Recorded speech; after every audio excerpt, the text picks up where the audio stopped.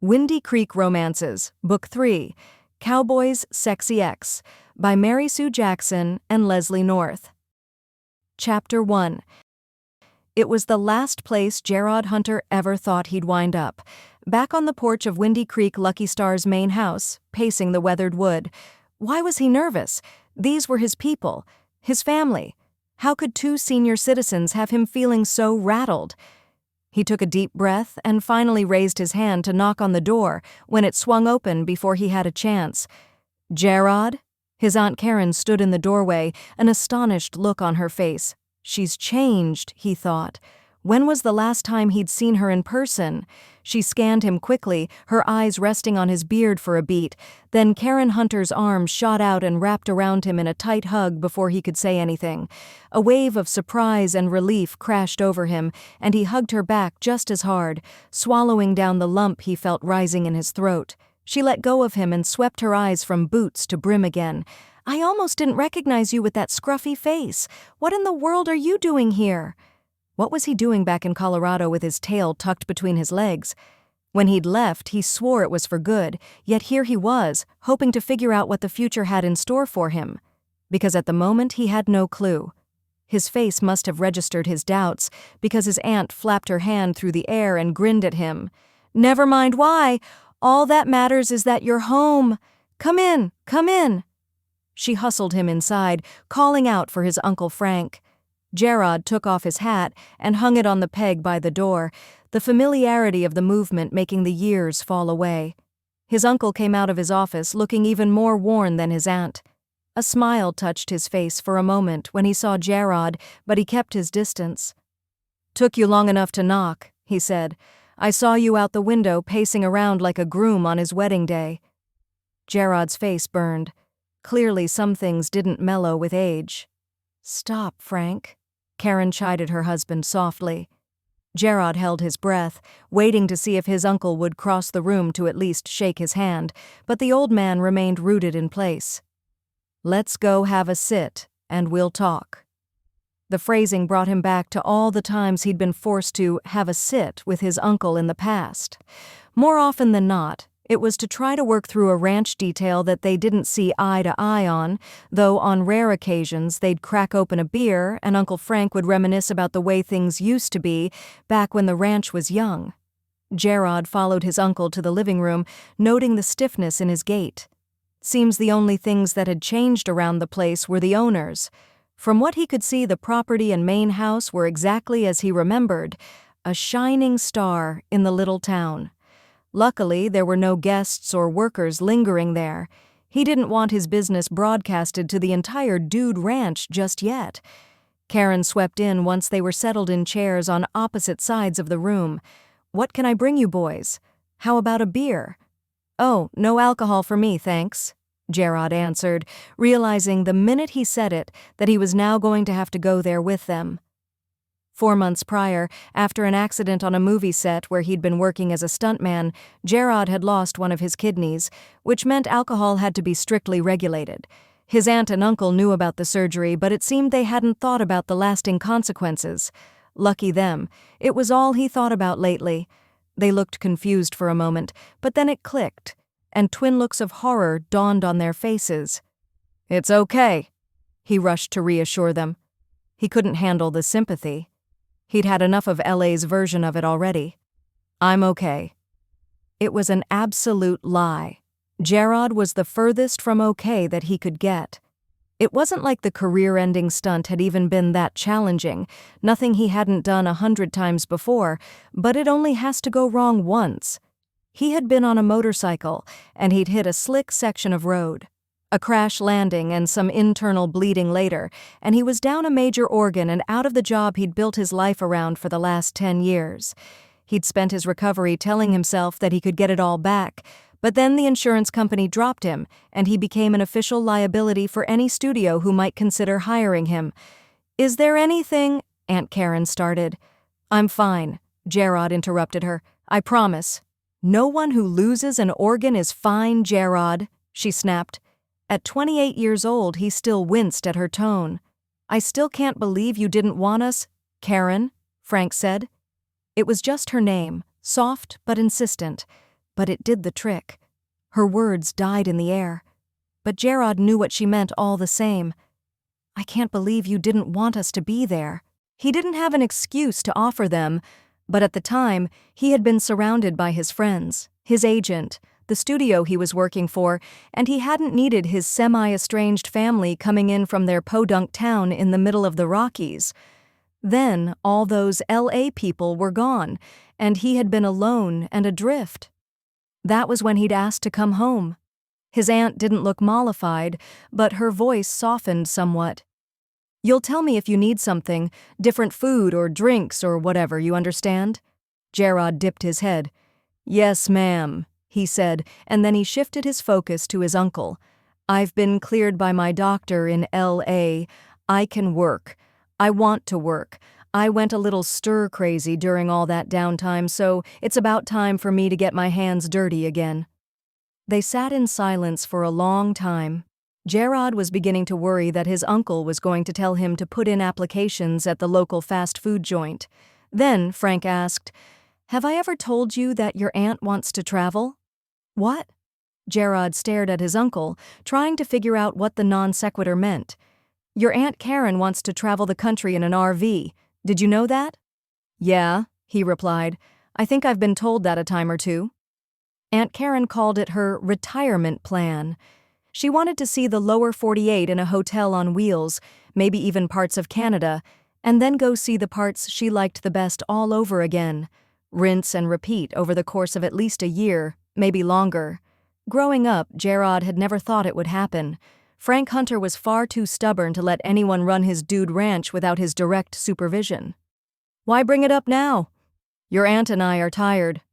Frank's words hung in the air as they all came to terms with what exactly he was saying.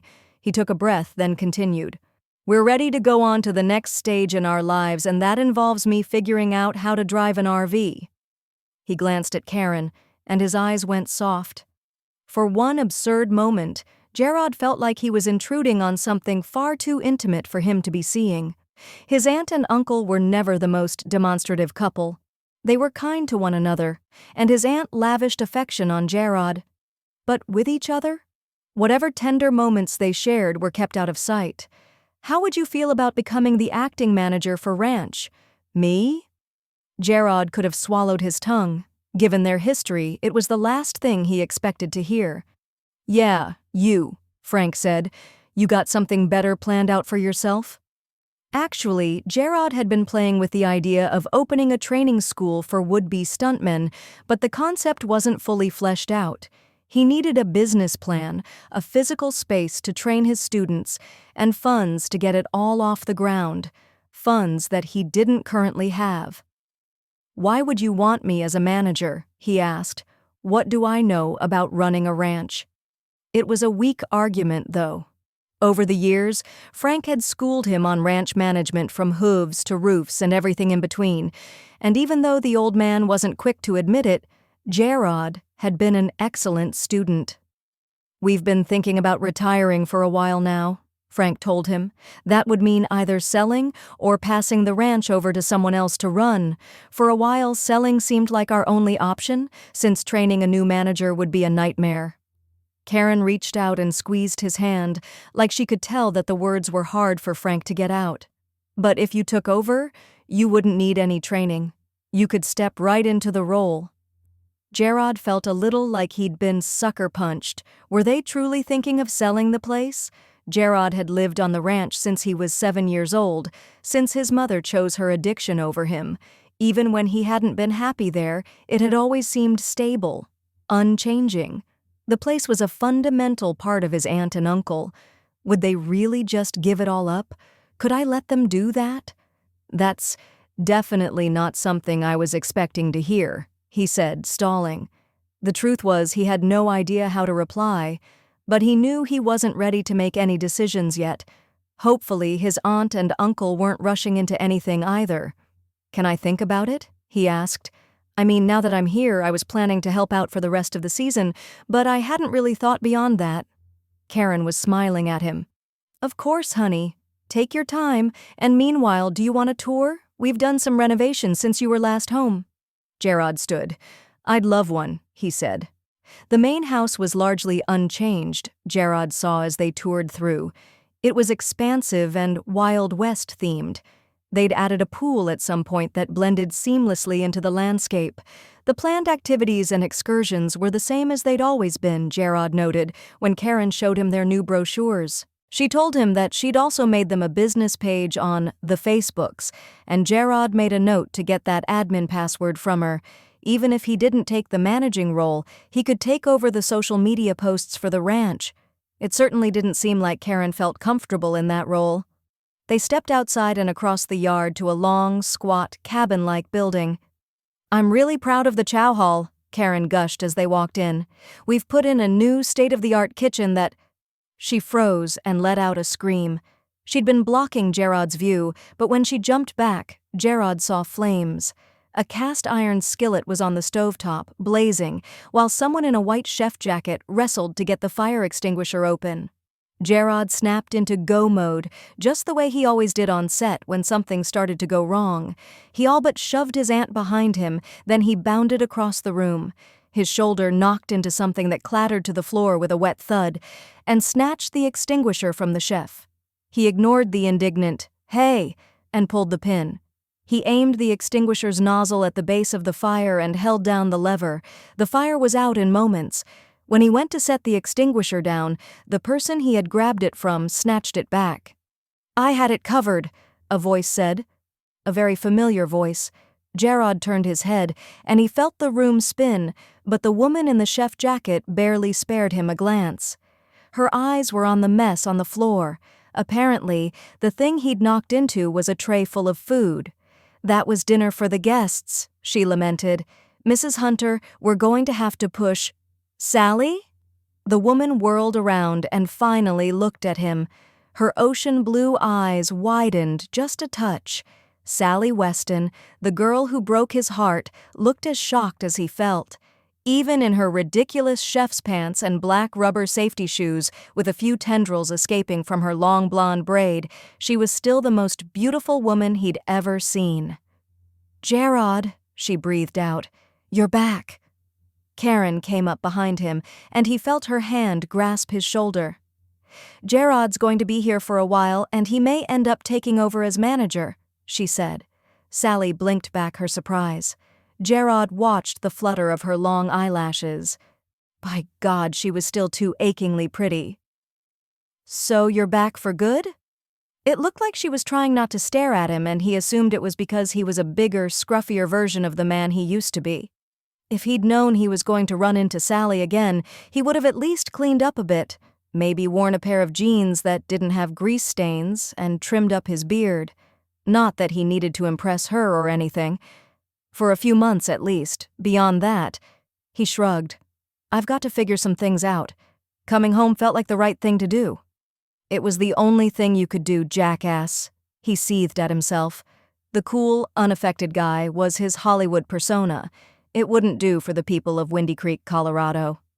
"So, what happened here?" He pointed to the now foam-covered cast-iron pan, scorched flat top, and vent hood. "There's a new employee probably hiding himself in the supply closest, hoping I'm not the one to find him," she said, her frustration bordering on anger. Jarod liked the huskiness in her voice. "Down, boy," he thought. "She broke your heart, remember." He put the heat on the cast iron and waited almost 5 minutes to put oil in the pan. It went up like kindling. "Was that Thomas?" Karen asked, tisking slightly. "I thought moving him in here would help, but clearly this isn't his place either." Sally sighed. "Mrs. Hunter." "Karen, dear," his aunt chimed. "How many times do I have to remind you to call me Karen?" She ducked her head in a nod. "Karen," she said like the word didn't fit in her mouth. "This is the 5th time you've moved him. I think it's time we called it on this one." Jarod watched his aunt's face contort. "Oh, I just hate letting people go." She sighed. "But I suppose I've given him enough chances. Send him to Frank's office at the end of the day, okay? We'll make sure he gets his last paycheck." Jarod watched the ease of this exchange, and it struck him that Sally must have been working for his aunt and uncle for a long time. Years, maybe, and they hadn't bothered telling him. Like you've told them every little thing about your life, he thought. Sally's here, like it or not, and you'll just have to find a way to deal with it. Chapter 2. Sally wanted to sink through the floor. When Karen had assigned Thomas to the kitchen, she knew it was going to be a disaster, but Karen hadn't wanted to believe it. She kept insisting that he just needed the right leadership and that Sally was the best of the best. She stared at the scorched flat top and the soapy foam mess from the extinguisher.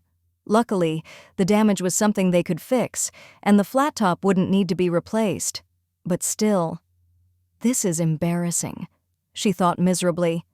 She could feel Jarod staring at her, but she resolutely didn't look his way. She didn't want him to know how her heart was pounding in her chest or how she felt acutely aware of him. "So you and Mr. Hunter won't be running the show anymore?" she asked as casually as she could manage. Sally had worked hard to be named head chef, and she didn't want to have to prove her worth to a new manager looking to exert their authority over the ranch staff, especially when that new manager happened to be her ex, from a relationship that hadn't ended on very good terms. "That's the plan," Karen said cheerfully. "Frank and I are ready to kick back and relax after all these years. It's time for us to move on," she said, and reached out to squeeze Jarod's shoulder again. "We're so glad that Jarod's considering stepping up." By the strained look on Jarod's face, Sally could tell that he wasn't entirely comfortable with that. Was she part of the reason for his hesitation? Sally straightened up a little taller, deciding to face this situation head-on. They'd have to have it out eventually, and now was as good a time as any.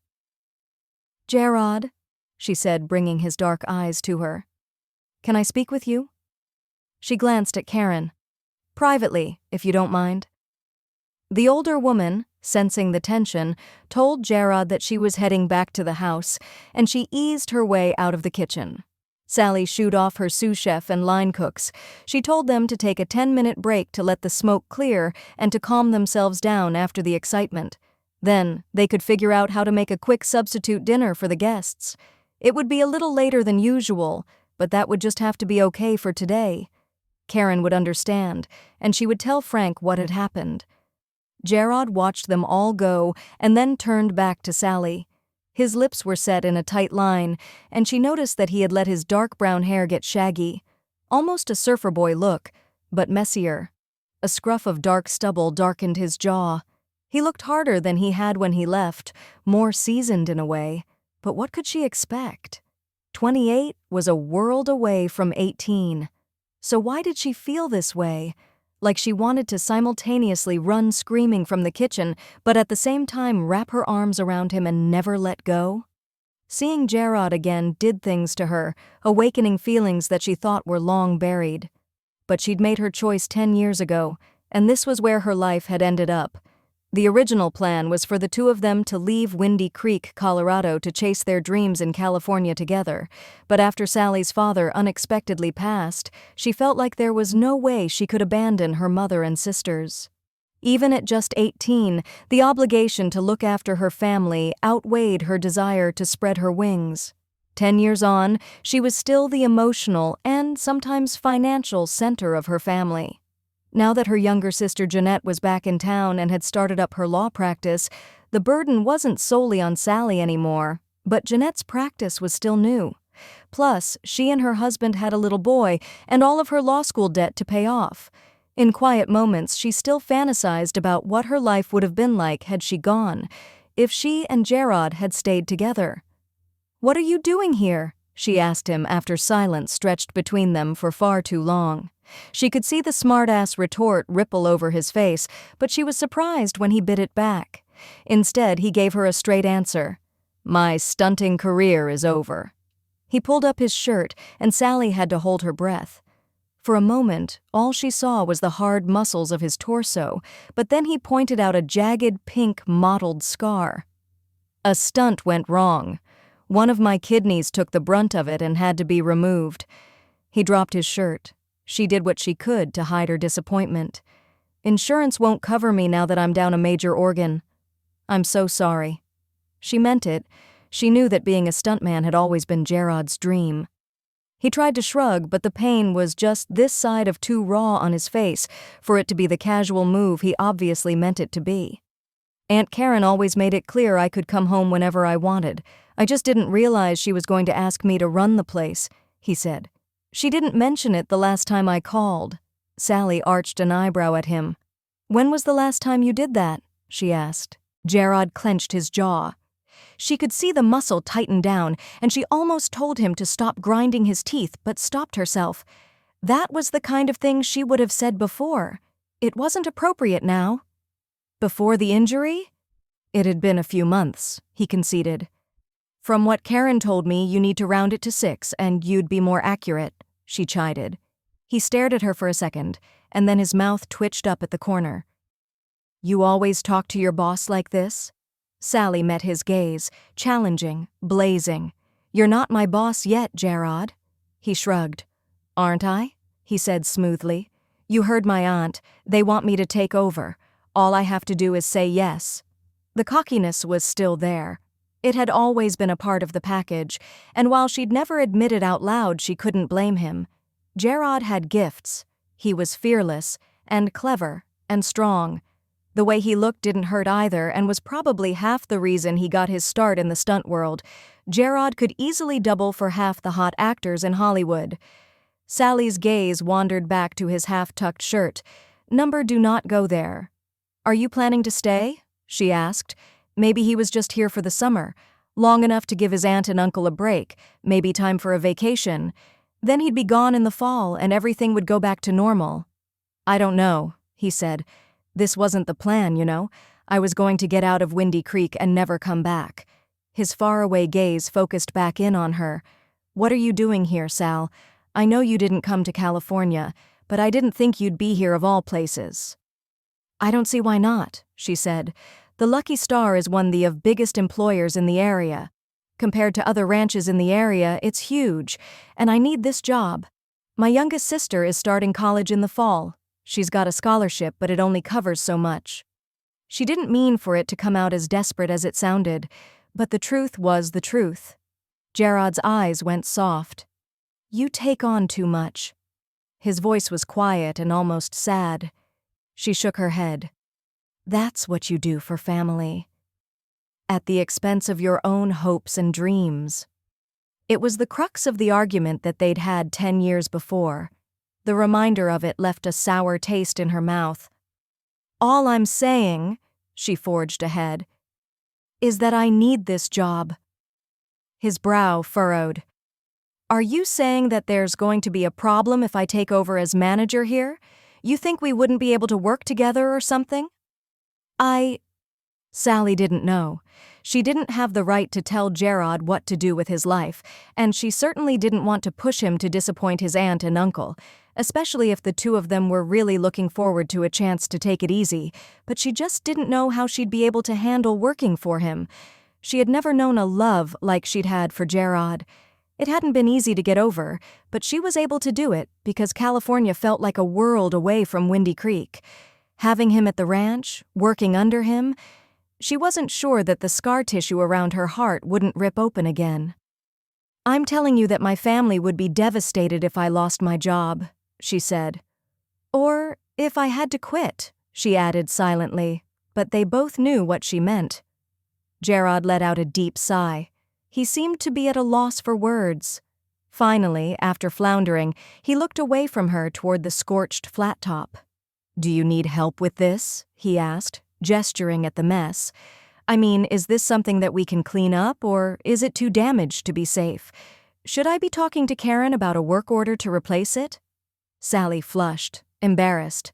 Although she hadn't been the cause of the fire, it had happened under her supervision. Thomas shouldn't have been let anywhere near a stove, and that was on her. I've got it, she mumbled, mostly to himself as she examined the workspace and confirmed her suspicion. It's just a surface mess, nothing that can't be cleaned up. I should have been paying better attention to him. Jarod scoffed. Sounds like the guy should have been fired before he stepped foot in here. Sally tried to hide her smile. Your aunt has a big heart, she said. She wanted to defend Karen.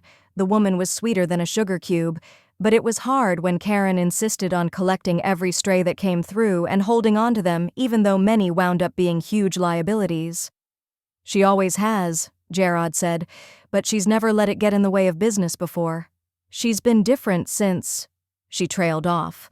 She wasn't sure how much Jarod knew about Colin McCabe's new guest ranch, but it probably wasn't the best idea for that information to come from her. Even before the big wedding at Mustang Crossing, proving that the new operation could be a serious competitor to their business, Karen had been reluctant to let go of anyone who was loyal to them. But it was even worse now. Granted, sometimes she's right about some people just needing to find their place, but this time, she's wrong.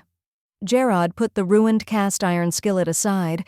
She would need to take some lemon juice to it to try and clean it, and started looking around the kitchen, opening the drawers and cabinets, until he pulled out a scouring pad. Sally watched him wet the pad and then start scrubbing at the scorch marks. They came up easily as he buffed. "I've cleaned my fair share of soot off of my equipment," he explained. "Can you hand me the dish soap?" Sally complied, and he covered the flat top with it. "Do you have baking soda?" Sally stared at him a second, but then went to the pantry to get it. She watched him cover the burned, soap-covered surface with a light dusting of the white powder. Then he took the scouring pad to it again. She watched as the scorches lifted off like magic. Sally hurried to grab some paper towels, and she helped to mop up the mess. It came off the flat top in oily-looking black splotches. The flat top beneath looked good as new. "Thank you," she said. He shrugged. "I like to do things with my hands," he said, and his movements faltered. "I would be terrible as a manager," he said. "I can't imagine sitting in my uncle's office behind a desk all day." Sally laughed. "Your uncle spends 99% of the day helping out around the ranch." She finished mopping up the mess and did one more wipe down with a wet paper towel. She'll have to sanitize before she used the flat top again, but at the very least, she would be able to use it. Her staff would be back in a few minutes to restart the lunch entrees, and having a working stovetop was paramount. "I'm not sure how your people skills are these days," she said with a little shrug, "but as long as you haven't turned into a raging a-hole, I think you'll do fairly well." Jarod snorted. "Such language, Ms. Weston," he said. "I'm pretty sure you used to scold me for saying things like that." Sally knew he was teasing, but his words still stung. "A lot has changed since we were in high school, Jarod." The smile dropped from his face. "I know." He went and rinsed the scouring pad in the sink and then washed his hands. "I should go find my aunt. She wanted to give me a full tour." "Sure, that makes sense." Sally nodded. As he headed for the kitchen door, he turned back. "Either way, I'll be on the ranch for the next few months. We can make it work, Sally," he said. "Okay?" Sally dipped her head in another nod. "Okay." Then he was gone, and she let out her breath in a big whoosh. She didn't know if she could survive Jarod being her boss, but she definitely couldn't survive losing her job either. What a mess, she thought. Then she remembered Thomas. She needed to send him to the office to speak with Frank. At least I don't have to deal with that. Small comforts and all that. Chapter 3. Jarod walked around the ranch on his own and found that most of the grounds were the same. Same trails, same set of stables, same corral for trick riding to impress the guests. There were a few new cabins on the back acreage he wanted to ask about, but this was still the place he remembered. He had a complicated relationship with the Lucky Star Ranch. A part of him loved it in a way he knew he'd never love anywhere else. It was the first place that felt like home to him. It was the first place he had been able to relax after cycles of living with his mother and being in foster care, but it was also the place where he ended up feeling chained to the ground. Even as a little kid, Jarod had always wanted to be on the move. It wasn't just that he couldn't sit still, although that was part of it too. He had always wanted to travel the world and had resented the way his uncle seemed to take it for granted that he'd stay put forever, taking over the ranch someday in the future. Before he'd finally broken out and left, being here had started to feel like being in a windowless box with the oxygen slowly running out, suffocating. He worried about that feeling coming back. He could head up to the house and tell his aunt and uncle he couldn't take over as the ranch's manager. He could lie and tell them he didn't feel qualified, but in truth, he just felt weird being here again. Jarod had left the dude ranch in the rear view, and he'd truly thought he would never come back. You've got to hold yourself responsible, boy. Stop beating up your body for a job that'll leave you with nothing and focus on the future ahead of you instead. All of this will be yours someday.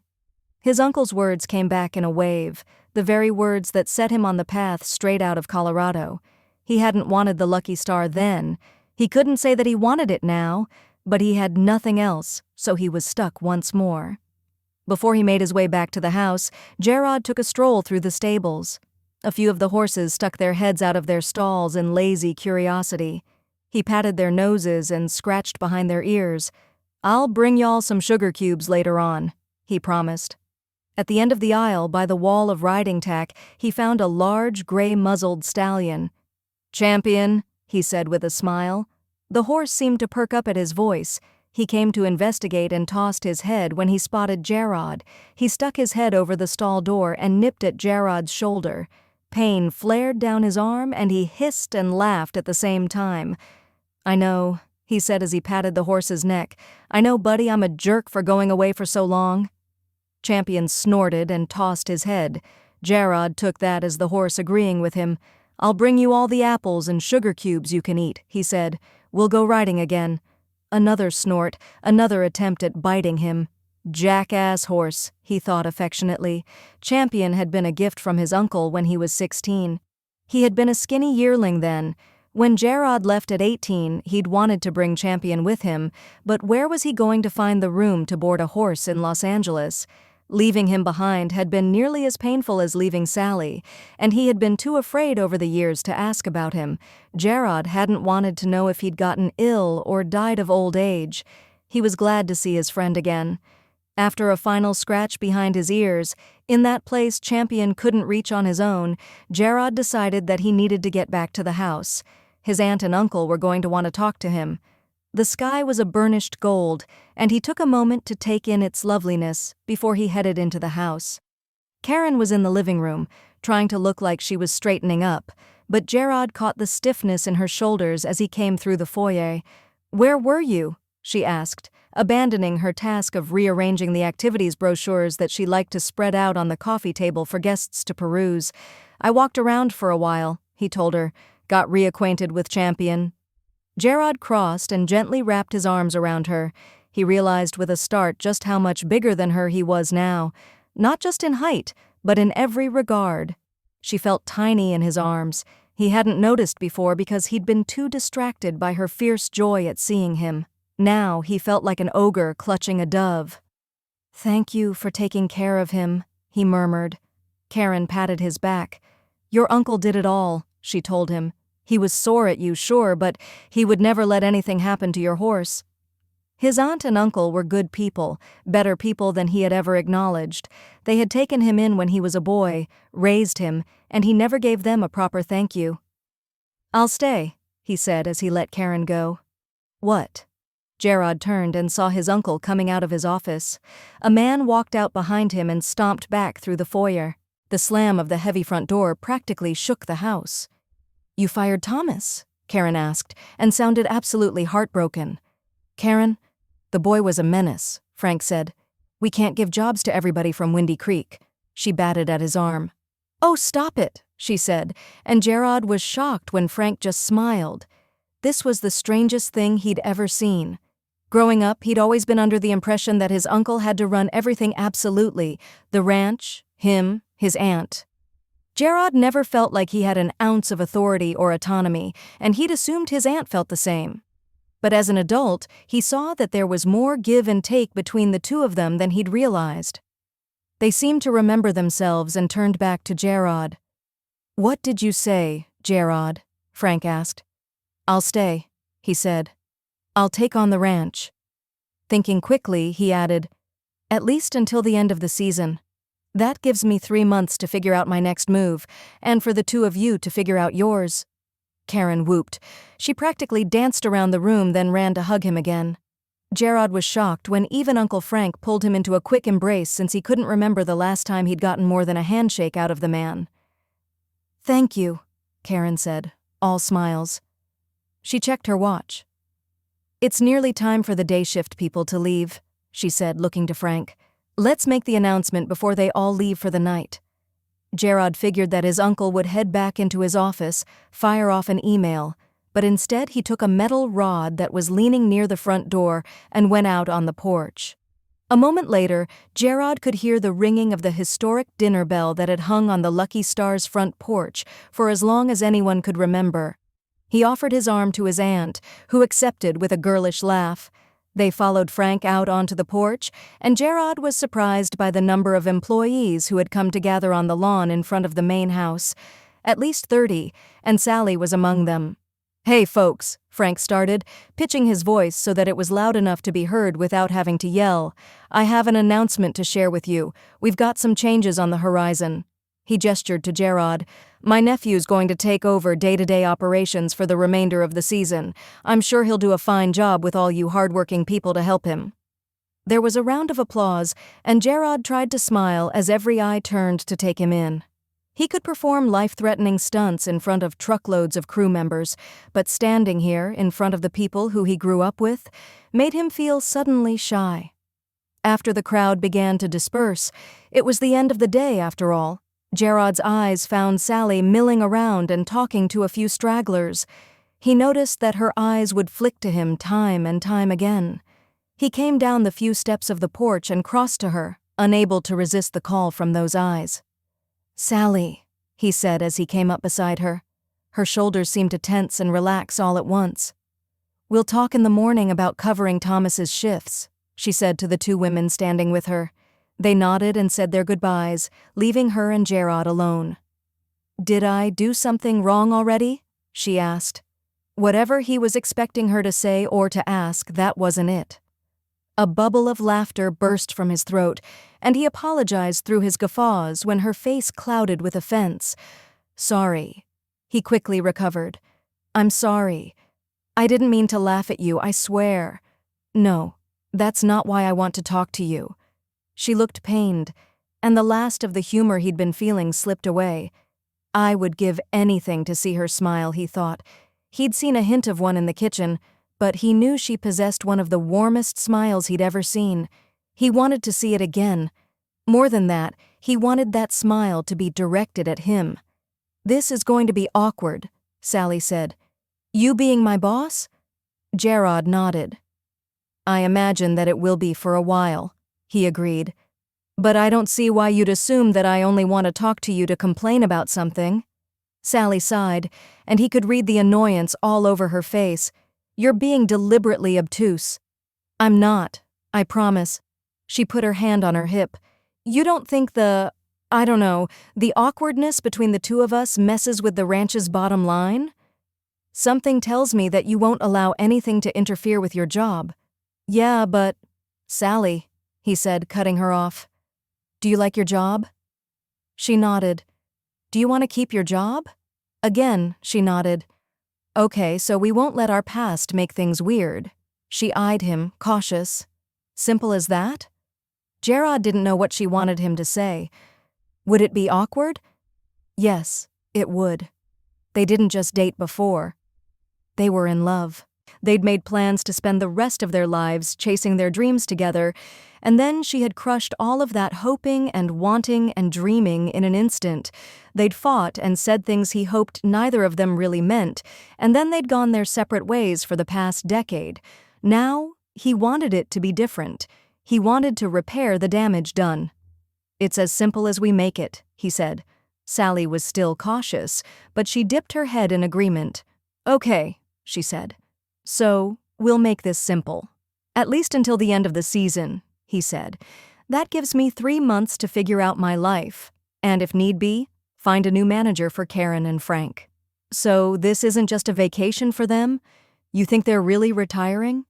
"That seems to be what they want," he admitted. "Aunt Karen's been talking about traveling, and Uncle Frank seems open to the idea. More open than I would have thought, considering how attached he's always been to this place. But if they step back, someone else is going to need to take over." "Not you?" "Maybe me," he said, not wanting to commit either way. "Maybe not. We'll see how it goes." Jarod exhaled slowly. I care about this place, he said. It'll always be my home. He looked at her worrying at her bottom lip with her teeth. She'd always done it, and he used to tease her to try to make her stop. Now he knew that he had to tread lightly with any jokes. But I left because I wanted more than this place. I still do. Sally studied him for a long while and seemed to come to some kind of decision, but when she opened her mouth again, all that came out was, "See you round, Jarod." "See you," Jarod replied, watching her as she walked back toward the chow hall. Chapter 4. Sally, come on, I need your help. Her sister Jeanette stood in Sally's living room with 4-year-old Toby right behind her. I have a last-minute appointment with a new client, and the money is too good to say no. It was Sally's first day off in at least 2 weeks, and she was tired. Call Mom, she suggested. We've been booked solid with guests at the Dude Ranch, and I need a break. Jeanette, who shared her blue eyes and acerbic wit, wiggled Toby in her direction. The boy giggled, as only little boys truly can, and she couldn't resist the puppy dog eyes and floppy brown hair. Not fair of you to use him, she grumbled at her sister and made grabby hands at Toby. But I can't resist this guy. Can we play, Aunt Sally? Toby asked. Toby, honey, you need to let your aunt rest a little today, okay? Jeanette turned to Sally. Thank you for doing this. Josh should be done with work in a few hours, she said. He'll come by to get him then. A few hours could be 2 or 8, Sally thought dismally. Her sister kissed the boy all over his face until he was squealing and batting at her. Mama loves you, little man, she told him. I'll see you tonight. Jeanette blew a kiss at Sally before she disappeared out the front door. Do you want to play with some pots and pans? She asked. It was usually his favorite activity at her house. A wide smile split her nephew's face. Yes, he crowed, and Sally hoped that they could get through the day without too much hassle. When Toby started smacking pots and pans together, however, she knew this was not going to be an easy afternoon. The metal clang of the pots bounced off the walls of her small house. It made it impossible to do much of anything. Toby? Clang, clang, clang. Her phone rang, and Sally kneeled down. Toby, you gotta put your concert on hold for a few minutes, okay? She glanced at the display on her phone, hoping it would be her brother-in-law telling her that he was on his way. Instead, it was Karen. She accepted the call. Hello? Sally? Hey, I know it's your day off, but could you maybe come into the office? Just for a quick talk? Sally was used to jumping to Karen's wishes, but what could she do with Toby? I'm babysitting my nephew today. Oh, bring the little darlin' along. It won't take but a few minutes, I promise. We'll be right in, she said, and tried to keep her tone light. Sally looked down at herself, sweatpants and a ratty t-shirt. Her blonde hair was pulled into a knot atop her head. I just need to change. Sure thing. She could just picture Karen's warm smile. We'll see you soon. We? Sally said her goodbyes and then rushed to start getting ready. I promise we won't be long, she said to the boy, even as she frowned at the thought of all the chaos that had intruded into what was supposed to be a quiet day off. So that's how we do the shipping, Karen said. Sally made a vague at her, eyes still trained on the computer screen. They were in the small office that was tucked into the back hallway near the kitchen in the chow hall.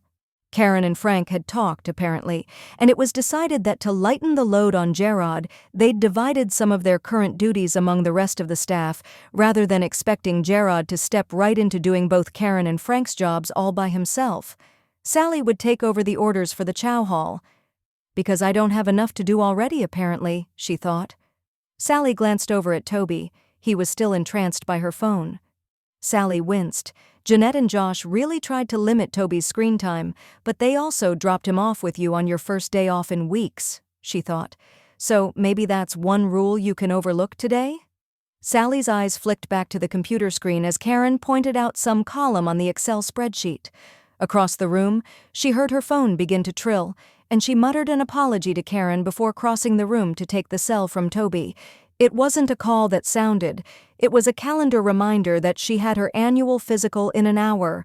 There was no way she could bring Toby with her to her physical, even if she could get out of her meeting with Karen fast enough to make the drive into town. She'd forgotten all about the appointment in all of the hubbub, and now if she canceled, they were still going to charge her for it. With a sigh, Sally glanced at Toby, who looked mutinous but otherwise occupied himself with a pad of paper and pen Karen had given him. "Karen, I'm sorry, but I need to make a quick phone call. Would you mind keeping an eye on him?" The older woman nodded, so Sally stepped into the hallway to call her doctor. Luckily, the doctor's receptionist was perfectly understanding, and they rescheduled the appointment for the week after. Although it wasn't the kindest thought, Sally stood outside the office and, just for a moment, fantasized what it would be like to not live for other people. She constantly adjusted her schedule around other people's needs. She couldn't even remember the last time she did something just for herself. She knew that being the go-to person was an important job, but she got really tired being the only go-to. With a sigh, she slipped back into the office and returned to looking over the vast spreadsheets with Karen. When Sally next looked at Toby, however, he was gone. She nearly fell out of her chair. "Karen, where is Toby?" "Oh." Karen's eyes went wide. "Dear, I don't—" Panic spiked through her. "Okay, he can't have gotten far," she thought. She looked under the desk for anything that resembled his floppy brown hair. Fear began to spiderweb its way through her. She went out into the hallway and hurried into the kitchen. Toby had visited her there many times. Maybe he'd headed there. "Marissa!" Her sous chef turned. She was covered in a dusting flour. "Did you see my nephew run through here? He escaped from the office."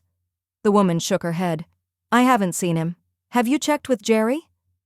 Jerry Hascom served the meals in the chow hall to guests and generally played host. He assumed that his role as guest whisperer made him irresistible to everyone, including Sally. No matter what she told him, Jerry refused to take the hint that she wasn't interested, but he refused to stop trying to win her over. It made working together prickly, but Sally made the best of it, like everything else she had to endure in her life. "Thanks, Marissa," she said anyway, and with something like dread pooling within her, she headed out to the chow hall. Jerry spotted her immediately. "Sally," he said, "what are you doing out of the dungeon?" He laughed, as if he'd said something witty. "Have you seen a little boy come through here?" she asked, ignoring his question altogether. "He's 4 years old with big brown eyes and kind of shaggy hair. Name's Toby." "Haven't seen him, doll," he said. "But if you're interested in a nice big boy with brown eyes, I think I could help you out." "Hard pass, Jerry. If you do see him, can you tell me immediately? He's my nephew." "You got it." True, real panic started now. It grew in her gut like a vine, twisting itself through all of her vital organs. She rushed out of the building. "Toby!" Sally called as she ran out into the sunshine. She searched the grounds around the main house, in the dumpster, out behind the chow hall, but Toby had just disappeared. "Toby!" she yelled through cupped hands. "Listen to Auntie Sally, please. If you're hiding, I need you to come out now."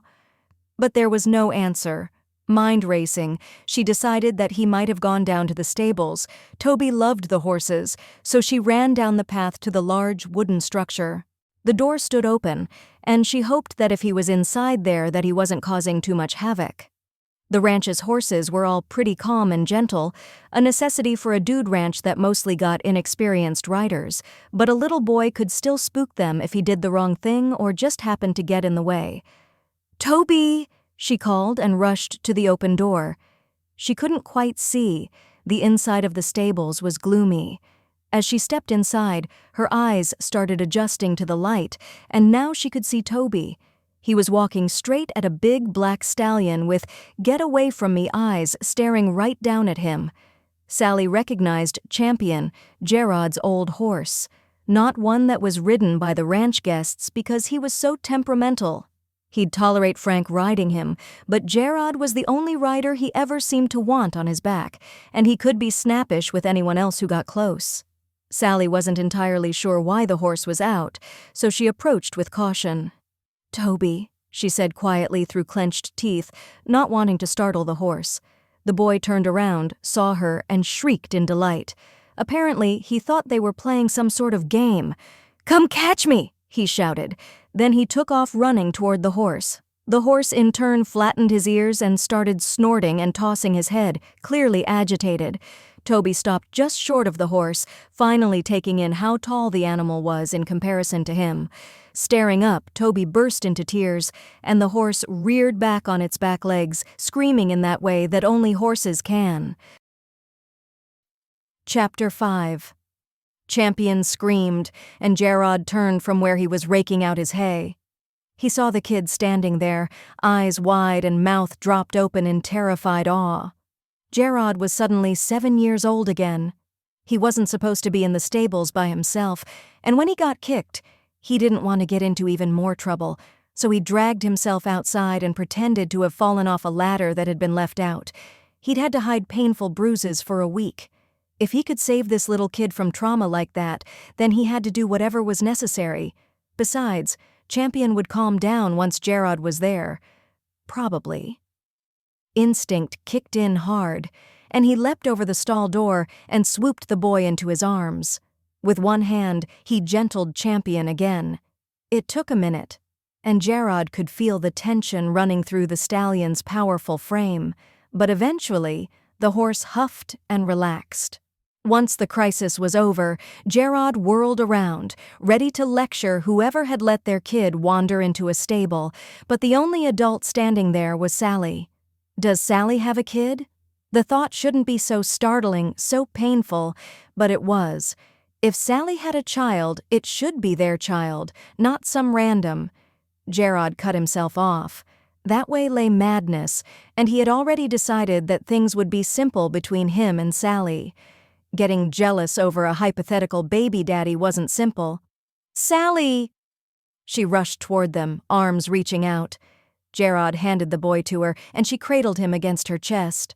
"Oh, sweetheart, don't scare me like that," she said, scolding gently as the boy wrapped his arms around her and buried his face in her neck. "Thank you," she said, eyes on the boy, but her words were for Jarod. "Thank you so much."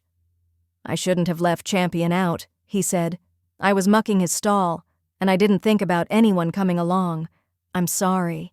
He could see her processing, and a look passed over her face like she was seriously thinking about scolding him for being careless.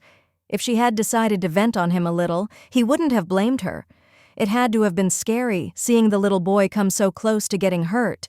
And he knew Sally enough to know that she didn't like to show her fear or her weakness, so she usually buried them behind some other emotion. Anger would do in this case, and it would be more than a little justified. It was a dumb move on his part, not thinking about guests coming to take a peek at the horses. The kid hadn't been harmed in the end, but things could have gone much worse. Instead, though, she held her tongue. She said to the boy in her arms, "Do you want to apologize for scaring the horse?" The boy shook his head, and Sally chuckled. "Come on," she wheedled. "I'm sure Champion would appreciate an apology." The boy eyed the big horse before he nodded. Brave little guy, Jarod thought with a smile. He held on to Champion's bridle while Sally brought him closer. Jarod could see he nearly lost his nerve when Champion tossed his head as the kid reached out, but when the tiny hand touched Champion's soft muzzle, the boy fell in love.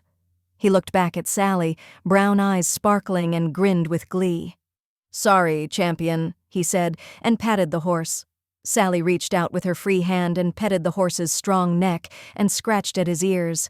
"Sweet boy," she crooned, and a rush of affection struck Jarod square in the chest. He and Sally had ridden out on Champion together more than once. It was easy to sneak one horse out of the stables, but two was considerably harder. Luckily, in his prime, Champion could easily handle a double rider situation, and Jarod had relished any excuse to hold Sally close. They would take him out over the pastures, off the property, and out to see the wild mustangs that migrate through the government-owned land. One of those rides had led to a picnic on such land, and it had been there that they made love for the first time. "Stop thinking about that," he scolded himself. "Is he your son?" he asked, focusing on the boy in Sally's arms. Sally laughed. No, she said. Toby's my nephew. I don't have any kids. You have to actually have sex first to—" Her laughter stopped abruptly, and she was worrying at her lip again. "What are you both doing here? I thought you were off today," he asked, trying to get them past that little awkward snafu. And if he was feeling surprisingly willing to throw Sally a lifeline, it had nothing to do with how relieved he was to hear that there didn't seem to be a man in her life, right? Right. Sally gave him a grateful look. "My sister Jeanette had a client meeting come up suddenly and asked me to watch him until his dad comes home from work." "That doesn't really explain why you're here instead of at home," he pointed out. "Did I misunderstand the schedule? It is your day off, right?" Sally lifted her hands in a shrug. "Your aunt needed to speak with me about making orders for the kitchen." "Does that happen a lot?" He didn't like the idea of Sally being taken advantage of just because the job meant too much to her for her to know where to draw the line. He didn't think his aunt would knowingly impose on anyone, but if Sally never complained, then Aunt Karen might not realize she'd been presumptuous. He made a mental note to speak with his aunt about that. Sally flushed, and this time it wasn't the delicate pink shade that drove him nuts. Instead, it was deep red that either meant she was embarrassed or angry, or both. "Putting together Excel spreadsheets is a new reason to be called in," she admitted. "But I can handle it," he tisked. "That's not fair to you. I've seen the timesheets. I know you hardly ever take a day off, and that's not healthy." He wanted to reach out and touch her, comfort her, but he didn't. "You can't do your absolute best work if you're exhausted from being on the go nonstop." He winced when he saw her face, apparently saying that had been a misstep on his part. "Thanks for the vote of confidence, Jarod," she muttered and turned on her heel. "Wait, I didn't mean—" She turned, and the explanation, that he was concerned about her, not about the quality of her work, died in his throat. "What if I watch the little guy for a bit?" he asked instead. "Then you can finish up with Karen, and you'll know he's safe." "And I would know that why?" Sally asked. Ouch, she knew where to lob a hit to get a result. "I won't do anything even remotely dangerous," Jarod promised and held up 2 fingers. "Scout's honor." She snorted. "You were never a Boy Scout." The hint of teasing in her tone told him that she was considering his plan. "What are you going to do together then?" "Oh, you know, manly stuff," he answered. "Mend fences and repair the old barn. The kid has got to learn sometime, right?" When Sally opened her mouth to protest, he cut her off. "We'll probably take a ride on Champion and go get some ice cream at that little stand just off the north gate. Relax." She didn't like the relax comment, but Toby really seemed to like this idea. "Yeah, I want ice cream." Sally bit her lip.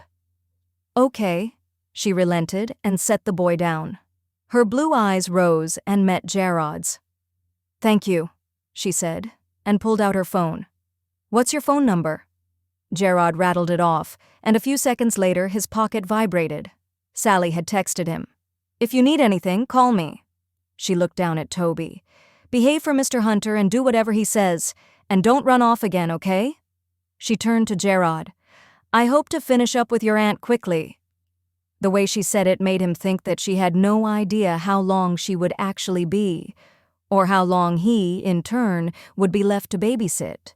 Well, looking after Toby was taking some time away from the heavy labor stuff, the fencemen's and the repairs, but it would all still be there tomorrow. Sally left the stables, and Jarod was left with a 4-year-old. What were you thinking? He didn't know the first thing about 4-year-olds. "Have you ever been on a horse?" he asked the boy. Toby nodded. "Aunt Sally put me on a pony at the fair this year," he said proudly. Jarod smiled. He could picture Sally doing that. He wondered how the boy's parents would feel about what he was considering, but he ultimately decided that he didn't need to call Sally and get their numbers so he could check. Sally hadn't seemed thrown when he'd mentioned taking the boy on a ride on Champion, so she must have agreed with him that it would be safe. "Do you want to ride Champion with me?" He gestured to the black stallion, who had gotten bored and was currently eating clean hay from the wheelbarrow that Jarod had brought in. Toby eyed the horse warily. "He's not going to throw me?" he asked in all seriousness. Jarod shook his head. "I would never let that happen," he said.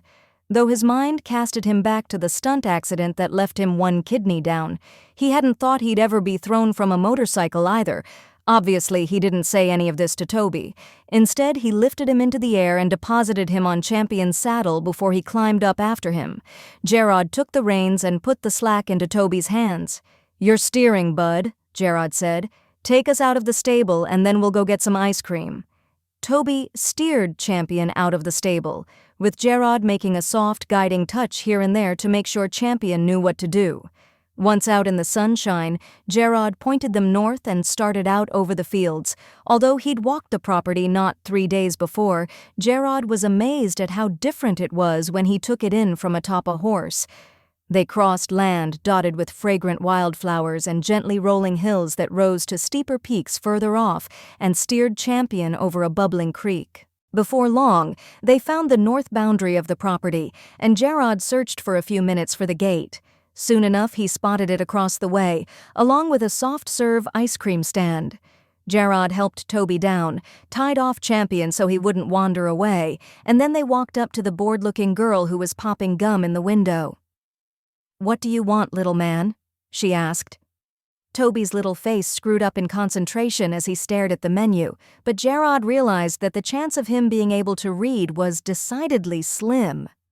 "How about a vanilla cone with rainbow sprinkles?" he asked, and the little boy nodded. It didn't take long for the ice creams to be handed out. Jarod wrapped napkins around both of their cones, and the pair sat side by side at a picnic table and ate. Jarod wasn't sure if he was going to enjoy babysitting, but he was having fun so far. When their ice cream was gone, he did what he could to make Toby's hands less sticky, but he was sure it was a losing battle. After using far too many napkins, he thanked the sour-faced girl in the window, and they mounted back up. "Home?" Jarod asked. Toby ate a sprinkle that he'd found stuck to his shirt, then looked up at Jarod. "Home," he finally said. Chapter 6. "I ought to punch you right in the face," Darryl Rivers said, even as he pulled Jarod in for a hug. "You lose an organ and you don't even bother calling me to let me know? I had to hear about it through Michael?" Jarod snorted.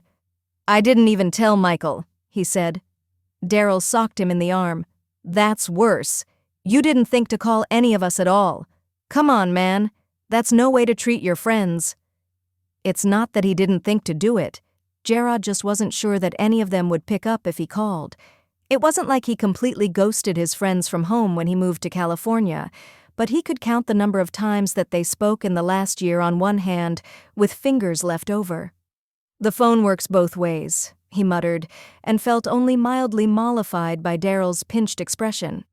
"Yeah, well, after the first couple of calls that went to voicemail with no callback, I started to get the message," he said. He sounded genuinely hurt, and that made Jarod feel even worse. "It wasn't personal, man. I just had a lot going on. And then the accident happened, and—" he shrugged awkwardly. Truth be told, after the accident, he really could have used his friends. His real friends, not the people in LA who dropped him like a bad habit. But he hadn't known how to reach out after brushing them off for so long. Thankfully, they were interrupted at that moment by the waitress. She looked familiar in a "I think we went to high school together" kind of way, but Jarod could not remember her name. Her eyes landed on Michael, and he grinned, cheeky. She grinned back in return, clearly interested. "You guys want a round of beers?" she asked. Michael and Darryl both nodded, but Jarod shook his head. "It'll just be water for me, thanks." The waitress nodded and wandered back towards the bar, and Jarod looked at his old friends. Darryl nearly said something. Jarod could see it swimming on his face, but Michael nudged him. "You can't drink at all?" he asked. His tone didn't sound judgmental, just matter-of-fact, like he wanted a clear picture of the situation. "I can," Jarod said, "but I get drunk off just one these days, and I can do major damage if I try to drink any more than that. Just relaxing with a beer isn't really an option anymore. So just for hanging out, especially if I'm going to be driving later, it's better to stick with water." Darryl's eyebrows bunched together in the middle of his forehead. "Are you doing okay? Really?" Jarod chuckled. "Absolutely not," he said.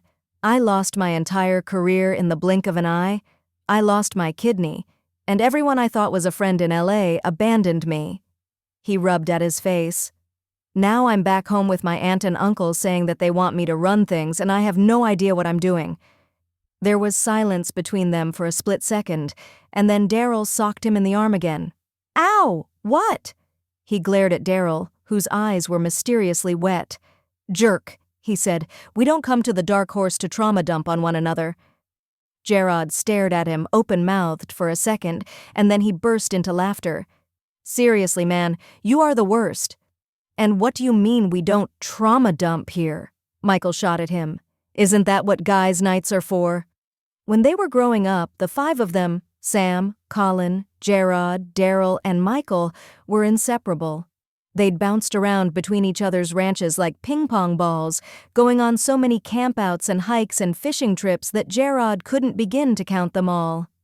Even when they all started dating and falling in love, their friendship never faltered. Making time for dating didn't mean they ever stopped making time for each other. That only stopped, for Jarod at least, when he left town. He'd missed them something fierce when he'd gone off to California, and at first he'd been really good about staying in touch. But time went by and he had more and more stuff taking up his time and attention. The calls and texts had gradually trailed off. And now, they weren't strangers. Could never be strangers after all they'd shared. But the 18-year-old guys he'd left behind weren't the same anymore, and neither was he. He just hoped he still fit with them in the same way, that there was still a Jarod-sized space left for him to fill. The waitress came back with their beers and water, sitting the glasses down in front of each of them. When she set Michael's in front of him, her hand brushed his for just a second, and she winked as she walked away. "Looks like someone won't be going home alone tonight," Jarod said with a laugh. Even back in high school, girls were always fawning over Michael. He had the looks, the charm, and money too, coming from one of the wealthiest families in the area. Jarod was honestly a little surprised that with all the girls who chased after him, none had caught him yet. But Michael had never shown any signs of wanting to settle down, not that Jarod had seen anyway. "Nah," Michael said with a shrug. "It's guys' night, and she already knows that I'm not interested. She just likes to flirt." Jarod clinked his glass against Michael's. "You're a good man, Michael Townsend." He had never had a chance to come to the Dark Horse with the guys in person. By the time they all turned 21, he was long gone. But the sacredness of guys' night was the same as when they were 13, getting together to watch horror movies and eat junk food. It meant just as much to him whatever form it took. "I miss this." "It's not the same with just the three of us, though," Daryl said. "Where are Colin and Sam?" Jarod asked. "Sam's getting over a stomach bug, but Colin, he's probably avoiding us." Jarod blinked. "Why? Is he that mad at me?" Daryl snorted. "Other way around. Colin's the one who should be—" Michael shook his head. "Now isn't the time, Daryl," he said. Jarod stared at his best friends, taking in the tension written all over them. What had Colin gotten mixed up in that had them so nervous to even talk about it? He took a deep breath, bracing himself for more bad news. "What's going on?" he asked. "Seriously." Daryl and Michael shared a look, and Jarod was about to start pulling his hair out. "Just spit it out already." "Mustang Crossing has been turned into a dude ranch," Daryl blurted out in a rush. He spoke so fast that it took a second for Jarod to parse out what he'd actually said. When understanding finally kicked in, Jarod felt his stomach lurch. "What did you say?" he asked, hoping desperately that he'd misheard, misunderstood. Michael took a deep drink from his beer. Colin wasn't able to make ends meet with Mustang Crossing as a straight-up working ranch, so he had to shift to a different business model. He decided to convert Mustang Crossing into a dude ranch. It had its soft opening at Nick Wright's wedding. He and Evie got married on the property by that big lake we used to swim in. A dude ranch? That was his solution to his problems? Poaching on my aunt and uncle's turf? Why would he do this? A pocket of anger formed in his gut that he didn't really know what to do with. "Come on, Jarod, you know how it is," Daryl said. "He's got Bex to look out for. It was the only way he could think of to keep things going. He didn't—" Jarod shook his head. deciding in that moment that he didn't want to hear another thing about it. "Never mind," he said. "I don't want to hear all of his excuses for flushing a 20-year friendship down the drain." "Really, man?" Michael asked. "You've been gone a decade, barely called in all that time, and this is the thing that's going to end your friendship? A business decision that maybe puts him in partial competition with your aunt and uncle's business that you couldn't leave behind fast enough?" Guilt stung at that, for how quick he'd been to leave the Lucky Star and his family behind. But that didn't mean he wasn't still loyal to them, now more than ever. "I don't want to hear it," he said. "Not now, okay? Talk about something else. Anything else." Silence fell around them like a blanket. Even the bar seemed more muted. Jarod drank his water and wished that it was something stronger, that it was something that would sting on the way down. Maybe getting really drunk would feel good after all, but he'd had a singular drink since losing his kidney on the night that he decided to come back to Windy Creek, and it hadn't taken long to figure out that that was a kind of drunk that he didn't actually like. Getting a buzz on could be fun, back in the days when that was an option, but he never liked feeling truly out of control. And that night in his LA apartment, he'd barely been able to keep from doing serious damage to himself. And he'd been all alone, with no one there to make sure he didn't get hurt. He'd been gun-shy about drinking ever since. Tonight, he wished that he could make an exception, though. "Mr. Perryman is retiring at the end of the school year," Michael said in an attempt to break that silence and restart some conversation. Jarod's jaw dropped. It shouldn't feel like a punch to the gut to hear that a teacher was retiring, but Mr. Perryman was an institution at Windy Creek High, a teacher who was genuinely passionate about his subject and who was able to make his students care too. Above and beyond that, he was just a good man, caring, compassionate, deeply, genuinely kind. Someone whose classroom door was always open if a student needed someone to talk to, or just a quiet place to sit and think. "The school's going to fall apart without him," he muttered. "Right?" Daryl said. With that, the tension between them seemed to break. "I don't know what they'll do without him." It made Jarod think about his aunt and uncle and their looming retirement, but he pushed the thought away. He didn't need to be dealing with the stress of that tonight. "He deserves the break, though," he said. "How long has he been dealing with trying to get sophomores to actually enjoy reading Shakespeare?" Both Daryl and Michael groaned. "Do you remember Taming of the Shrew? It was the absolute worst," Daryl said. "I still have nightmares about having to read that one scene with Sally." Jarod remembered Daryl had been selected to read Petruchio during class while Sally had been given the part of Kate. When they'd got to the conversation about your tongue in my tail, Sally had turned such a bright red that it looked like she might pass out, and Jarod had nearly broken his friend's nose, even though he and Sally hadn't actually started dating yet at that point, though it was around that time when he realized that he had feelings for her. It just took another 8 months for him to work up the nerve to ask her out. Michael snorted. "I think that's the only other time I thought our friendships might be doomed, and all because you had to read a risque scene in English class with Sally Weston." "It was embarrassing," Jarod insisted. "Why Mr. Perryman picked that play to begin with?" "Surprisingly, I've never been allowed to pick my own curriculum, Mr. Hunter." Jarod nearly jumped out of his skin at the surprising sound of the familiar voice, much to the delight of his two friends. He turned to see Mr. Perryman standing beside their table. He seemed so out of place in the middle of the darkened bar, though the look of amusement he wore was very familiar. He'd always enjoyed catching his students out when they weren't paying attention. "Mr. Perryman," Jarod said, standing up to shake the man's hand, "it's good to see you again." "Likewise," the older man said, smiling. "I see you're still talking about my lesson plans all these years later. What a joy to know that I've made such an impact," he added, his voice thick with sarcasm. "You did make an impact," Michael insisted. "I barely remember half the stuff they tried to teach us in the other classes, but I still catch myself thinking about your lessons and the books that you got us to read. They stuck with me. It's how you know you're a good teacher. So good that I'm sure the high school would be thrilled to keep you for a while longer. There are still so many students who could learn so much from you." Mr. Perryman's smile didn't fade, but it softened into something that looked warmer. and just a little bit sad. "I appreciate that, Mr. Townsend," he said with a tip of his head. "All joking aside, I really have loved sharing some of my favorite stories with all of you over the years, but a smart man always knows when a stage of his life has come to an end. And the time has come for me to retire." A smart man always knows when a stage of his life has come to an end, Jarod thought. Was that what had happened to him?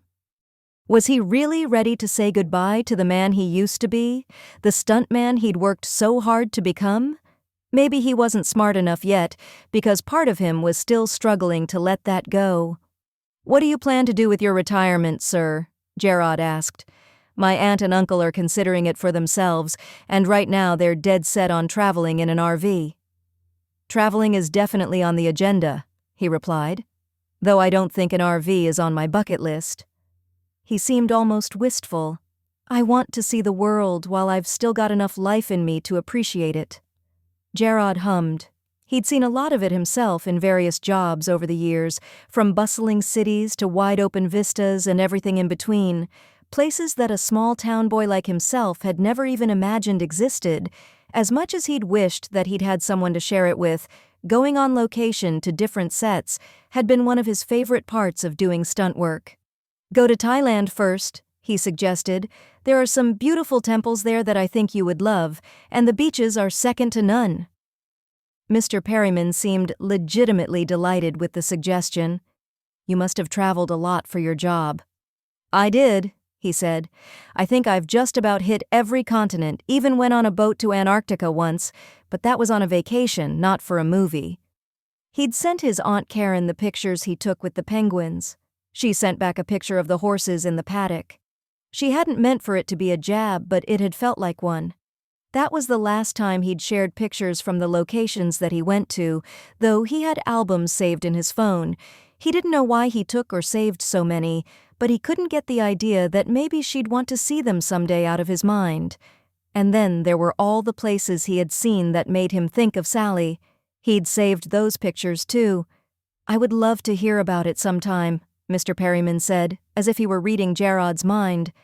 "Maybe you can help me make a list of all the places to visit on a world tour. I'd like that." They chatted for a moment more, and then Mr. Perryman cleared his throat. "Well, I'll let you boys get back to your evening," he said. "I just wanted to come over to ask if any of you would be interested in helping out on a community cleanup project." "Community cleanup?" Michael perked up. He was always the first to volunteer for things like that. He even organized a few community events himself back when they were in high school, and Jarod was sure he was still the same way. "Are we finally tackling the damage from the tornado?" Mr. Perryman nodded. "Most folks who took damage have their properties under control at this point," he said, "but the library and the square are still a mess. Donations meant we were able to buy materials, and I was hoping some strapping cowboys would be willing to give Windy Creek a weekend of their time for repair work." Michael was already nodding before he even finished the question. "Of course we would," he said. He looked to Daryl and Jarod. "Right, guys?" Jarod agreed. "Sure.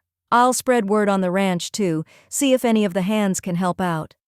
"Same," both Michael and Daryl said at the same time. Mr. Perryman thanked them before walking on to the next table. It seemed he came to the bar on a mission after all. That made sense. Everyone knew that Mr. Perryman was more likely to spend his time at the local diner than in a bar. Jarod looked at his watch. "I should head back to the Lucky Star," he said. Michael and Daryl stood. "Are you going to talk to Colin?" Michael asked as they walked over to the bar to close out their tabs. "When I'm ready," Jarod grunted. "He's sure to be at the cleanup, you know. He got a lot of help from the community after his place was hit by the storm, so he'll want to pay it back." "We'll be cleaning up," Jarod pointed out. "It's not exactly the time for a heart-to-heart." "Jarod, I'll talk to him when I'm ready, all right? I promise." While neither Michael nor Daryl looked thrilled with that answer, they both accepted it. "See you soon?" Daryl asked. Jarod nodded. "I'm not going anywhere. Not yet, anyway." Chapter 7. Sally yawned over her cup of coffee. Going to work early should be a crime, she thought sleepily, and picked up the steaming mug. She was sitting at the counter at Ed's diner, treating herself to breakfast before her shift started at the ranch. She had worked at the diner as a waitress in high school, and while her classmates all complained about their various after-school jobs, Sally had loved hers, and she still loved coming back. She came in 2 or 3 times a week for the pleasure of a meal that she didn't have to prepare herself. Plus, their coffee is really good, she admitted, as she took another long sip. It was early, but she wasn't the only one sitting at the long, scarred counter, waiting on food. 2 old men were a few stools down, gossiping about the goings-on of their tiny corner of Colorado. "I've heard a company has offered the Hunters more than a couple million for the land," one of the men said. Sally wasn't trying to eavesdrop, but her ears pricked up at the mention of the Hunters. "No one is paying a few million for a dude ranch in the middle of nowhere," the other argued. "That's the thing. It's the land they want. Gonna do something fancy with it, maybe, like put up an industrial complex or something." It took Sally longer than should be necessary to wrap her head around what was being said. The Hunters might sell the ranch. If so, that meant that having Jarod take over wasn't just so they could get a break. They were actually letting the ranch go. And the choice seemed to be whether they handed it over to Jarod, who would keep running the ranch in their absence, or whether they'd sell it, in which case the ranch would stop existing, and her job along with it. Which option seemed more likely? Just last week, she'd thought that Jarod taking over was the worst thing that could happen to her, but now that she knew the other alternative, Jarod staying sounded like a lifeline. Her stomach lurched, and suddenly, her coffee just wasn't sitting right anymore. The skeptical man made a loud, "Let's just hope that nephew of theirs pans out, and they don't end up selling after all," he said. "I'd hate for Windy Creek to become Denver." The men shared a laugh.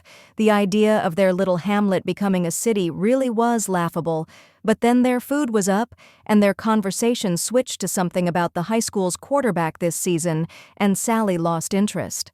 Her mind circled around the idea of a developer buying the ranch. "Here you go, Sal." The diner's longtime best waitress and Sally's friend, Mary Elizabeth, set down the plate of eggs she'd ordered but now didn't want. "What's wrong? You look like someone ran over your dog or something." Sally cracked a small smile. "I don't have a dog." Mary Elizabeth shrugged. "Doesn't change what your face looks like."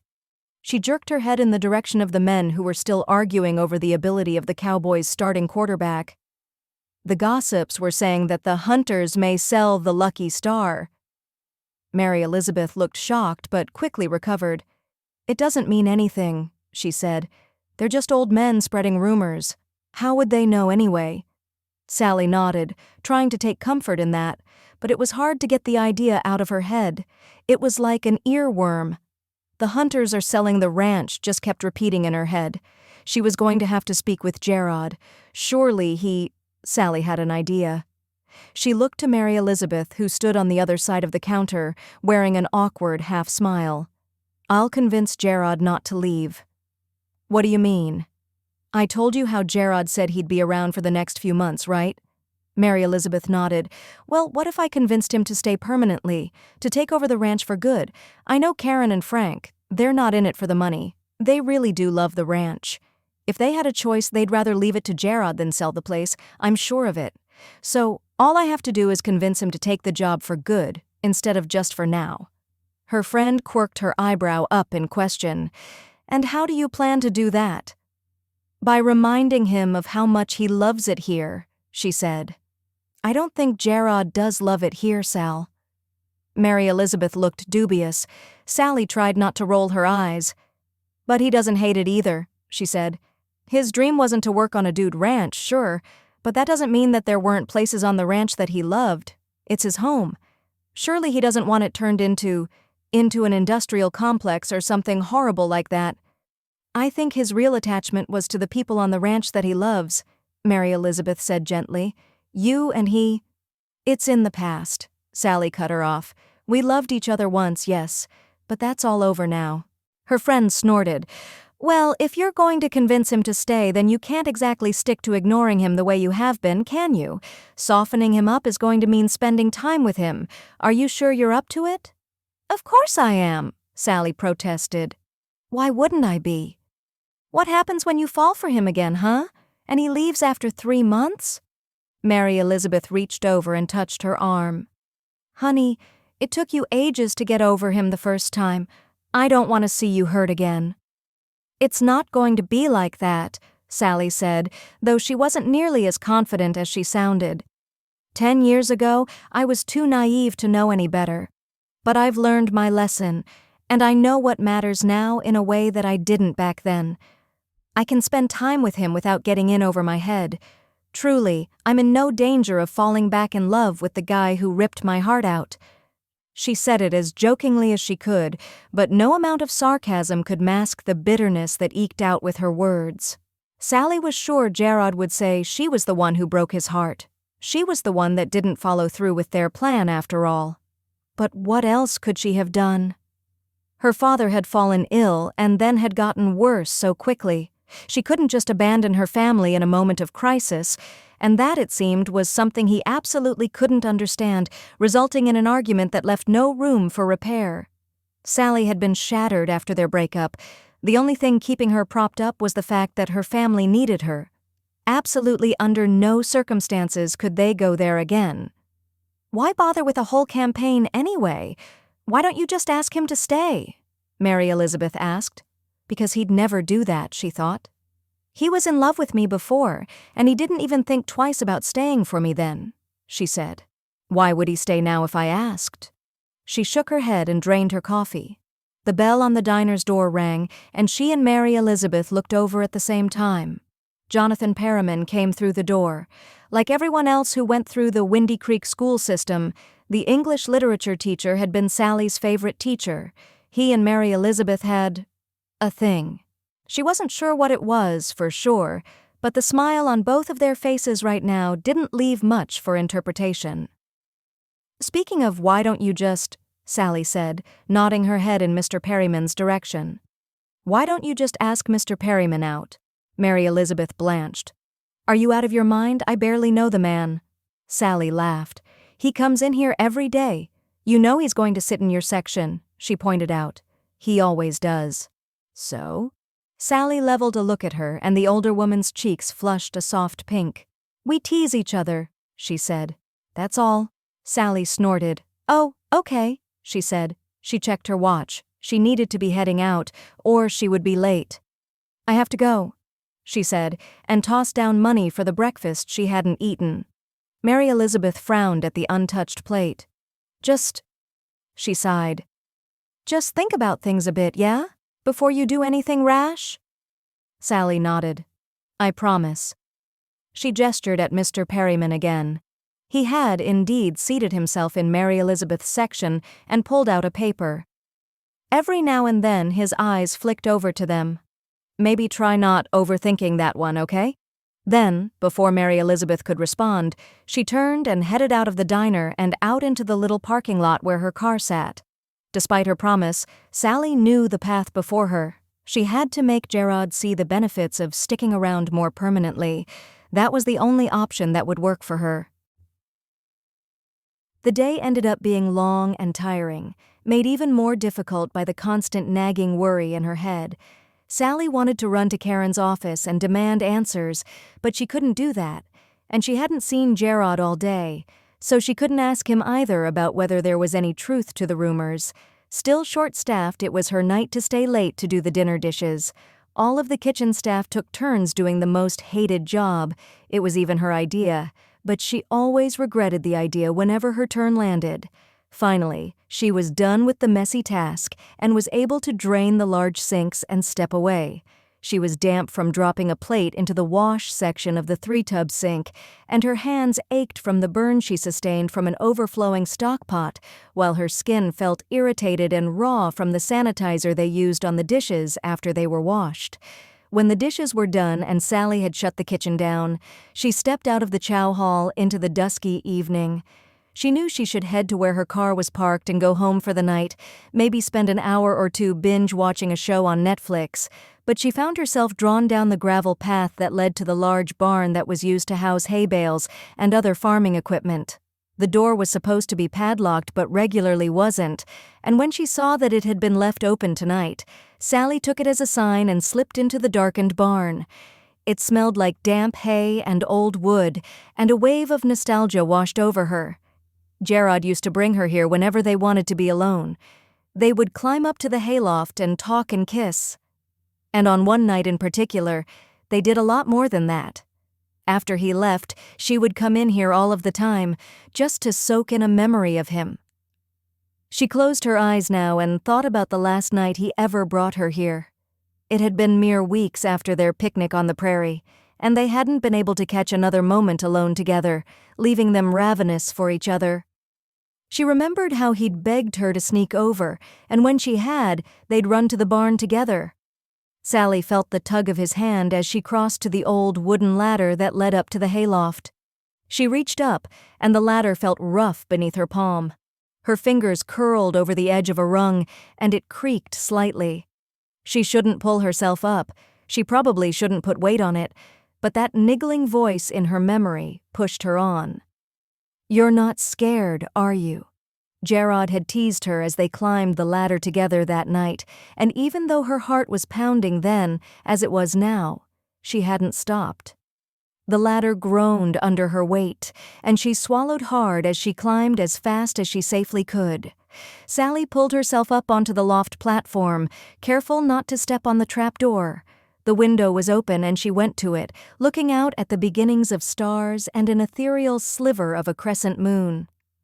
It had been ages since she'd come here, looking for that moon. She used to talk to it and imagine she was speaking with Jarod, that the same moon was shining down on him in California, meaning it could carry her messages to him. "Hi," she said, awkwardly, to that moon.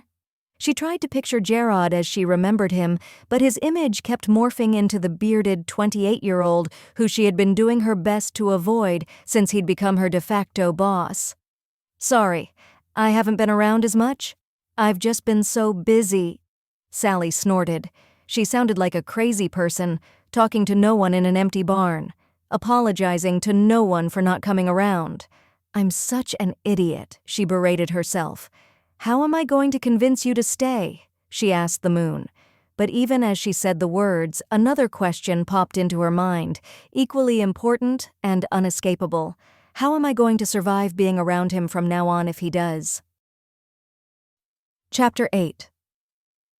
Jarod rushed from the main house to the chow hall and prayed that Sally hadn't gone home yet.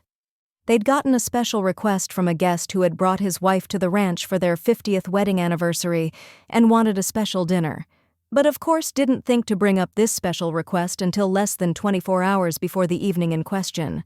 Jarod had no idea whether it was possible for Sally to source everything she'd need in time, but Sally would know if he could just find her. When he got to the kitchen, however, it was already shut down. Shoot, he thought. He would have to let Karen know that they'd need to find another way to meet the guest's request. Jarod knew it wasn't his fault that the guest hadn't given them more advance notice, but it still felt like it would be his failure if he wasn't able to make the customer happy in the end. Just like it would be his failure if anything about the ranch experience under his management didn't meet the high standard his aunt and uncle had established.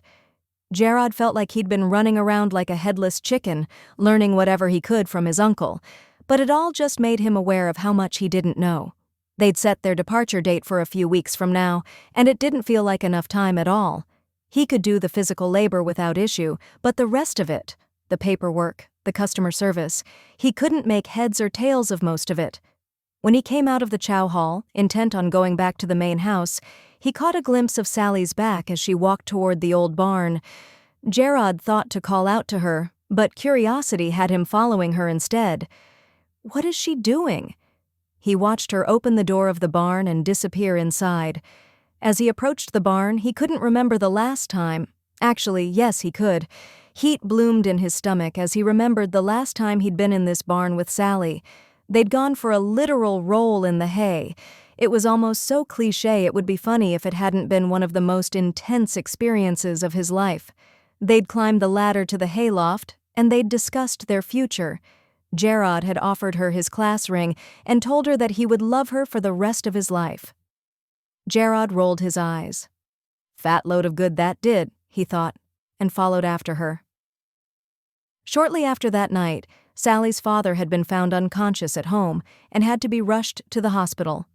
And just like that, all the plans he and Sally had made to go to California together had vanished, like a magic trick, like they'd never existed at all. When he opened the door of the barn and stepped inside, he could hear her talking to someone. Then he heard the sounds of quiet sobs. "Hello?" he called out. Jarod heard her startle, and he followed that surprised sound up to the hayloft.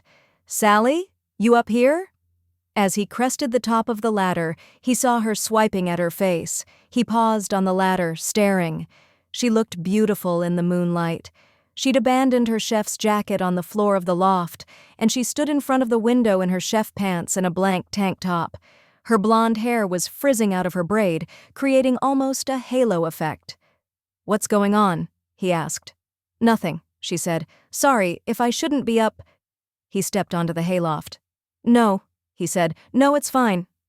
Though he wasn't actually sure if that was true or not.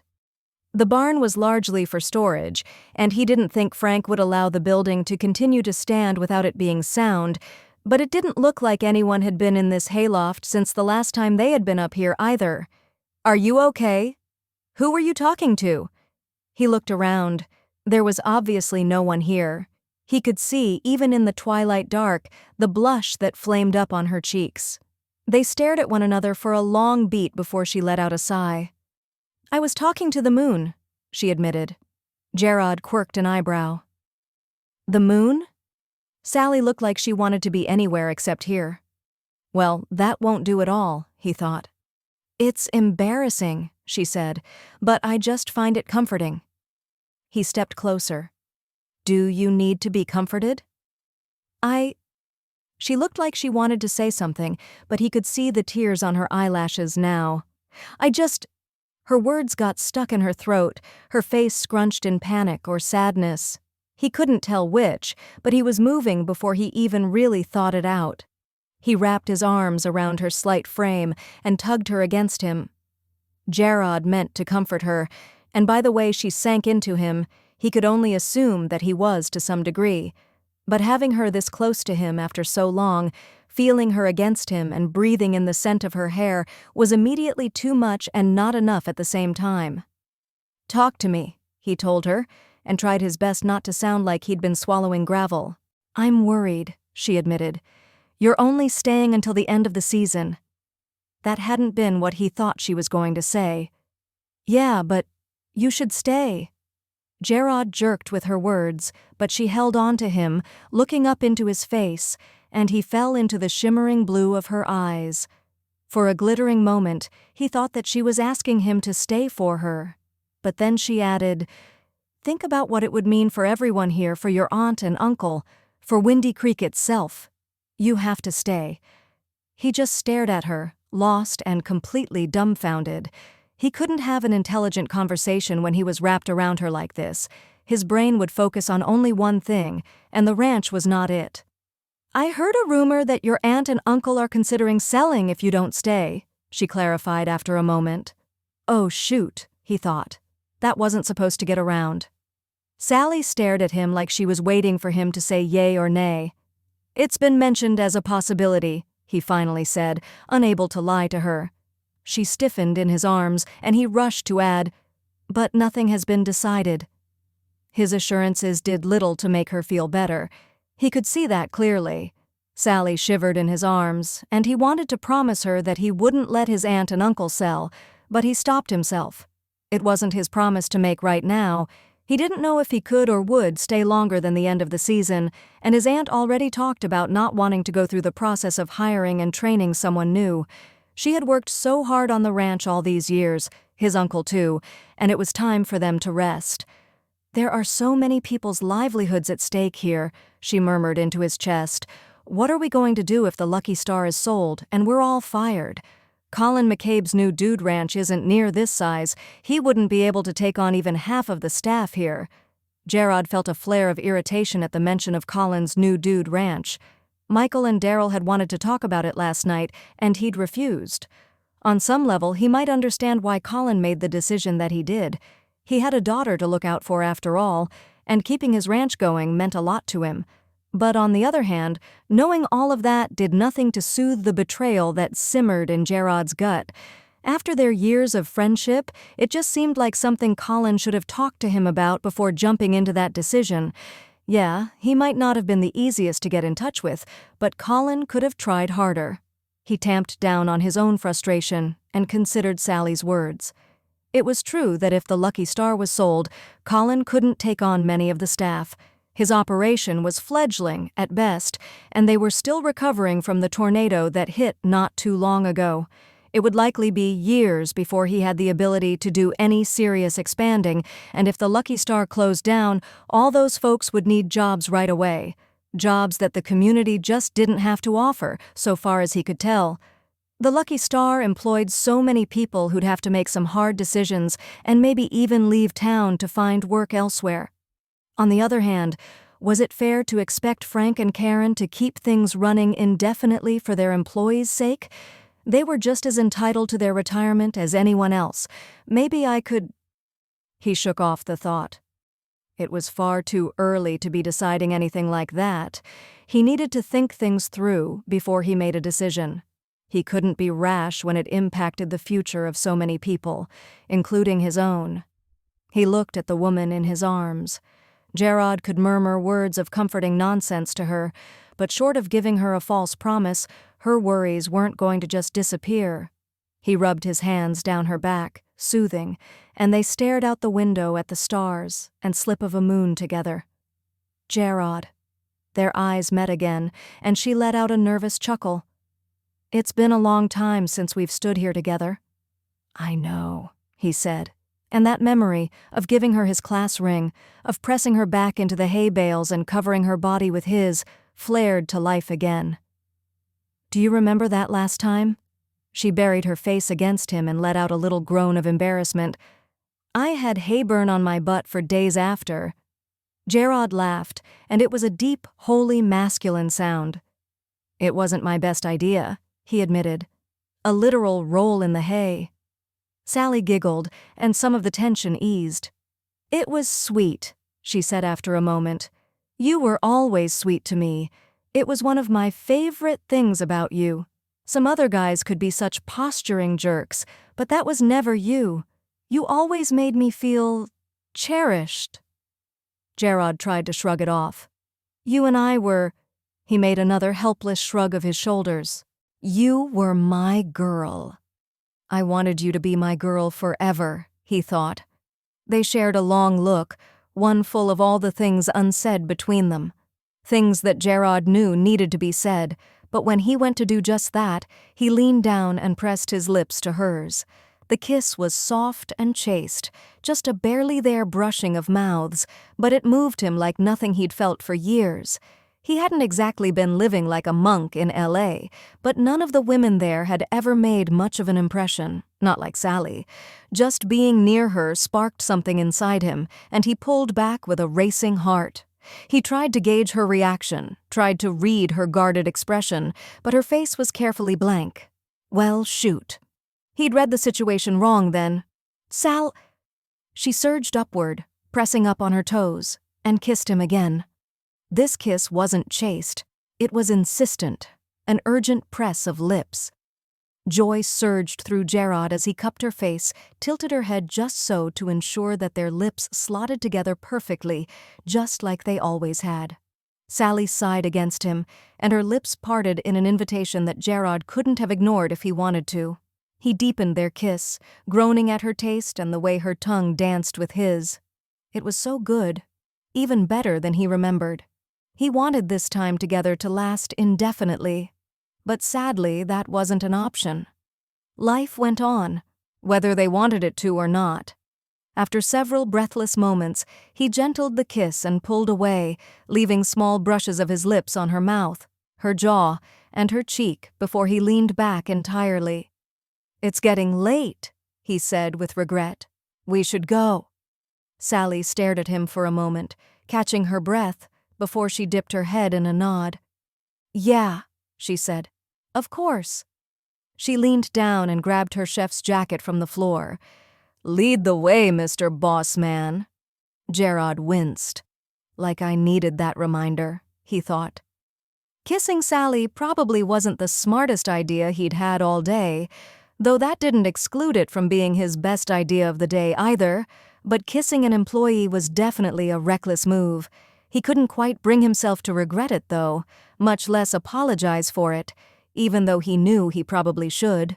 He turned and went backward down the ladder. The wood creaked and groaned as he put his weight on each rung. "This ladder needs to be replaced," he said, keeping his eyes up and on Sally so that he could watch her come down. His foot touched solid earth, and he moved back to give her room to come down. She looked down at him, smirking. "You sure it's not just—" Whatever she was going to say disappeared in a yelp as the rung under her foot gave way and she slipped. Jarod braced himself and caught her with a little grunt. Sally stared at him, wide-eyed. "You—" He put her down and didn't let go until he was sure that she was stable. "Are you okay?" He raised an eyebrow at her. "Shouldn't I be asking you that question? I mean, what about your—" She reached out and touched the place where his shirt hid his surgery scar. He put a hand over hers. "I'm fine," he assured her. "The wound is healed. You can't hurt me unless you decide to punch my last working kidney or something." Sally nodded and then looked back to the now broken ladder. If he hadn't been there to catch her, she would have fallen over 8 feet to the floor of the barn. "Thank you," she said and glanced at him. "That's what I should have said first." Jarod smiled at her. "Anytime, Sally." He gestured toward the hayloft. "Should we talk about that?" Sally considered it for a moment before she shook her head. "Let's leave it at nostalgia and hayloft magic, okay?" Jarod nodded, relieved to not have a conversation he couldn't ever imagine going well for him.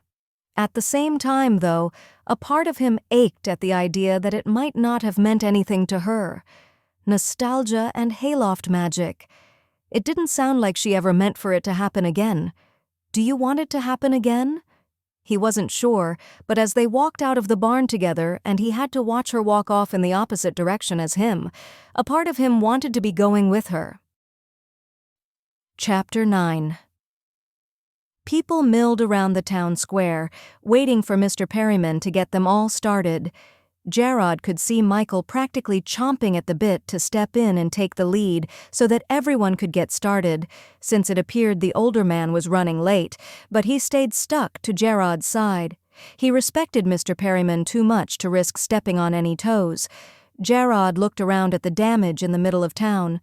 The library's roof was a mess. There weren't any gaping holes visible, but that was just because everything was covered with tarp.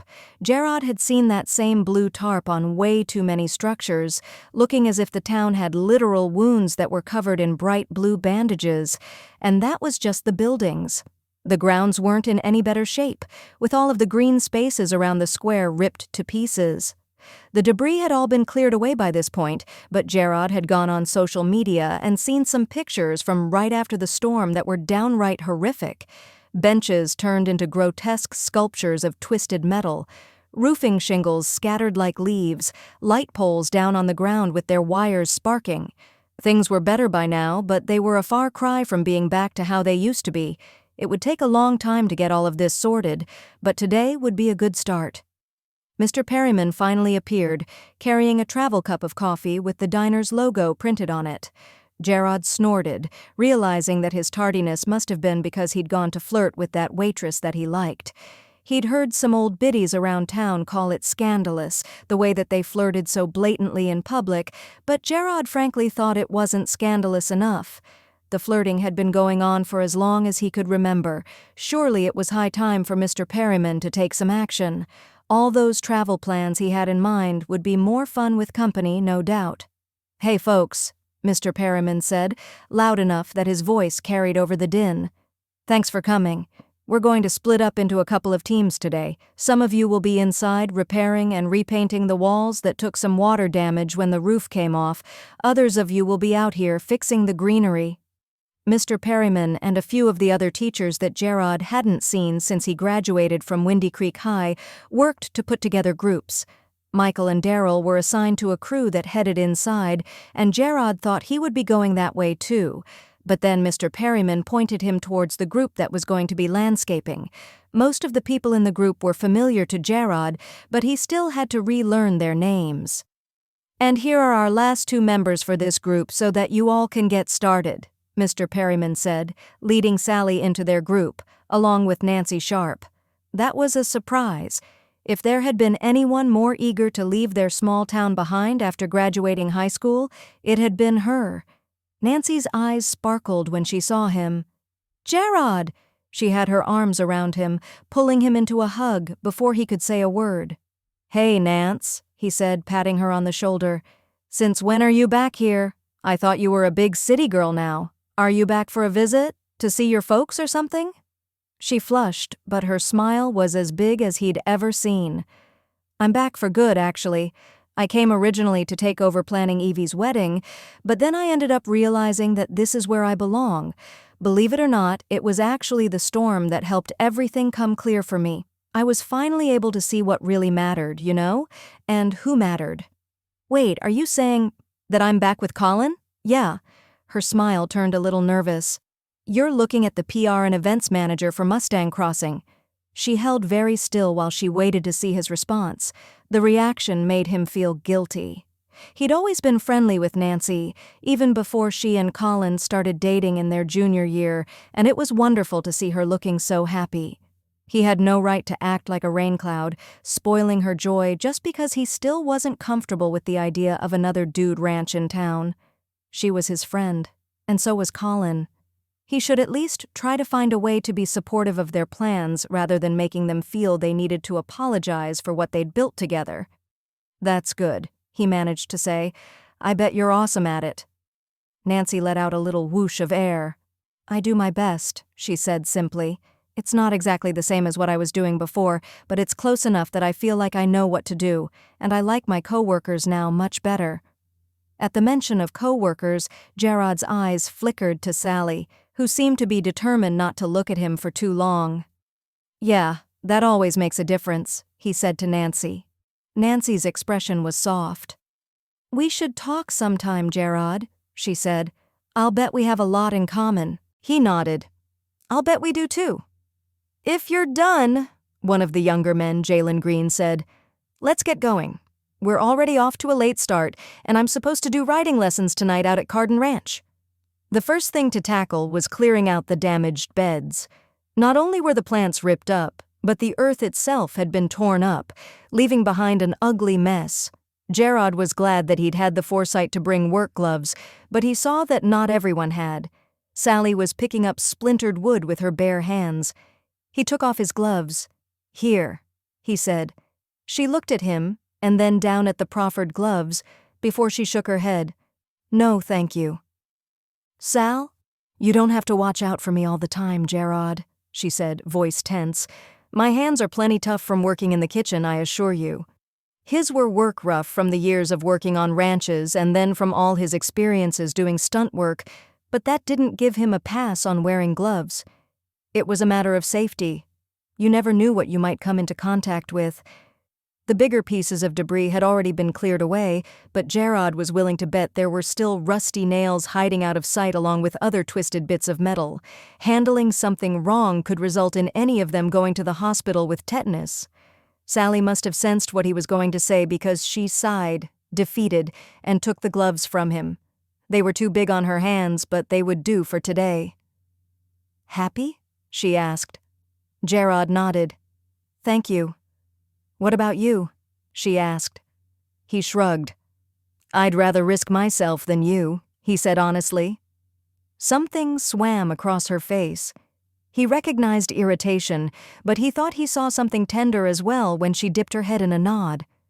"Just be careful, Jarod," she said softly. "Of course," he said. They got to work clearing the beds and making sure they were free from any debris. Just like he thought, they ended up finding a number of rusted and twisted nails, along with various other pieces of junk. All the garbage ended up in a wheelbarrow someone had positioned nearby. When it was full, Nancy would take it over to the dumpster and Mr. Perryman or one of the other teachers from the high school would dump it. It was hot, tiring work, but Jarod felt at peace while doing it. He'd always liked working outside with his hands. Something about it made him feel productive and useful. He wasn't suited for office work and couldn't imagine spending much time behind a desk, though he would need to learn fast if he was going to be acting manager at the Lucky Star. As he was tossing more wood into the wheelbarrow, he heard a soft shoot. When he turned to look, Sally had a large splinter stuck in the work glove. It took him less than a dozen steps to get to her. "Are you okay?" he asked, reaching for her hand. "It's fine," Sally assured him. "I'm fine. I can just feel the tip of the splinter against my palm. I don't think it's cut anything." She looked at him. "I'm sorry about your glove." Jarod shook his head with a soft chuckle. "It's doing its job," he said. "I can get another pair at the hardware store, no problem." He took hold of her wrist with one hand. He could feel her pulse jumping against his thumb. "I'm going to pull it out gently, all right? Just stay still." Sally nodded, and very slowly, Jarod pulled the splinter out of the glove, careful to keep it steady so that the tip wouldn't nick her palm. Once the splinter was out and safely tossed into the wheelbarrow, it really was sharp. Jarod pulled the glove off of Sally's hand to make sure that she really wasn't hurt.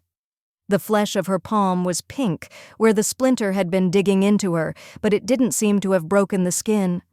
Almost on impulse, Jarod brought her hand up and kissed the pinkish spot. The second his lips touched her skin, they both froze. He let go of her, cursing at the heat that rushed to his face. "Sorry," he said. "It's just habit, I guess." Sally blinked at him. "Do you regularly kiss people's hands?" It was a tease, an out, and Jarod was only too happy to take it. "Only when they're nearly impaled by a shard of wood an inch thick. You'd be surprised how often that happens around me." They both laughed, and even if it was stilted and a little awkward, it was better than whatever it had been before. Sally pulled the glove back on without Jarod having to tell her to. Getting nearly stabbed did tend to make people cautious. "Back to work?" she asked. He agreed, and they went back to what they'd been doing. But whenever he looked her way, now Sally was looking back. The first time their eyes met and held, she practically squeaked and looked away. But when it happened again, she just smiled at him. It set butterflies free in his belly. It was the kind of look that would drive him to sneak off of the property when they were kids, so that he could stand near her window, help her climb out, and escape somewhere private with her for a few hours. When he left Windy Creek, after the awful fight they had, Jarod was sure that he'd never be on the receiving end of such a smile ever again, and yet here she was, making his heart race in his chest just like she had when they were 18. "If you stare at him any harder, I think you might actually see through him," Nancy said, startling Sally. "What? I'm not—" Nancy raised an eyebrow, and she knew that she'd been caught. How embarrassing, she thought. "I can't help it," she said. Nancy smiled. "I saw him take the splinter out of your glove. I can't imagine he kisses many ranch hands like that, no matter what kind of injuries they get." "You never know," Sally said defensively. "Men who work on ranches care more about each other and their horses than just about anything else." "Horses, yes," Nancy said with a nod. "But each other?" She let out a little, "eh." "I think Colin prefers me to just about anyone, except Bex." She had a point. "Jarod really gets along with Rodriguez and Harvey, though." The women giggled together. "Seriously, though, what's going on with the two of you?" The question startled her a little. She and Nancy were always friendly, but they'd never really been close, more part of the same group than friends on a one-on-one level. Sally liked her well enough, but they weren't bosom buddies or anything of the sort. But she found herself telling Nancy all about the night in the hayloft. The woman squealed, practically clapping her hands. "He kissed you? It doesn't mean anything. We agreed that it didn't." Nancy snorted. "When Colin kissed me again for the first time after so long, I told myself the same thing," she said. "Now look at me." "It's different," Sally insisted. "Why? I left Windy Creek just like Jarod did, and we both came back. But you came back because you wanted to. Jarod came back because he had nothing left in L.A. Sal, honey, When I came back, I was drowning in my life in Boulder, but I didn't know it until I stepped foot onto the property at Mustang Crossing. If I hadn't stayed with Colin, if Evie had been able to put me up instead, who knows what would have happened? I might have finished out the wedding and gone back to being miserable in Boulder." Sally hated the squirmy feeling in her gut. "What's your point, Nancy?" she asked, a little more sharply than she meant to. "My point is that Jarod might have come back because he didn't know what else to do, but what matters is that he's here now. He's looking at you like he always looked at you, and whether you realize it or not, you're doing the same thing. Maybe you should just give it a chance." "Give what a chance?" She was aggravated now, and the feeling of Jarod staring, it only took a flick of her eyes over Nancy's shoulder to prove that she was right and he was staring at her, weren't helping in the slightest. "I want Jarod to stay, Nance. I really do. But until I know for sure that he is, I can't jump into anything with him. It hurt too much watching him leave the first time. I won't put myself through that again." Nancy winced a little, and Sally knew that she was thinking of her own departure from Windy Creek all those years ago. Unlike she and Jarod, however, Nancy and Colin hadn't had a fight. Nancy had just gone off to college like she was always going to do. Colin was the one who didn't go after her. Sally had made promises and plans with Jarod, and then her dad got sick, and she couldn't go anymore, and Jarod refused to stay for her. "I can't get stuck in this town like everyone else, Sal." "I won't." His words still echoed in her head, but so did hers that she'd thrown back at him in reply. She'd called him selfish and accused him of never loving her in the first place. She'd told him that she never wanted to see him again. It had been a stupid fight that she'd regretted the moment he'd left her house, slamming the door behind him. But it was the same fight that was making her feel conflicted now. The words might have been harsh and unfair, but the sentiments were real, and that worried her because she still believed that at their core, they hadn't changed. Sally would remain in Windy Creek, and Jarod would leave again as soon as he got the chance. "I think Ariel's here with lunch," Jarod said, coming over to where she and Nancy were talking. "You both ready for a break?" "Absolutely," Nancy groaned, stretching her arms over her head. "I'm going to find Colin." They watched her practically skip away, and Sally saw Jarod wince when she threw herself into his friend's arms a few seconds later. "You haven't spoken to him?" she asked. Jarod shook his head. "I'm not ready yet, and he seems just fine avoiding me too." Sally was quiet for a moment, and then said, "I chewed him out a few weeks back." A soft smile grew on his face, and he slung his arm around her shoulders. "You've always been a scrappy one, Ms. Weston," he said. "You like that about me?" she said. They were words that the two of them had shared more times than she could count, but saying them again now, as if they were still those dumb kids they used to be, made her chest feel tight. "I really, really do, Sal," he said softly. Their eyes met and held, and her heartbeat raced. "I always have." Before he could do something crazy, like lean down and kiss her again, Sally pulled away. "Lunchtime, Mr. Hunter," she said. "Let's go before all the good chips are taken." She wheeled around and raced toward where Ariel was handing out bagged lunches. Jarod was on her heels, but he didn't try to catch up to her. Instead, he gave her what she needed: space. It was funny how even that made her pulse pound. Chapter 10. 3 days later, the Lucky Star held its annual cattle drive, and the entire ranch was called in to prepare. It was one of their most popular events, where guests of the ranch were taken on an authentic cattle drive over a mountain to the pasture land on the other side. They only sold a dozen guest spots, and in all the years that Sally had worked for the Lucky Star, they had always sold out.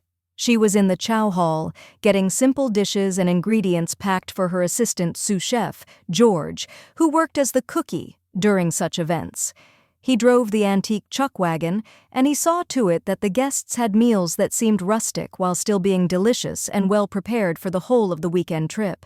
Even as she worked, though, her mind kept turning back to a shared kiss in a hayloft, to dark eyes searching her own, to strong arms catching her when she fell from the broken ladder. For what felt like the millionth time, she reached up and touched her bottom lip. She imagined that kiss again, but this time Jarod pressed her against the wall of the barn instead of pulling away. His mouth would have traveled down her neck, maybe nibbling at all of the sensitive spots that he had mapped out as a teenage boy, maybe sucking at the spot behind her ear that made her knees turn into jelly. "Sally, I think that chili is ready." Marissa's voice startled her out of her fantasy. She looked down and saw that she'd been stirring the pot of chili for more time than she cared to admit. The sous chef was right. The chili was done and ready to be packed up for the first dinner out of the chuck wagon. She got the pot off the stove and moved it to the waiting trivet. It needed to cool down before they could package it up. "Let's see about getting those biscuits we made earlier wrapped." George chose then to scuttle into the room. He wore an ashamed expression, and his arm was in a sling. "George, what happened?" Marissa asked. The man's face reddened. "I fell off a horse," he said. Sally raised her eyebrow. "You fell off a horse? Why were you on a horse?" George definitely wasn't a horseback rider. Sally had always gotten the impression he was a little afraid of horses, though he put up with it on the cattle drive because the stipend for going was twice what he made in a normal week. The red in his face deepened to an alarming shade. "I had a date and she wanted to see the trails," he mumbled. "Sorry to hear it, George. Anything major broken?" He shook his head. "It's just a sprain, but I'm not sure if I'll be able to drive the chuck wagon like this." Shoot, Sally thought. The task fell to either her or Marissa, and Sally knew perfectly well that her sous chef would rather pull out her own molars than spend a weekend outdoors. Sally sighed. "I guess I'm going camping," she said, and Marissa let out a breath of relief. She looked around at the kitchen, which looked like it had partially exploded from all of the half-packed grub boxes. "Can you guys handle getting the rest of the food packed? I need to settle some things at home and get my stuff packed." Marissa shooed her toward the door. "Go," she said. "We've got it covered." Even so, Sally found herself reciting the list of what still needed packed: dried fruit, the overland trout, the beans, the fresher meat, while Marissa nodded her head the whole while. "Okay," Sally relented. Marissa obviously knew what she was doing. "You two have it covered for the guests still on site, right? Or should I get Karen to call in some help for the weekend?" George joined Marissa in her shoeing. "I've just got a sprain," he said. "On my non-dominant hand, too. I'm not totally useless." Sally finally turned and left the kitchen, feeling oddly like she'd been set up in some way. Not that George sprained his wrist on purpose, she thought with a shake of her head. The drive home wasn't a long one. Nothing in Windy Creek was far away, and it didn't take much time at all to shove some clothes into a duffel bag and grab her riding boots. She wasn't going to be fussed about dressing like a chef this weekend. She'd rather be warm and comfortable if she was going to be sleeping outside and cooking over a campfire. Once she threw her bag in her car, she jumped behind the wheel and headed to her mother's house. They were supposed to have a family dinner this weekend, with her cooking, of course, so she wanted to explain why she wouldn't be attending. Sally also liked to check on her baby sister, Ashley. She was the last one still at home with their mother, and while Sally loved her mother, Barbara Weston could be more than a little flighty. She had gotten worse after Sally's father died. A part of her mother died with him, Sally was sure of it. Both her mother and sister were home when she got there. Why isn't Ashley at school? When she walked in, she found Barbara and Ashley on the couch, some sad movie on the TV, both of their faces smeared with a blue facial mask. "You two look cozy," Sally said. Her mother startled. "Oh!" Barbara clutched at her chest, and Sally smiled despite herself. Her mother was melodramatic to be sure, but it made her all the more endearing. "Darling, what are you doing here?" Sally glanced at Ashley. "What is she doing here?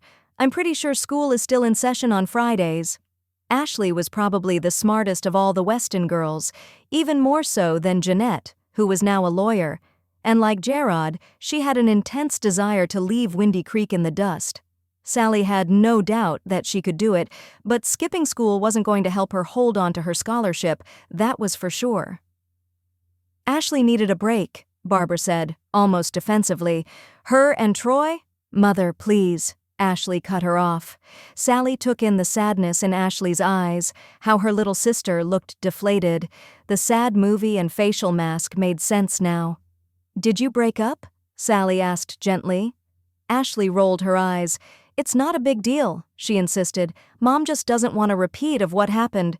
She stopped, but Sally knew the end of the statement anyway. Barbara didn't want Ashley to go into the same tailspin that Sally had when Jarod left. "But Troy and I weren't nearly as in love as you guys were," she said. "It was just a high school thing. It wouldn't have lasted." The words sounded rehearsed, like she'd said them 100 times before in order to convince herself that this breakup wasn't the worst thing in the entire world. "It's okay to be sad, Ashley," she murmured. "Of course it's okay to be sad," their mother announced, "but I don't want her fixating on this one boy and giving up on love." Sally leveled a look at her mother. "Is that what you think I did, Mom?" Her mother's face twisted into a complicated expression. "Darling," her mother said in her sing-song way, "I love you, and I just want you to be happy." "But," Ashley groaned, "but nothing. Look, I'm the one who got dumped. Can I mourn in peace, please?" She grabbed the remote and turned the volume up on her movie. Sally sighed. "Sure thing," she said, "and I'm sorry, for whatever it's worth." Ashley looked at her and sniffed. "Thank you." Sally and her mother moved into the kitchen so as not to disturb Ashley any further. "I just wanted to stop by to tell you that George can't do the chuck wagon this weekend, so I'm going to have to go on the cattle drive." Her mother looked horrified. "Isn't there someone else who could go for you? Some man who works in your kitchen?" Ignoring her mother's tone, Sally tried to picture someone like Jerry trying to feed a bunch of guests and cowboys after a long day of moving the cattle herd. It would be a disaster of epic proportions. "I'm the manager," she said. "It's my job to step in when necessary." Her mother didn't look impressed in the slightest. "And is Jarod going on this trip?" "He's acting manager," she said. "Acting manager usually heads the drive." Her mother rolled her eyes. "So that's a yes?" "Yes, Mom, Jarod is coming." Her mother reached out and touched her cheek. "Darling, do you think this is a wise choice?" "Choice?" Sally stared at her. "Mom, what are you going on about? I'm going for work. It's not like Jarod and I are going away on a romantic weekend together." "You could find someone else," Barbara pointed out, and Sally knew there was no point in explaining that she was the best option. Mom always put feelings first. If something felt wrong or unsettling, then she just wouldn't do it. This was why, 10 years on, Sally was still the one balancing the checkbook and making sure her mother's bills were paid.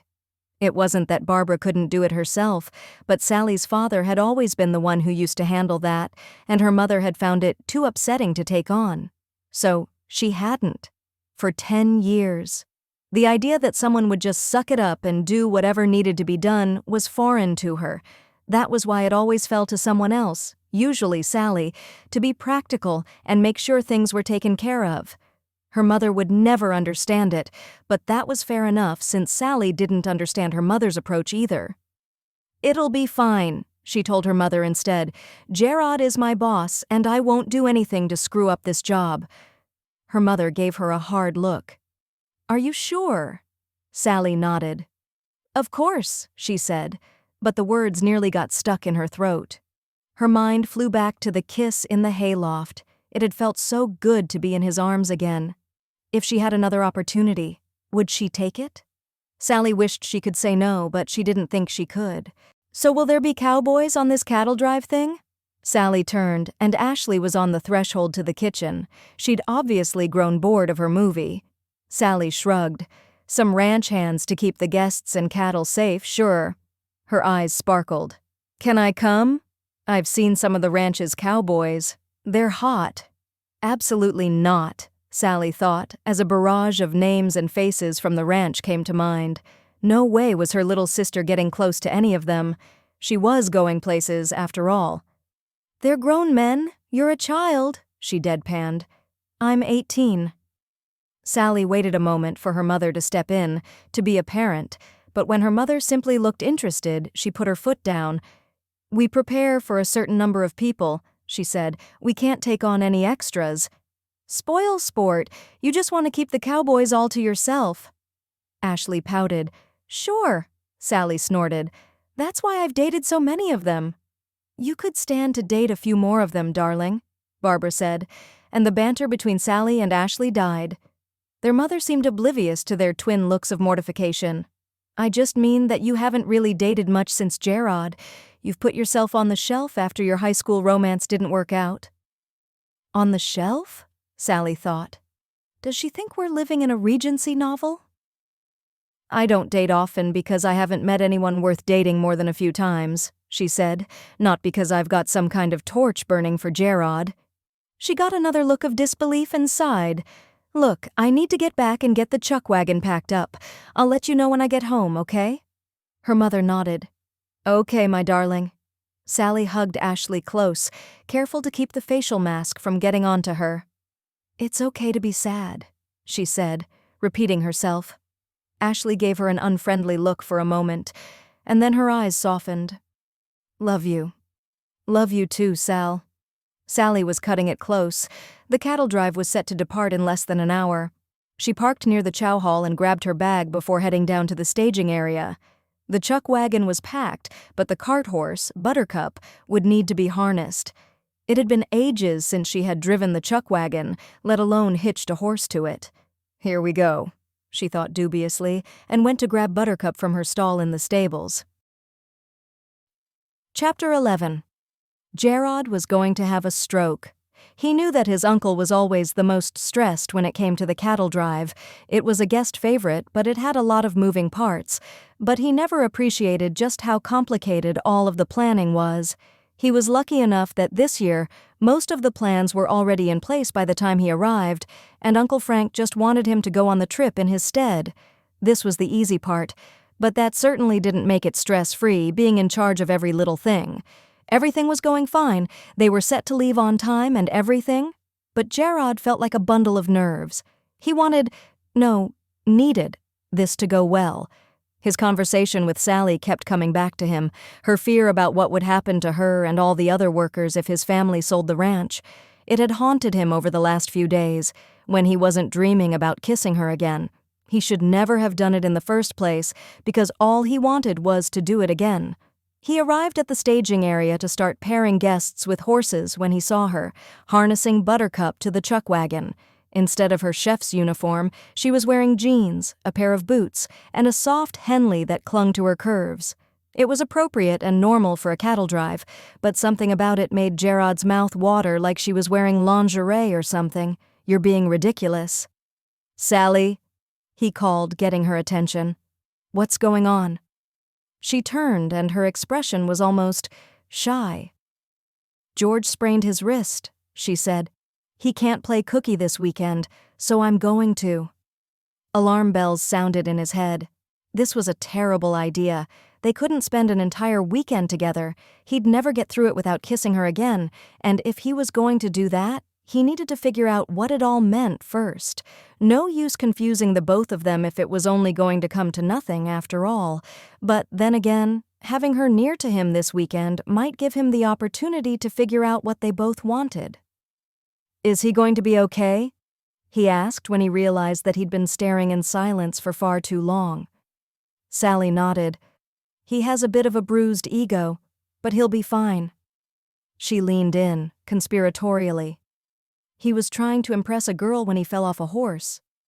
Jarod laughed and winced in sympathy. "That's the worst." He looked at the neatly packed chuck wagon.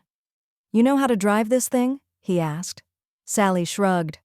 "I have been trained on it," she admitted, "but George usually takes all of the cattle drives, so this will be a learn-as-you-go situation." For both of us, Jarod thought. "If you need anything, just let me know," he told her. "I've got to make sure each guest gets a horse." Sally nodded. "Sure thing," she said. "Talk to you later." Jarod smiled and then went back to his departure prep list. "Hey, Hollywood." Jarod wheeled around to see Michael coming towards him. "Didn't I just see you?" Jarod asked, accepting it when Michael punched him in the arm by way of greeting. "What are you doing here?" Then he realized that Michael had a bag slung over his shoulder. "You're coming on the cattle drive?" Michael shrugged. "Your uncle thought you'd like a little help." Jarod had a thought that he should be insulted, but all he could feel was immense relief. "I owe you both a beer." Michael laughed. "Several," he said. As the guests and ranch hands trickled in, he gathered them to go over some ground rules. "Welcome to this year's cattle drive," he began. "Before we get going, I wanted to go over some responsibilities and safety guidelines. As much as I want you to have an amazing experience, my #1 priority is to keep you, my ranch hands, and the animals safe." He saw Sally out of the corner of his eye. She wore a proud smile. It made him want to preen. He had to look away from her so he could get through what he needed to say. "While we're on the drive, stay with your section partner and don't go wandering off. The ranch hands will see you through creek crossings and will let you know when we're stopping, and they'll let me know if we need to make an emergency stop." He glanced around and saw a pair of boys who looked to be in their early teens, who were whispering to one another and pointing at the herd. "Also, stick to your assigned horse. The cattle have not been trained to carry riders, and trying to ride them will most likely cost them and you serious injury." The boys met his eyes and both blushed. Once his safety spiel was complete, he began assigning people to different sections alongside the herd. He and the ranch hands would float as needed and make sure everyone was doing all right.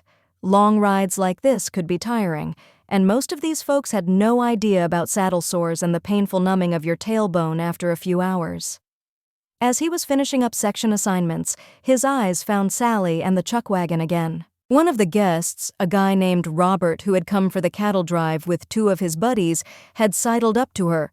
Sally was laughing at something the man said, and Jarod was making his way over before he could think about it. "Jarod!" She sounded delighted to see him, but then she gestured at the man at her side. "This is Robert Matheson," she introduced them. "He works as an investment banker in Denver." "Sounds exciting," Jarod thought nastily, but he kept a smile on his face. "So glad you could come all the way out here to join us," he said. "I like getting away from the city," Robert said, rolling his shoulders like he was tense or something. "Please," Jarod thought, "like you're coming in from New York or something." This sounded like a fun way to get outdoors and off the grid for a few days. What a jerk. "Hit the nail on the head," Jarod said, and checked his list. "I've got you matched up with Mr. Jones and his sons." He gestured to the man who had the 2 teens. "Y'all will be in the front of the herd." "As far from Sally as I can put you." Robert frowned. "What about my friends?" "Sorry. This is how the numbers worked out," Jarod said. "I appreciate your understanding." He pointed to one of the ranch hands. "If you'll go talk to Lee over there, he'll get you situated." Robert stalked off, and Jarod turned his eyes to Sally, who didn't look impressed. "So, who's going to stick near the chuck wagon in case a wheel falls off?" Jarod grinned at her. "Me, of course." "You?" She looked confused. "Who's leading?" "The foreman, Rodriguez," Jarod told her. Even if he hadn't seen a guest flirting with her, he was never going to lead the train this year. It had been years since he traveled between the ranch's 2 pastures. "He knows the way a lot better than I do. Besides, by hanging back, he could keep an eye on everything." Sally thought about that for a moment. "Probably for the best," she said. Jarod dipped his head. "I thought so." When they were all set, Jarod motioned for Rodriguez to get them going, and the drive began. Jarod and Champion stuck with Sally and the chuck wagon as much as they could, but he did have to rescue some guests here and there who either wandered to go see some flower or such, or got stuck somehow. As the sky started to turn a burnished gold color, he heard Sally sigh from her seat on the chuck wagon. "What's wrong?" he asked. Sally shook her head. "Sometimes I forget how beautiful it is out here," she said. "You come out far enough and nothing has changed in hundreds of years, you know? It's like going back in time." Jarod was about to shrug it off as romantic nonsense, but when he looked around, it hit him how far away everything else seemed to be. Not just the main house or Windy Creek, but all of the issues that were plaguing him too. The land was wide and green, dotted with yellow and purple from the wildflowers. It was beautiful, and for a moment he felt tethered to the land in a way that he never had before. It made him feel both small in the vastness and a part of something bigger. "I haven't ridden this far since I was 18, he told her. He patted Champion's neck, and the horse made a happy noise, like he'd been waiting to get out like this for a long time. Maybe he had. "Feels good, doesn't it?" Sally asked, and even though he wasn't looking at her, he could tell that she was smiling. It did feel good. It seemed hard to believe he'd ever felt claustrophobic or hemmed in at the ranch. What could be less claustrophobic than this wide-open vista? More likely, that feeling of being trapped wasn't because of the ranch at all, but because he'd thought he was trapped in a cycle where no matter what he did, his uncle was never going to be proud of him. The man had been hard on Jarod, not harsh or cruel, but high on expectations and low on praise, and that had soured their relationship, had made him chafe beneath the assumption that he would stay in Windy Creek for the rest of his life. It had made him want to run, but there was a lot that he had loved and missed once he left for Los Angeles. Riding Champion was always way more enjoyable than riding a motorcycle. There was a companionship and ease with horses that could never be duplicated with any kind of machine. "Do you ride often?" Jarod asked. Sally was quiet for a moment. "No," she said. "I like to visit the horses, but I've never liked going on my own." "No one's wanted to impress you with their riding skills?" She laughed, and Jarod had to look at her. She was gorgeous when she laughed. Their eyes met, and he was glad that Champion was the one walking because he would have stumbled. "Only ever had one cowboy try that," she said. "Did it work?" he pressed, and he was delighted to see her cheeks flush slightly. "I don't know," she said, trying to play coy. "I seem to remember a picnic that went pretty well for that cowboy." Jarod felt hot all over. When he'd taken her out for a picnic, he had no idea how far it would go. His plan had been to tell her he loved her, and he did, and when he kissed her after she said it back, the intensity of it all had overwhelmed them both. Making love with her beneath a dusky sky, having to race back to the ranch before his curfew, had made his heart race like nothing else ever had. "That was mean, Ms. Weston," he muttered, and she laughed again. "I don't know what you mean, Mr. Hunter," she replied imperiously. "I could have been talking about a number of suitors." "Well, I hate that thought." "I don't think that's true. I think I'm the only one who's ever taken you out for a picnic like that." He glanced over and saw the tail end of her shiver. "That was mean, Jarod," she said, repeating his words, but where he had been kidding, she sounded much more serious. Jarod looked her way. "I'm sorry," he said. "I wasn't trying to be a jerk." Sally nodded, but she wouldn't look at him now. Great, he thought miserably. We finally get some time together, and I have to mess it up within 15 minutes. They didn't talk for a long stretch, and Jarod got to take in the sight of hundreds of cows flowing over the land like living water. He focused on the swaying movement of Champion and let his mind wander. "Sally," he heard a faint rattle, and Champion suddenly reared back, shrieking. Jarod wasn't ready for it, and he was knocked off balance. "Jarod!" Sally yelled, but Jarod could barely hear her, his heart pounding in his ears as he fell from the saddle and hit the ground with a hard thud. Chapter 12. Sally pulled the chuck wagon to a stop and jumped off. Jarod lay in a heap on the ground, breathing but obviously stunned. "Jarod," she said again and knelt beside him. "Can you hear me? Can you move?" "He only has one kidney," her mind whispered. What if he hurt his remaining kidney and they couldn't get him to the hospital in time?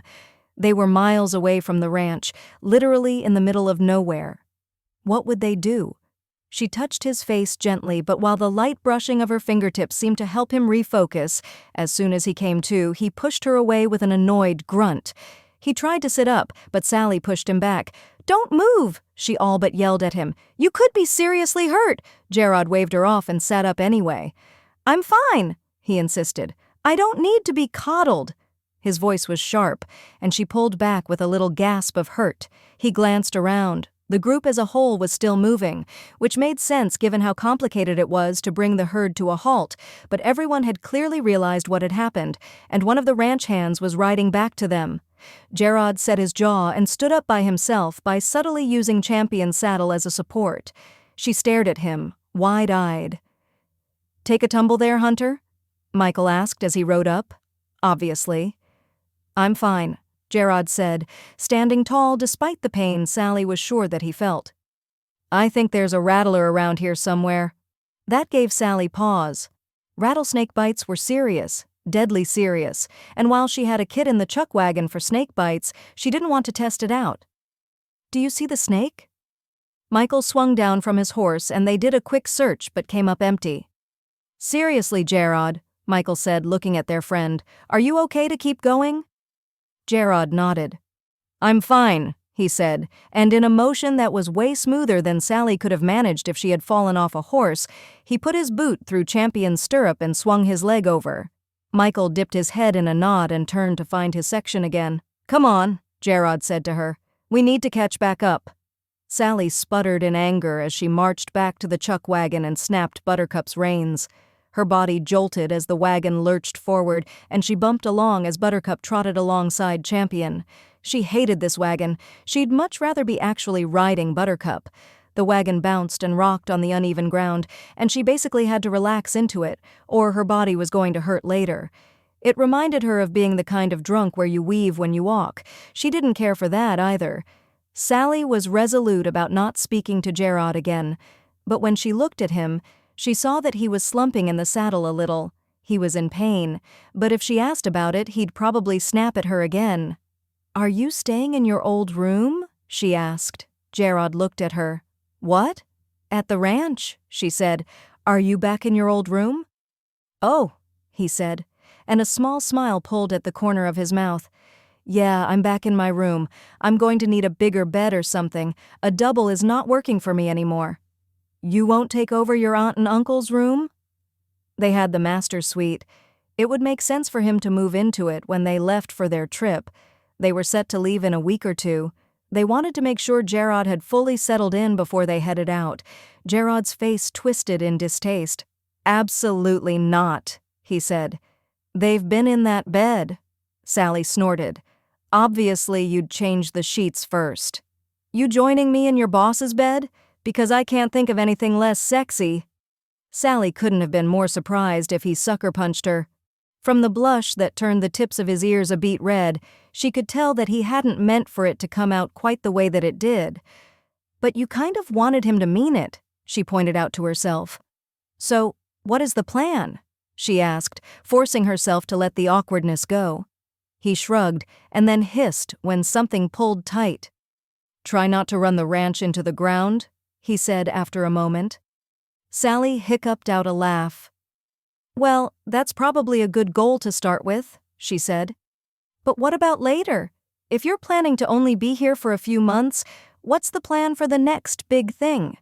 She was pushing, and she knew it, but if she was going to make him fall in love with the ranch, talking about how pretty it was would only get her so far. She needed to know what the competition was, what he had planned for himself once he left. If he left. Jarod was quiet for a stretch. Then he said, I've thought about opening a school to train stunt performers, he said. A stuntman school? That wasn't what she'd expected. When I was learning the trade, Jarod said, I had to go to acting school. He gave her a flat look. I never wanted to be an actor. I knew I wanted to drive all of the cool cars and jump out of planes and stuff like that, but no one really tells you how to get started with that. You find a mentor if you're lucky, or you figure it out as you go. I was lucky. I fell in with a good mentor. They aren't all angels like mine was. She was forced to admit to herself that she didn't hate the idea. If anything, it made sense for him. He hadn't quit because he was tired of being a stuntman. He wasn't given much of a choice in the matter after losing his kidney. This was a way to let him stay in the business in spite of his current restrictions. That makes a lot of sense, she admitted. Do you think you'd make a good teacher? I'm not sure, Jarod said. I've never tried teaching anything before, but I do have a lot of knowledge to pass on, you know? He glanced at her. What about you? What about me? She countered. Working at the ranch can't be the be-all end-all of your life, Sal, he said, almost in a scolding kind of way. Jarod. I know that you have to take care of your family, he interrupted, but you have to want something for yourself too. I did once, she thought, but she understood what he was saying. At the ranch, I'm the executive chef. I worked hard over the years and worked my way up to that point, but I don't have a formal education, and I've only ever worked here. No big-time fancy place would ever take me on at the same level that I'm at right now." Jarod considered that, and then nodded. "What about starting your own place?" "It's always a possibility," she conceded, "but Windy Creek is built on its ranches. Nothing else is going to be as successful." She could tell by the set of his jaw that it wasn't the answer he wanted, but instead of getting back into the same argument they'd had before, Jarod actually agreed with her. Windy Creek does have a tendency to resist change. Was that a hint about the developers? "The people here know what they like," she said. "If they want anything different, it's just a few hours' drive to Boulder and not much farther than that to Denver.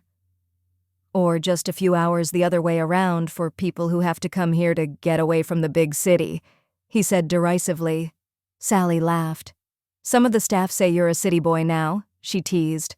"Left us for Cali and turned into a surfer boy." Jarod looked wholly offended. "Who said that?" he asked. "I'll show them," Sally tutted. "You're doing just fine," she told him in all sincerity. "Thank you." He looked at her. "Can I ask you a question?" "Sure thing." Sally smirked, but didn't make the obvious "you just did" comment. "Are we going to talk about that kiss?" "I thought we were going to leave it at nostalgia and hayloft magic," she asked, afraid of where that conversation could lead if they actually had it. "It wasn't a big deal, right?" "Right," Jarod agreed, and Sally deflated just a little. For the most part, she wanted to leave it alone. Getting into anything with him was never going to end well. She remembered her broken heart from last time too well to put herself through that again. A small part of her, however, wanted him to say that it mattered to him, that he wanted to kiss her again. They rounded a curve and saw the bare bones of the overnight campsite. Sally let out a sigh of relief. She didn't know how much longer she could stay on this wagon, and Jarod needed to get out of the saddle. She could see him check his ribs every so often. She wondered how much pain he was actually in after his fall. The ranch hands took on the care of the cattle and the horses while the foreman and Jarod started showing the guests how to pitch the tents that were in their saddlebags. Sally parked the chuck wagon near the fire pit. She gathered some dry grass and her fire starter kit, and before too many tents were up, she built herself a fine little cooking fire. Tonight, at least, the chili was already prepared. She just needed to heat it and get it served. Tomorrow morning would be a beast with breakfast, but she could handle it. She grabbed the chili out of a cooler and set up the pot so that it was hanging over the fire. She had no idea how long it would take to heat all the way through. To make sure that she wouldn't give anyone food poisoning, she put a thermometer into the chili and clipped it to the side of the pot. Once it reached the ideal temperature, she could serve it safely.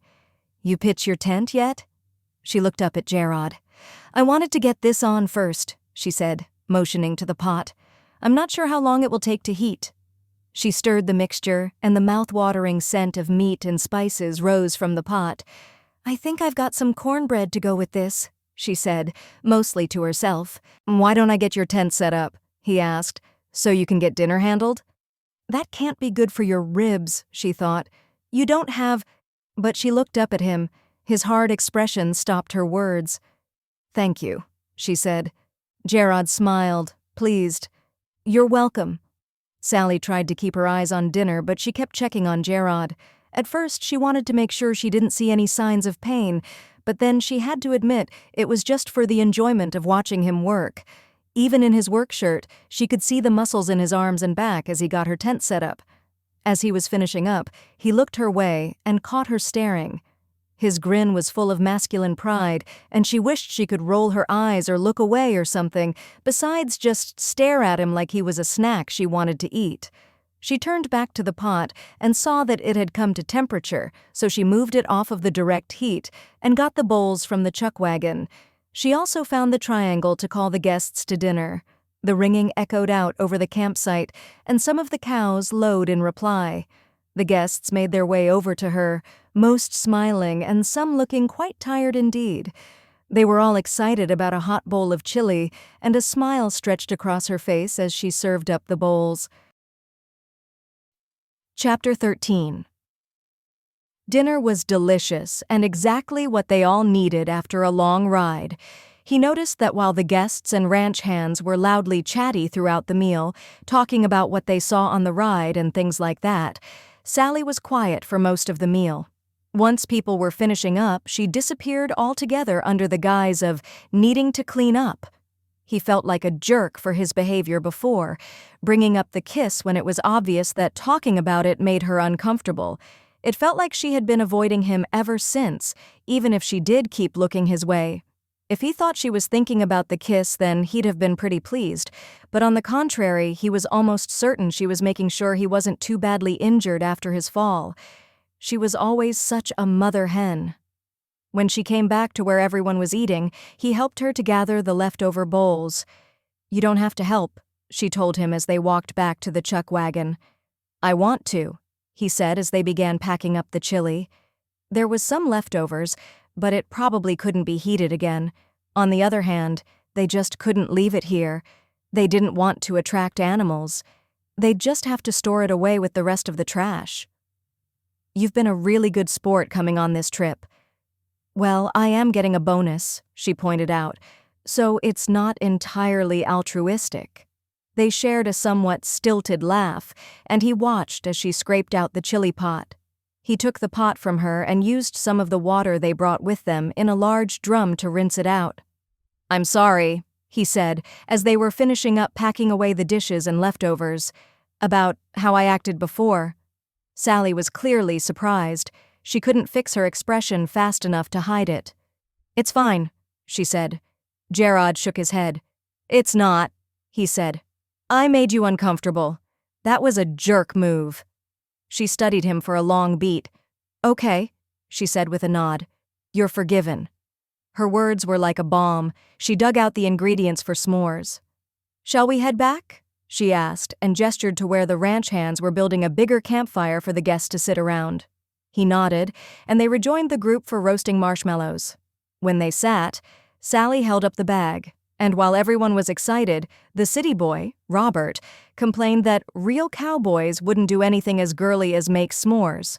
Rodriguez, who was built like a brick wall, dug into the bag of marshmallows. "You think a man can't like something sweet, my friend?" he asked, voice a razor's edge. Robert sneered as the ranch's foreman loaded up his skewer with a half-dozen marshmallows.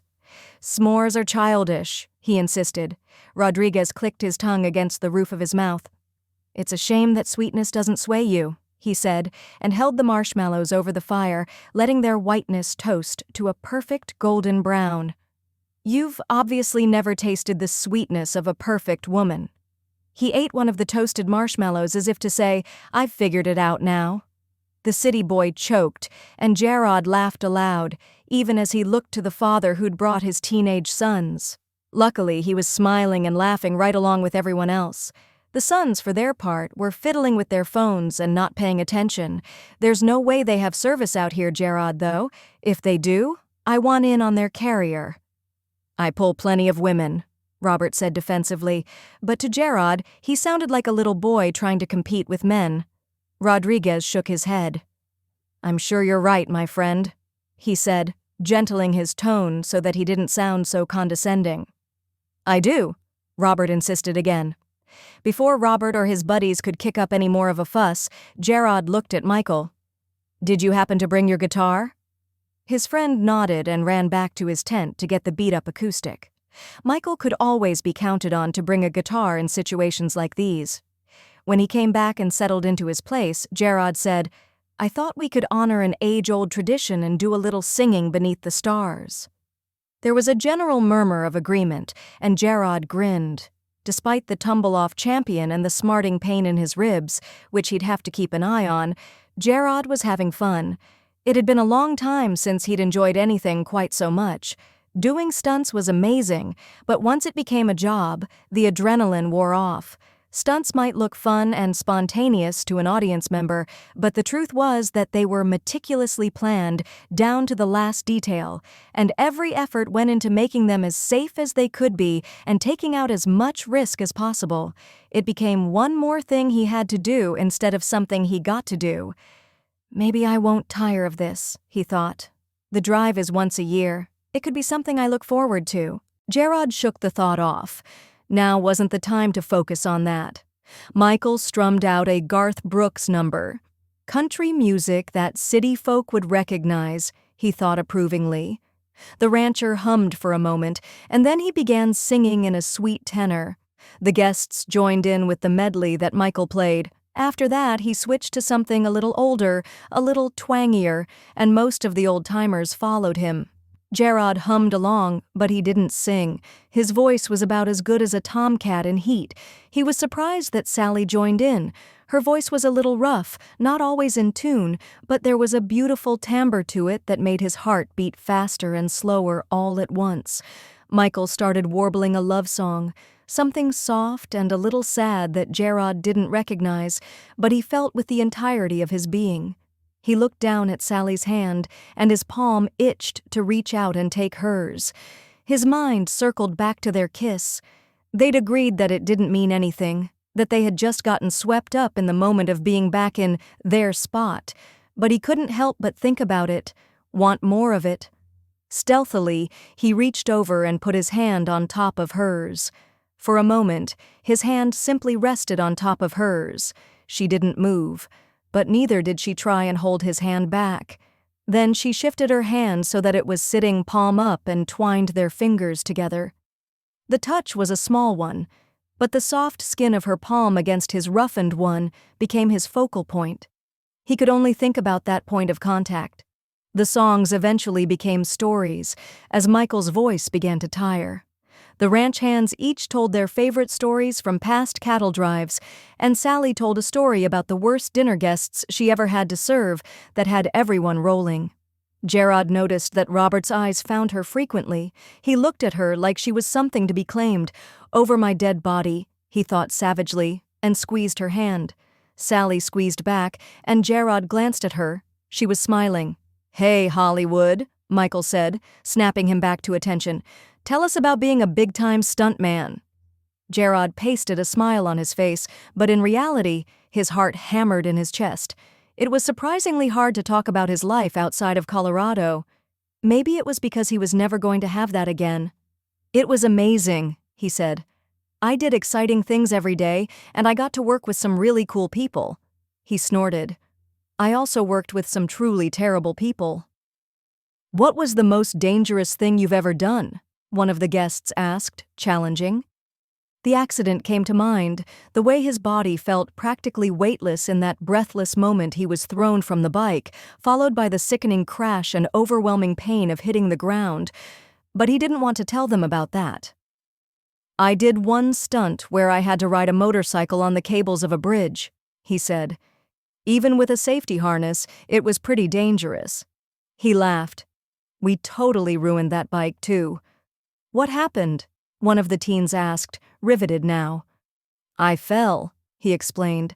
"I got to the end of the cable, and we didn't have the best plan for how the bike would stop, and then the wind blew, and it didn't matter anymore. The bike wobbled, and I threw myself to one side. The bike went to the other and ended up in a ravine." There was a murmur of wonder around the campfire, and Sally's hand tightened impossibly on his. He was about to tell them another story, something funnier maybe, but a crack of thunder boomed across the sky and seemed to shake the land. A moment later, the sky opened up and rain poured down on them. Sally's hand slipped away from his, and for a split second, he was bereft in the absence of it. The guests made a run for their tents, and the ranch hands did what they could to put the fire out and pick up everything that had been left out. Then they were heading for their own tents. Jarod walked slower. The rain never bothered him, and he caught a glimpse of Sally as she ducked into her own tent. She turned, and their eyes met for a split second. Despite the coolness of the rain, he went hot inside just from that one look. Jarod got the impression he could follow after her if he wanted to. She would let him in for the night, he was sure of it. Even as he took a step toward her, Jarod stopped himself. It wouldn't be wise to go to her tent and finish what they started in that hayloft. It wouldn't answer any of the unasked questions between them. It would only make things muddier.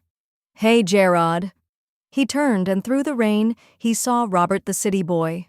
"Hey," he said, "you should be getting to your tent. Riding after a rain is great, but not when you've caught a cold." I just wanted to ask you, Robert said. Is there something going on between you and the cookie chick?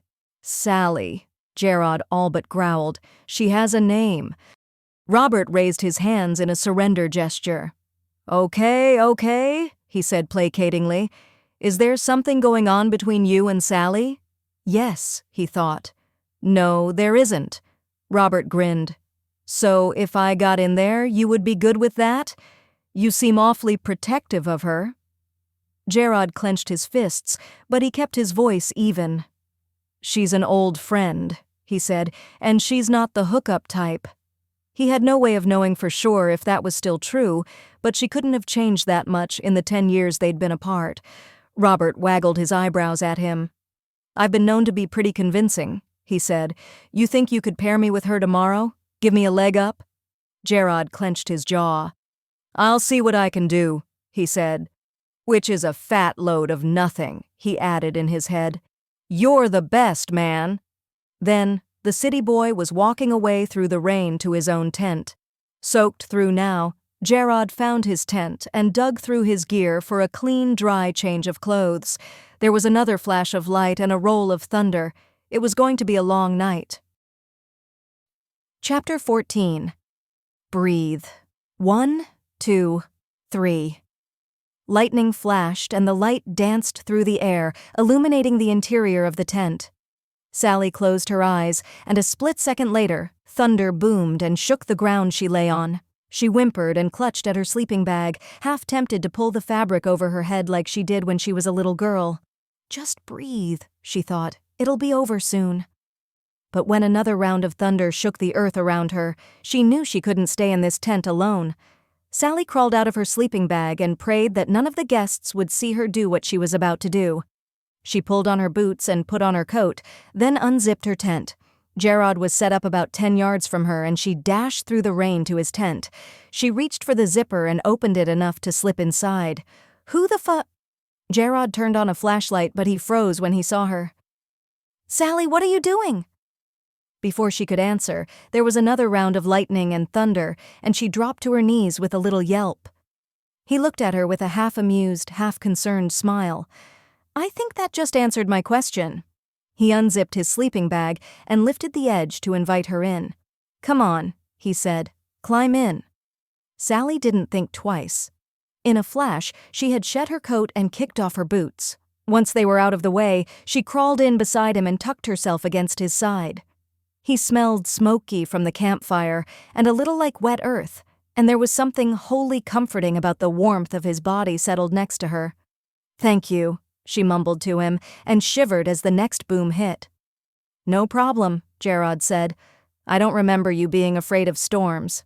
She shook her head and buried her face against him, breathing in that comforting scent. When I was 19, I was home when the tornado siren went off, so I rushed to our cellar. Sally shuddered just thinking about that damp, cramped space beneath her mother's house. I was all alone. I didn't think it would be that big of a deal, but I'd never gone through a tornado alone. I didn't know where the rest of my family was, and I was so scared for my mom and my sisters, and for myself. Jarod's hand found the small of her back, and he began rubbing small circles there, soothing her. That must have been terrifying, he said. She nodded. It shouldn't have been, she said. We've been through hundreds of tornadoes, you know? It shouldn't have been a big deal. Jarod's hand went from her back to cup her face. Being alone changes everything, he said, and there was a haunted look in his eyes. You've been alone a long time, she said, and leaned into his touch. You were alone during your accident. That was my choice, Jarod said. I always knew I could call Frank and Karen in at any point. They knew about the accident. They had to be notified as my next of kin and as my medical proxies on my insurance forms. I was in no condition to make decisions, so it was up to them to give approval for the surgery to take place. As soon as I was awake, they were calling, asking about when they should come in, and I told them they shouldn't. I was surrounded by my agent and publicist, and I didn't think I needed my family. He laughed, and it was a bitter noise that drove her further into his arms. I was an idiot. At least you had a good reason for why you were alone. Sally could barely see him in the dimness, but she could feel the intensity of his stare. What happened? With that last accident? Jarod was quiet for a moment. He shifted so her face was against his collarbone, so he was resolutely not looking her way, and she felt his lips press against the crown of her head. I was on a motorcycle, and it should have been a simple stunt, you know. I'd done more dangerous things in the past, but the bike was supposed to go up over a river and then land on a ramp on the other side, and the team setting up the ramp messed it up. It was too high. I wasn't able to land on it, so I ended up crashing into it. She could feel a tremble go through him. I hit the ground pretty hard. Sally felt like she couldn't breathe. She imagined what that crash must have looked like, how it must have been for him, and her body ached at the idea that she hadn't been there. She should have been. She would have been if things had turned out differently. Jarod, she swallowed hard. I'm so sorry. He let out another one of those bitter laughs. I am such a freak about safety because of my uncle, he said. I'm always the one who pushes for the safest option for anything, but my mistake was that I thought everyone else was as careful as I was. I put my trust in my team to set up the ramp at the right height, and I ended up losing a kidney and my career. Do you want to know the dumbest part of it all? He made another noise of derision. Given the choice, I don't know if I would go back if I could, but I also don't know how to move forward. He rolled onto his back, pulling her with him until she was spread across his chest. I feel like I'm stuck here, but I don't know what else to do. Is being stuck such a bad thing? She asked him. He was tense beneath her, and she could feel his heart against her cheek, pounding out a tattoo. It might not be, he admitted, but I'm not sure yet. I want you to get stuck here, she thought, a little desperately, not just for the sake of her job. Despite everything she'd said about how she wouldn't fall for him again, she couldn't lie and say that she didn't want him. She was always going to want him. That was simply a fact of her life, no matter how much she wished it wasn't. Has it been okay with your aunt and uncle? She asked when the silence stretched on for too long. Yeah, Jarod said. Actually, that's been the weirdest thing. My uncle always rode me, you know? She did. Sally remembered the way Jarod and Frank used to butt heads. They didn't fight per se, but Jarod always had the impression that Frank was disappointed in him, and that made him act out as if to prove he didn't care, which just made Frank crack down even harder. It was a vicious cycle neither one of them had seemed to know how to end. He didn't have the same work ethic as his uncle. He didn't have the same passions.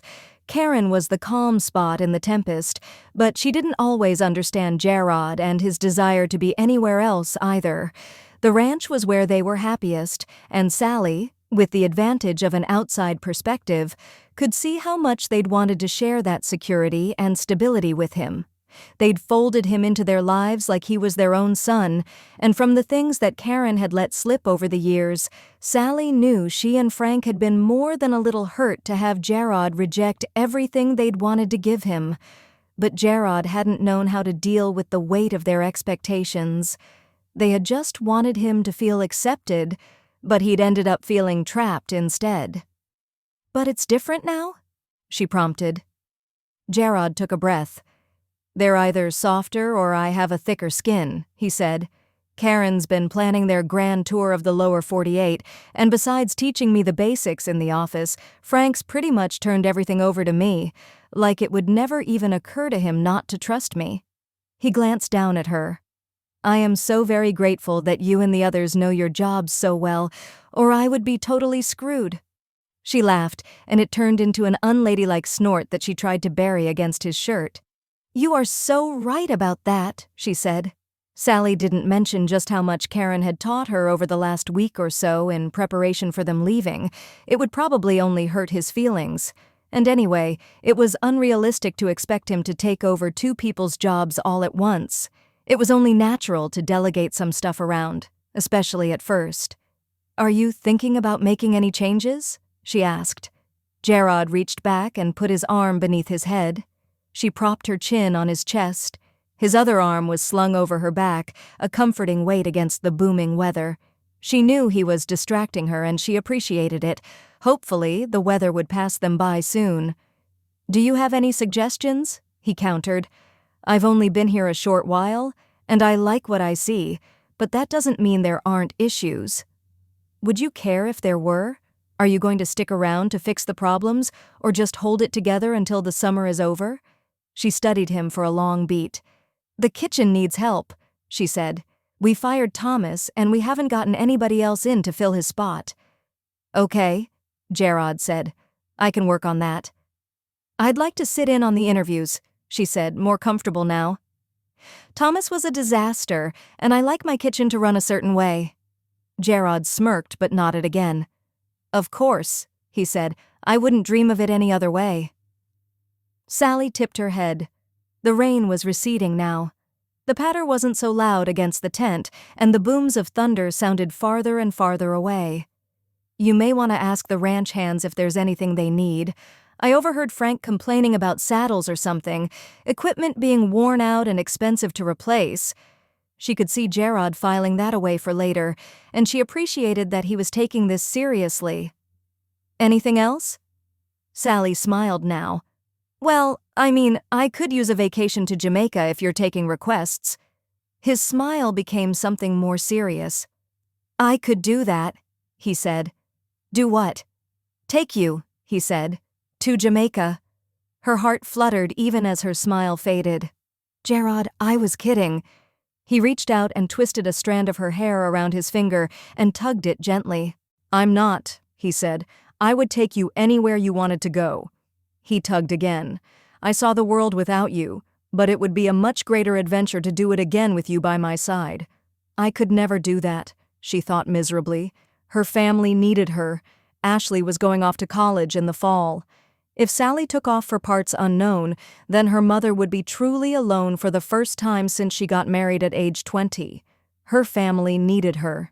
Windy Creek is my life, Jarod, he sighed. We shouldn't even be having this conversation, he said. It was just a dream her mind supplied when he got quiet. A beautiful, wonderful dream. I know, Sally said. She looked around at the tent. It was dark now. They'd need to turn a light on to see each other. I think the rain's moved on. Jarod nodded. Do you need to head back to your tent? Please don't make me. Probably, she conceded. But Jarod sat up a little, leaning on his elbow. But? Sally leaned up, pressing her forehead against his. But I could stay, she said. If you wanted me to. He sucked in a breath. Do you want to stay? Jarod? Tell me that you want me, she thought. Tell me to stay. He let the breath out, and it caressed over her face. Stay, he said. And then the arm around her waist came up, and he cupped the back of her neck. Stay tonight. Then his lips were on hers, and she forgot to breathe. They stayed in that kiss for a moment, and then he flipped her onto her back so that he was hovering over her. Is this okay? Sally reached up and pulled him down to her so she could kiss him again, a soft brush of her lips on his. More than okay. Make love to me, Jarod, she said against his mouth. Please. Chapter 15. The please broke the last of his good sense, and suddenly he had to touch her. If he didn't touch her, he was liable to fall apart. He kissed her lips but quickly abandoned that for the sweet lines of her neck. She stretched up, offering more of herself to him, and he sought all of the places that used to make her sigh when they were 18 and new at this. When he reached the neck of her shirt, a soft gray Henley, he pushed his hand beneath it from the bottom, touching the soft skin of her belly. He and Sally let out the same gasping breath. Can I take this off? He asked. If you don't, I will. He loved how unabashed she was about her desire. Jarod sat back on his heels so that he could help to pull the shirt off over her head. He groaned when she was bared to him. She wasn't wearing a bra. He couldn't see properly in the dim light, and he needed to see her. He reached over and turned on his lamp, adjusting it so that it only emitted a dim glow. When he looked at her, he groaned out loud. She laughed and put her fingers over his lips. We've got to be quiet, she told him, and the light might not be a good idea. What happens if one of the guests gets curious or needs to go to the bathroom? They'd only see our shadows. If we're close enough together, two will look like one, he said. Her back arched into the touch, and she sighed softly. Do you want me to turn the light off? Please say no. Sally stared up at him, and with a soft smile she shook her head. No, she said. I want to see you too. She raised her eyebrow and Jarod laughed and took the hint. He pulled his shirt over his head, and he preened slightly when her eyes raked down the length of his torso. Years of stunt work, and now working on a ranch, had left him with a hard body. He was proud of it, and he liked the way she looked at him. She reached up and put her hand over his surgery scar, much like she did that night in the loft, and he shivered under her touch. Did it hurt? She asked. Hitting the ground hurt, Jarod shrugged. But the recovery wasn't too bad. It's not like I had to relearn how to walk or anything. He put his hand over hers. I've seen stuntmen break their backs or their necks when they get into accidents like mine. I'm lucky I walked away. Sally pressed her hand against him, as if to assure herself that he was really here. Come here, she murmured, and he couldn't resist such an invitation. He covered her with his body, taking a moment to feel the electric zips of her skin against his before her mouth found his again. They lost themselves to their lips and hands. Jarod had always thought he was good at things like this. He was considerate and always made sure that the woman in his bed enjoyed herself. But with Sally, he felt out of control. He had a moment to think that this couldn't be very good for her, but she was clutching him back just as fervently. I need more, she huffed out. I need you. Jarod forced himself away from her, and with shaky hands, he reached for the belt on his jeans. Sally mirrored him, tugging off her pants and kicking them and her panties down her legs. In the dim light, he saw a dark spot on her hip. Is that a bruise? He said, moving to get a closer look. Did he miss her falling today, or running into something? Sally's eyes went wide. Oh, She tried to cover it up, but he grabbed her hand and leaned down so he could get a closer look. Jarod stopped breathing when he saw what it was. Sally, the word came out like a growl. Yeah? She squeaked out. Is that a tattoo of my initials? On her hip was a black JH in a curving, ornate font. It wasn't new, but it wasn't something he'd ever seen before. He glanced at her face. She looked like she wanted to be anywhere else. It might be, she admitted softly. A wave of heat, need, and possessiveness washed over him, and he hated any man who may have seen that tattoo before him. You... He didn't even know what to say. Why? He finally sputtered.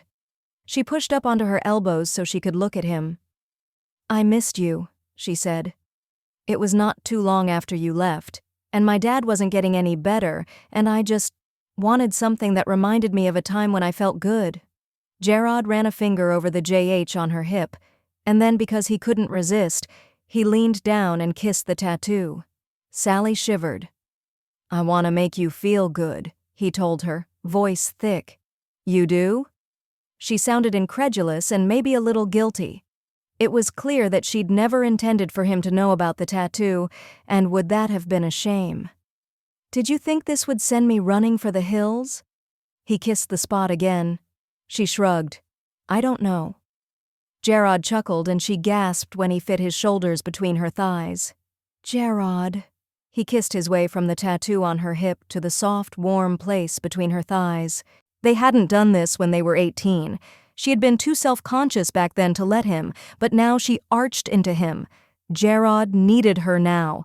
Once he was naked, he went to join her, and stopped. Shoot, he breathed. She pushed up on her elbow. What? What's wrong? He groaned and rubbed a hand through his hair. I don't have a condom, he told her. He hadn't brought any on the drive. Why would I? He definitely hadn't foreseen this happening. Sally bit her lip. He could see the disappointment on her face. Look, it's okay. We can... He reached for his pants, but her arm shot out and stopped him. He looked back at her. She still had her bottom lip clutched between her teeth. He reached over and soothed it with his thumb. Sally? I'm on birth control, she said. And I'm clean. Are you? His heart hiccuped in his chest. Yeah, I am. But, Sally, he choked out. "Are you sure?" "I'm certain I want you." She nodded. Jarod stared at her for a moment longer, and then he was on her again. He kissed her, long and deep, and slid into the cradle of her thighs. After, they lay there, panting and holding each other. He was on the edge of sleep when she nudged him. "We can't sleep like this," she said, her own voice heavy. He chuckled and buried himself against her. "Maybe you can't," he mumbled. "Jarod," she whined, and he sighed and shifted so that he was on his side beside her. She arranged herself so that her back was pressed to his chest. He dragged the sleeping bag over them and wrapped an arm securely around her waist. Sleep found them both soon after. Morning came way too early. Jarod woke with a groan and buried his face against Sally's shoulder. She was still sleeping, and he laughed when he got a sight of her blonde hair sticking out in all directions. He wanted to roll her over and kiss her awake, get lost in her all over again. But he knew he couldn't do that. He needed to get up and get going, see if anyone had noticed them making love last night. It wouldn't be the end of the world if the ranch hands or guests knew they were together, but their relationship was already in such a tenuous place. They didn't need anybody else's opinion right now. As quietly as he could, he moved away from her and pulled on his clothes and boots. He saw a few of the ranch hands checking on the cattle and horses when he came out of his tent, but it seemed like most of the guests were still asleep. He went to the chuck wagon to get coffee going. He could get breakfast started for Sally. She and the kitchen staff had helpfully labeled all of the grub boxes with the day and time each thing was to be used. Luckily, it seemed like eggs and bacon was the meal du jour. 10 minutes into his attempts to fry bacon, Sally joined him. Her laugh reached his ears. "You look like you're having fun," she said, and there was a purr to her voice that made the hair on the back of his neck stand up. "Oh yeah," he replied. "This is great. I should come to the kitchen more often." The bacon grease spat, and the back of his hand sizzled just a bit as it landed on him. Her hand touched his back, just a whisper, and then it was gone. "I certainly wouldn't mind," she said, voice pitched low. Jarod leveled a look at her. "Are you flirting with me, Sally Weston?" he asked softly, just for her to hear. "Might be," she said before she took the spatula out of his hands. "Go help the ranch hands," she said. "I'll get this sorted and we can get a move on." Jarod nodded. "Okay," he said. "We'll talk later?" Sally nodded and winked at him. "Absolutely." Chapter 16. The rest of the drive was uneventful. They got the cattle to the far pasture without incident, no more bad weather or snakes, and then after a quick lunch they started back to the ranch. It wouldn't take as long to get back now that they didn't have the cattle with them, but it also meant there was no further need for them to be sectioned off. Sally didn't have Jarod all to herself, not that they spoke much for the few hours they did have together, but he did stick close to the chuck wagon. "Hey, Jarod," one of the ranch hands called as they rode. "Make sure you tell your uncle about how well this went. We didn't lose a single guest." He smirked, and Sally saw Jarod smile. "I'll do that." "Yeah," Rodriguez said, joining in. "Tell him to keep those developers away." Sally saw Jarod's face change. "Developers?" "What are you talking about?" he asked. He didn't know, Sally thought, and her heart leapt into her throat. They'd talked about his aunt and uncle possibly selling the ranch, but neither of them had directly mentioned the developers. "There's been some rumors," she piped from her seat, "that developers have been poking around, expressing an interest." Jarod looked so serious, so concerned. "I'll speak with Frank and Karen about this," he promised them. "They haven't said anything to me, so it's probably nothing serious." Silence fell amongst them as they pushed onward toward the ranch, and Sally took in the rolling land that stretched in front of them. They still had another couple of hours before they reached the ranch. She saw a creek bend into sight, and Rodriguez called for a stop. The horses needed water, and Sally had a snack planned for the guests. Jarod halted Champion. They dismounted and spread out a little so the horses could get a rest, and Sally quickly handed out the trail mix and homemade banana chips that she and the kitchen crew had made in advance. The flirty guy, Robert, came over with a grin on his face that put her on edge. "Hey, Cookie," he greeted. "I've been trying to get a minute with you since yesterday." "Have you?" Sally said, and ran a hand through her hair. She had left it loose today, but she wished she hadn't. She touched it too much when she was nervous, and that got even worse when she didn't braid it back. Whatever for? Well, you know, he said, leaning against the chuck wagon. I work in Denver, but I get a lot of time off. Sally, can I speak with you? Jarod asked gruffly, gesturing to the trees that were a few yards behind them. Privately? She glanced at Robert, who wore a sour expression. Sure thing, boss, she said, and followed him.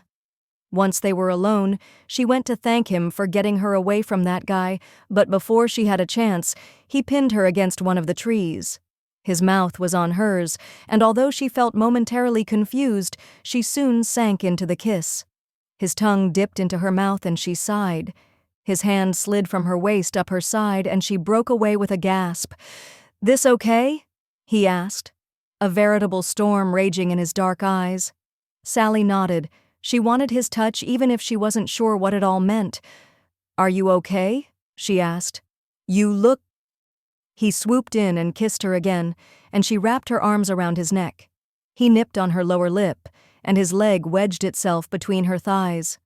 Sally shivered and tried to work out how far they could take this without getting caught. His fingers found the buttons on her shirt and plucked a few open. She felt almost an ache of anticipation. I've never wanted anyone's hands on me in the way I want his, she thought dazedly as his fingertips brushed her body. "Boss," it was Rodriguez. "You around here?" She heard the foreman's stomping feet, and Jarod wrenched away from her with a heavy sigh. "Coming," he said, and cast an apologetic look her way, his fingers running along his lower lip. He headed back to where the foreman stood so that the man wouldn't come any closer. Sally rebuttoned her blouse and did what she could to fix her hair. When she reached up to run her fingers through it, she came away with a bit of bark. Great, she thought, and did her best to get all of the bits out of her hair and off the back of her shirt. She returned to the chuck wagon, and Robert was standing there, arms crossed over his chest. "That took long enough," he complained. "Oh," she said. "I apologize. I didn't think you'd be waiting around." Her hands itched to sneak up into her hair, but she pushed them into her pockets. "What did you need?" "To ask you out on a date," the man said, slapping on a smile she was sure he meant to be charming, but that actually came off as a little creepy. "You're single, right?" "Am I?" Her eyes found Jarod. He was still talking to Rodriguez about something, and both men seemed at ease, smiling. She hadn't seen him this relaxed in a long time. He looked like he belonged exactly where he was, but she couldn't be sure he felt the same way about it all. "I'm sorry," she said, looking back at Robert. "I'm kind of in a thing with someone." The man didn't look impressed. He raised a dark blonde eyebrow. "A thing?" he asked. "Not a relationship?" "It's complicated." She spread her hands and shrugged. He pursed his mouth. "How very Facebook of you." Sally let out a little huffed laugh. "Maybe," she agreed, "but I don't want to mess it up." "Sure." Robert didn't look any happier, but he dipped his head in agreement. "No problem. Sorry to have bothered you." He stalked off, back to his buddies, and she made sure everything was secure in the chuck wagon. She was checking on Buttercup, the pretty mare was chewing on prairie grass, when Jarod came over. "What did the city boy want?" he asked, and the tone told her he already knew. "He was asking me out," she said, "but I suspect you knew that." Jarod all but growled, and she couldn't stop herself from giggling. "Are you jealous?" He clenched his hands, and she was left wondering if he wanted to touch her. She hoped he did. "I'm not jealous," he insisted. He let out a groan and shook his head. "Let's talk about this later, yeah?" he asked. "We need to get these folks back to the ranch." Sally nodded, but she couldn't help but feel a little disappointed that he hadn't finished his sentence. She knew what she wanted him to say, that he didn't want anyone else to touch her, that he wanted to be the only one who got to do that, but she couldn't demand that he say it, or it wouldn't count. She didn't want this to just be physical, but she couldn't ask for his heart or give hers unless she knew he wasn't going anywhere. She climbed behind Buttercup and flicked the reins to get started, But as soon as the wagon lurched, so did her stomach. She was so sick of this wagon. How does George do this every year? "Sally, are you okay?" She looked at Jarod, who was back to trotting at her side. The chuck wagon hit a bump, and she whimpered as her stomach clenched. "I think I've got motion sickness," she told him. "Here," he said, pulling Buttercup to a stop. "Switch with me." Jarod halted Champion and dismounted again. Sally eyed Champion warily. The stallion was absolutely huge, and she remembered how he had reared back at Toby not too long ago. On the other hand, she remembered how she and Jarod used to ride him, and he was always sweet when she came down to the stables with sugar cubes. "I'm not sure I can handle him by myself." "You can," he assured her. "He may look like a beast, but he's a great ride." She wanted so badly to make a dirty joke. About 30 came to mind, but she bit her tongue. "Are you sure?" Jarod reached out to help her down. "Can't have our cookie fall apart now," he said. "We're in the home stretch." She still felt a little anxious as he helped her climb into Champion's saddle. The horse was a bit bigger than she was used to, but once she was settled and the stirrups were adjusted to her height, she knew that she would be fine. Jarod climbed into the chuck wagon and flicked Buttercup's reins. She kept pace with him, and she hid her smiles when Jarod lurched this way and that. "I suppose taking a gator next year would ruin the experience?" he asked her. Sally snorted. "I'm sure George would appreciate it," she said. "I, for one, won't be volunteering to come again." "No?" He sounded sad about that, and she nearly said she would volunteer the moment he did, but she imagined that would be a step too far. "I'm not the best at camping," she said, and then felt her cheeks heat up. "I don't know," he said. "I think you did the camping bit just fine." He let out a barking laugh. She looked forward, still blushing, and found Robert glancing back at her. "We're being reckless," she thought. But was it truly reckless? It wasn't like they would be in trouble for seeing each other, so why did it bother her so much that someone might know what they were up to? "Because you aren't sure where you stand," her mind supplied for her helpfully. In the distance, the collection of buildings that made up the ranch bloomed into view, and Sally wished she could gallop Champion for the last mile or so. The horse had been forced to go slowly for days, and she could feel the way he wanted to stretch his legs. He kept pulling forward, just a little, and he would snort when Sally would rein him in. "He wants to run," she told Jarod. "I don't know if he gets the chance to do a proper gallop anymore." "Then go," Jarod said. "If you feel comfortable, that is." Sally looked ahead. It wasn't that far, and Jarod was close at hand if Champion got out of control. She glanced at him, body jerking with the bumps as Buttercup plodded along. "Are you sure?" Jarod nodded. "Go," he urged. "Champion deserves it after nearly 2 days of keeping pace with the wagon." She laughed and then gave Champion the signal to pick up the pace. The horse made a happy noise and immediately sped up. Once he had gotten ahead of the ranch hands and guests, she took his fast trot into a gallop. Her laughter seemed to echo around them as the stallion's true speed kicked in hard. It felt like she flew over the land, and the ranch loomed larger and larger on the horizon. As they barreled in, she slowed him again, and by the time they reached the corral and stables, Champion was trotting. He was happier than she'd seen him in days. She felt his exuberance echoing her own happiness. As he came to a stop, she reached out and patted his neck.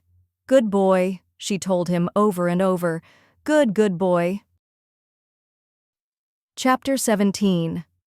Jarod arrived at the ranch dead last on the chuck wagon, and he could not be happier when he finally pulled to a stop. Sally had been right. The wagon was the worst thing ever. It lurched terrifyingly over dips and bumps, and it felt like it was going to rattle apart at any moment. The thing was a literal antique. He made a note to poll the staff and possibly put up a poll on Facebook about whether anyone would mind if they updated the cattle drive a bit. It was a great experience, but why did that have to include subjecting the cookie to seasickness on dry land?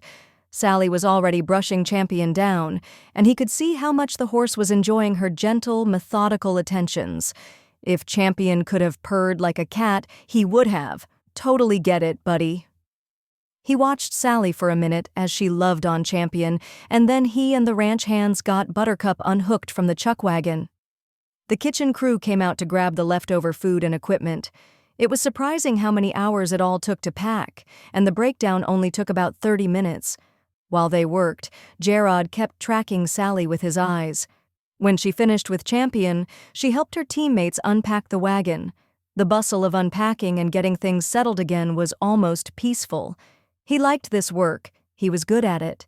In fact, he was enjoying all of his work on the ranch, even the parts that felt less easy and familiar, but there was a niggling part of him that worried it wouldn't be enough. Right now, he enjoyed the peacefulness that was in such sharp contrast to LA, but what if he decided later on that it was too quiet? Too routine?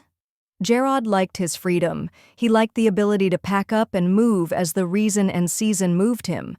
But he couldn't do that and still have Sally. She would never leave Windy Creek or her family. He knew that, and he didn't want to start those arguments over again. So the question became, could he stay here for her? For the ranch? Given that whatever was growing was undefined, he wasn't at all sure.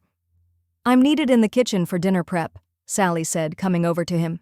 "Do you and the hands have it here?" Jarod frowned, but nodded all the same. "I think we'll manage," he told her.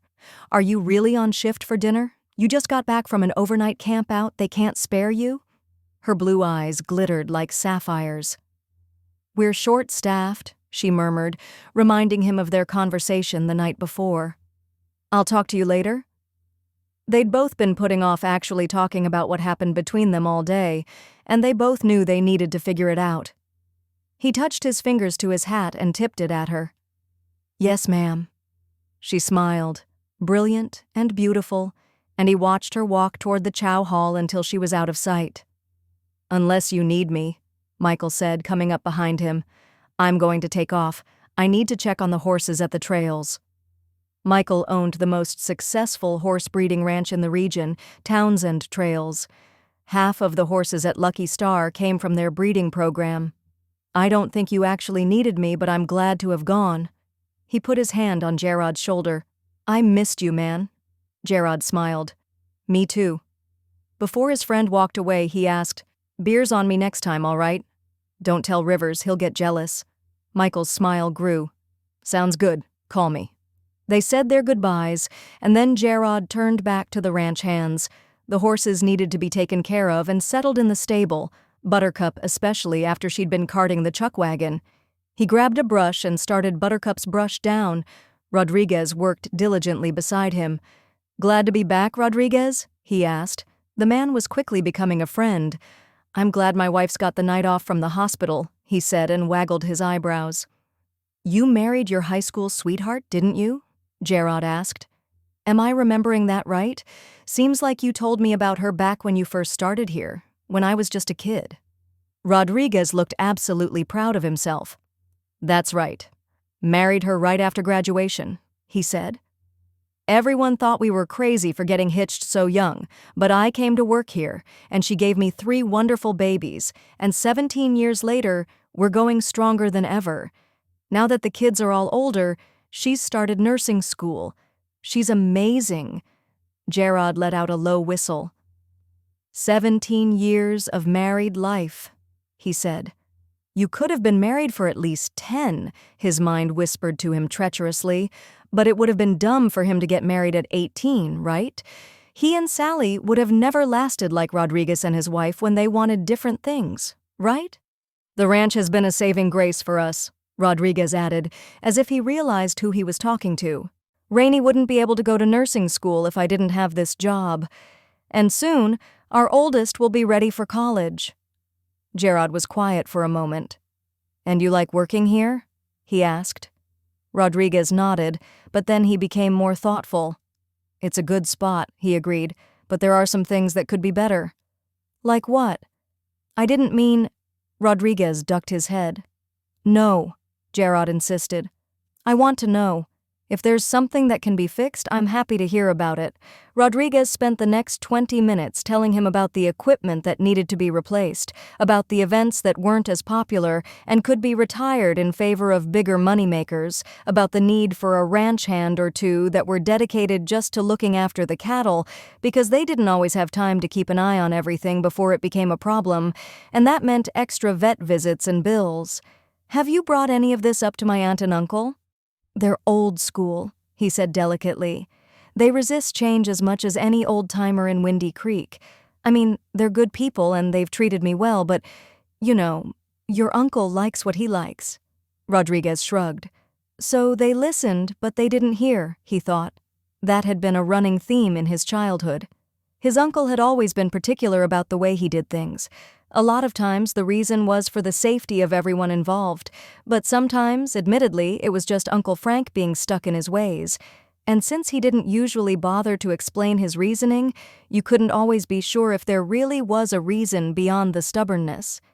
These days, Jarod was inclined to give him the benefit of the doubt, but he hadn't been nearly so generous when he was 18. I'll look into this stuff, okay? See what could be done. What about the developers? Rodriguez asked. He looked as nervous as Sally had been, and it hit Jarod that this place meant way more to people than he ever really allowed himself to believe. I'll ask about that too, he said. I'm hoping it's just a rumor. Rodriguez gave him an appraising look. Me too, man, he said, surprised by how much he meant it. After the horses were taken care of, Jarod told Rodriguez to go home to his wife, and the man thanked him and practically sprinted for his truck. He wondered what it would be like to have a person who he was that excited to see. But don't you? An image of Sally crossed his mind, and almost as if on cue, his heart began to beat harder. Just thinking of her made it hard for him to focus on anything else. He tried to bury himself in the chores he knew were building up. He also needed to go check in with Frank and Karen about the drive, but his mind kept turning back to Sally again and again. I need to see her, he decided. See her, and maybe kiss her again. Finish what he started against that tree. He took out his phone and brought up her contact and sent her a message. Come to the main house after dinner service. I'll give you the night off from cooking and make grilled cheese. It was a lame offering, but he knew he couldn't compete with her skills in the kitchen. He would just stick to the things he knew he could do well. After 5 minutes, she sent back an affirmative, and he found himself picking up his pace as he walked back to the main house. About an hour and a half later, Sally knocked on the door. Jarod answered it and ushered her into the kitchen where he had 2 plates of grilled cheeses and simple tomato soup that Karen absolutely did not help him make, set up for them. How's your aunt and uncle? She asked as they sat. They're great, he said. I didn't get to say much more than the drive went fine before they decided they were going out for dinner. They weren't interested in your grilled cheese? Sally glanced down at her plate. Jarod snorted. More like, they've had my cooking before and believe in self-preservation. Sally's eyes went wide, and she looked down at her dinner with a little more fear in her face. I promise I can do grilled cheese without poisoning anyone. It's hard to mess up. She nodded, and then with a smile that was more of a grimace, she picked up her sandwich and took the first bite. Her shoulders relaxed. It's good, she said, sounding relieved. He took a bite of his own sandwich, enjoying the melty cheddar and sourdough, and did his best to not stare outright at her. She'd plaited her hair at some point, long enough ago that several strands had worked their way loose, and she looked just this side of frazzled, but maybe a little excited too. Was that because of me? He hoped so. Sally! They had to talk about last night. He needed to know what it all meant, and he was willing to bet $1 million that she was feeling the same way. His girl never did have any patience. My girl, he thought. I like the sound of that. I talked to Rodriguez about things that need changing around here. Sue him. He was a coward. Oh, yeah? Jarod nodded. He gave me a lot to think about, he said. Some of the things he mentioned I can do no problem, but there were others that are going to take time and planning. I'm not sure if I can get to it all by the end of the season. You could leave a list if there's to be another manager, she pointed out, not sounding pleased with the idea. He wanted to rush to reassure her, but he held himself back. "I could do that," he admitted. "But I don't know for sure what I want in the long term, but more and more, I keep thinking about sticking around." She couldn't have looked more surprised if he had grown wings and taken flight. "What about your stuntman school?" Jarod had been thinking about that, and he'd been surprised to realize that the idea of returning to LA didn't hold as much allure as he had expected it to, and besides, "My stunt days are over," he said resolutely. "How can I teach future stunt people if I can't demonstrate anything?" He could leave it at that, but there was something about the open look on her face that pushed him to keep talking. "I think I'd be too afraid to show them stunts, even the ones that wouldn't risk my kidney." He felt weak admitting it. Sally reached out and took his hand, squeezing it, and he let out the breath he was holding. "I came here because I wasn't sure if I had anything else," he said. "The accident took everything away from me, and I thought that I had to find a new path. This was meant to be a rest stop to give me time to think, but it's becoming something more." Sally, who was always incredibly beautiful to him, looked even more stunning now. She was looking at him like she was falling in love with him all over again, and it felt good to have her look at him that way. "Are you saying that you're going to stay?" she asked. Jarod couldn't say definitively yes yet. That would be backing himself into a corner, and he wasn't yet ready for that level of commitment. "I'm saying that I'm thinking about it," he said diplomatically. "I feel at home here," he told her, "but I also worry that feeling will become suffocating later on." Admitting faults and weaknesses was hard for him, but he needed her to understand him, all of him. He wanted her to see every bit of him, because if she could see those insecure parts of him and still look at him like she was right now, then he would know he was precisely where he needed to be. "I worry that I'm suffocating sometimes." Sally squeezed his hand again. "Underneath all of the things that I have to do for my job and for my family."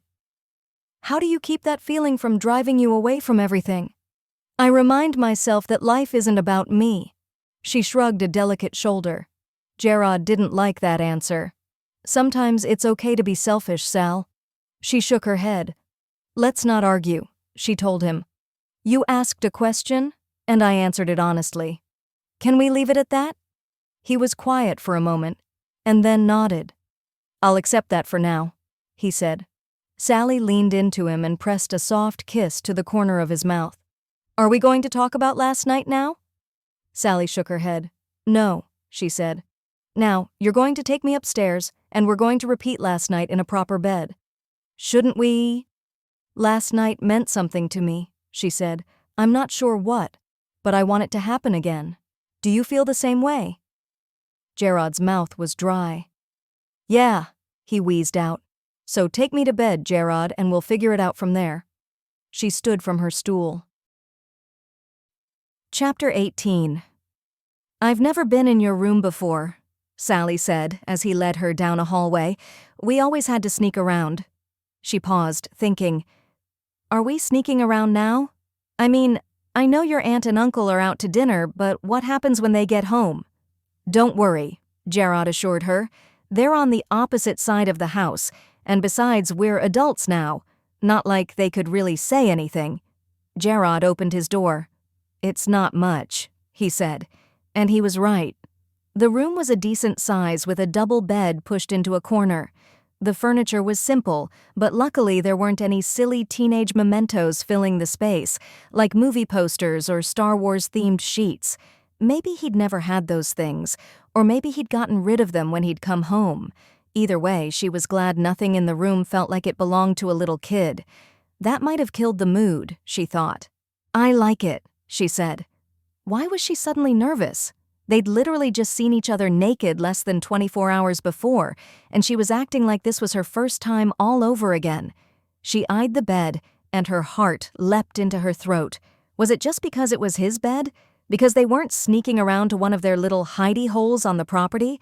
Whatever the reason, being here made everything feel more real. She crossed the room to his window and looked out. He had a great view of the corral from here. When she glanced up, she saw the moon, and that made her smile. Jarod came up behind her and wrapped his arms around her waist, resting his head against her shoulder. "Did you know I started talking to the moon so that I could feel close to you?" she confessed. He stared at her through their reflection in the mirror. She liked him being such a strong presence at her back. "How does that work out exactly?" Sally felt her cheeks flush. "Well, I figured if I was seeing the moon, then there was a chance that you were seeing it too," she said, trying to explain it. The more she said out loud, the sillier it sounded to her. "So I started talking to the moon the way I wished I could talk to you." She shook her head, but resisted the urge to hide her face in her hands.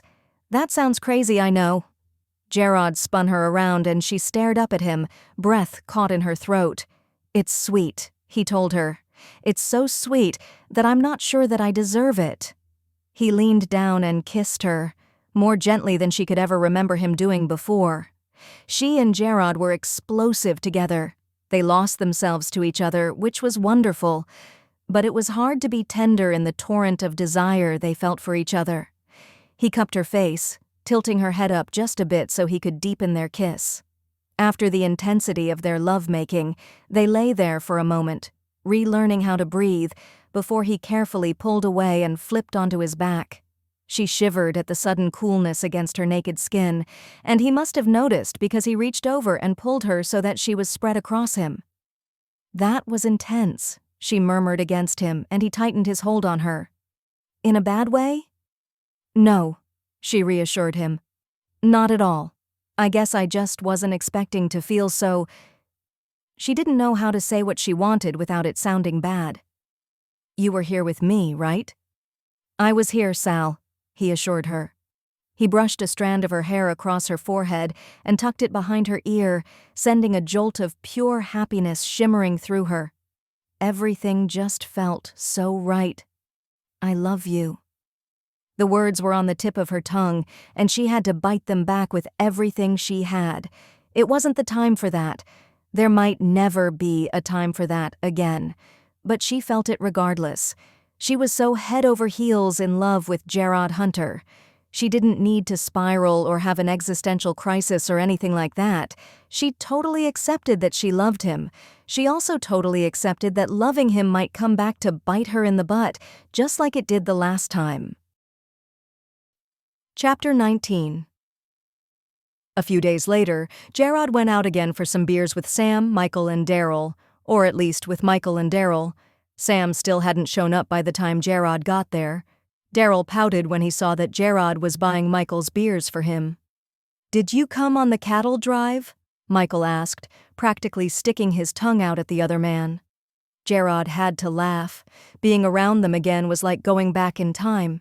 He hadn't realized how much he missed being the Jarod Hunter that he used to be, getting to genuinely laugh with his friends and not worry that they're only interested in him because of what he can do for their careers. "So," he said, putting down his now empty glass, "I guess we need to talk about Mustang Crossing. You said it was a business decision, not personal. What does that mean exactly? How bad off was he?" The other guys shared a look. "A year or so back, the ranch started struggling, and you know how that can go," Michael explained. Jarod did. He'd watched it happen time and time again with other smaller ranches when he was growing up. A little struggle could turn into a big struggle really quickly. "It went south, and Colin didn't have much of a choice. It was either think of something new or sell the land. And you know he'd never sell." Jarod nodded. He knew Colin would have to be pried off that land. He sighed. He was going to have to get over this. Frank and Karen weren't happy about the idea of Mustang Crossing as competition, but they weren't mad at Colin anymore. He'd seen Frank and Colin talking at the cleanup. There hadn't been smiles, per se, but Jarod had gotten pretty good at reading his uncle's expressions. The man had looked almost proud. "Healthy competition can be a good thing, right?" he asked his friends. "I mean, all of the other ranches are competing with each other in a way." Michael nodded. "And from the way Colin tells it, he's offering a different kind of experience at his place. Less about providing activities and a real cowboy experience, and more about having a nice country setting where people can have events, you know? Weddings, retirement parties, stuff like that." Jarod nodded. "That makes sense." And it was a relief to hear. It really did sound like the two businesses could be different enough to not get in each other's way. Daryl sipped at his beer, looking over Jarod's shoulder toward the door. "So," he said as casually as he could manage, "you're not mad at Colin?" "Am I?" Jarod thought for a moment, and then shrugged. "I guess not. Especially since it doesn't seem to have done any harm. The Lucky Star isn't hurting for bookings." Daryl grinned. "Great." He stuck his fingers between his teeth and whistled. "McCabe! Carden! Over here!" Jarod whipped around to see Colin McCabe and Sam Carden making a beeline for their table.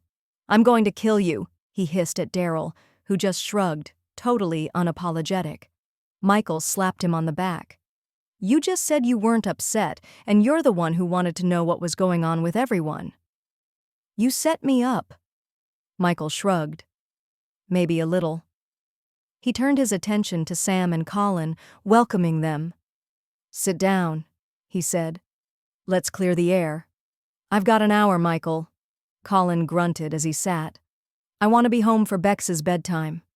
"Sure thing." Michael gestured at Jarod, as if they had agreed on what Jarod would say. He stared blankly back at his best friend until the man sighed. Jarod had known all of these men since they were kids. He'd played on each of their ranches, gone trick-or-treating with them, played on sports teams with them in high school. But while things with Michael and Sally seemed to click back into place immediately, Jarod felt like a stranger here. Colin sighed. "Look, Jarod, I'm sorry if my converting the ranch is going to be a problem." "Hey!" The table turned. A few older men had approached them. "You're that Hunter kid, right?" one of the men asked. Jarod snorted at the word kid, but nodded anyway. "I am, yeah." He took a swig of his beer. "Can I help you gentlemen today?" Working with ranch guests had definitely helped Jarod with his people skills. "Is your uncle selling the Lucky Star or not?" the man demanded to know. "We have a bet going, and I want to know if I've won so I can see my payout." "Did you bet yes they're selling or no?" he asked, even though he didn't really want the answer. The old man smirked at him, an almost unkind look. "I bet that the Hunters were through with Windy Creek, and you all were moving on, unloading the place onto the highest bidder." He crossed his arms over his barrel chest. "So, am I right?" Jarod wanted to run. He could feel the eyes of his friends trained on him, waiting for his answer. He did his best to put on a casual smile. "You'll have to stay tuned," he said. In all honesty, he didn't have an answer. He had wanted to talk about this situation with his aunt and uncle days ago, but their night out when Sally came over became an impromptu weekend away to test the waters of leaving the ranch in Jarod's hands and being cooped up in an RV together. From the few texts he'd received, they were doing just fine getting along despite being in close quarters, and his aunt was considering moving their ultimate departure date up by a week or so. They were due back at the ranch sometime tomorrow, but their actual time of arrival hadn't really been nailed down. Jarod had been fine with that the last time he'd spoken with them, but now he knew the time for this conversation had come. If anything, it was overdue. He couldn't wait any longer to get some answers. The old man's face twisted, clearly annoyed. "You don't know crap, do you, kid?" The tone in the man's voice surprised him into a laugh. "I very rarely do, sir," he said.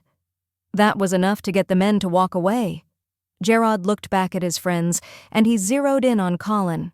"Look, if Mustang Crossing works as a dude ranch, that's great. The Lucky Star has bigger problems to deal with, so can we just not do the big tense apology that isn't a real apology?" Colin nodded. "Sure," he said, and when a waitress came by, he and Sam ordered themselves something to drink. An hour became several, but the group was laughing and enjoying themselves again. Jarod got to spend the rest of the evening not thinking about what was going on with his aunt and uncle and the developers.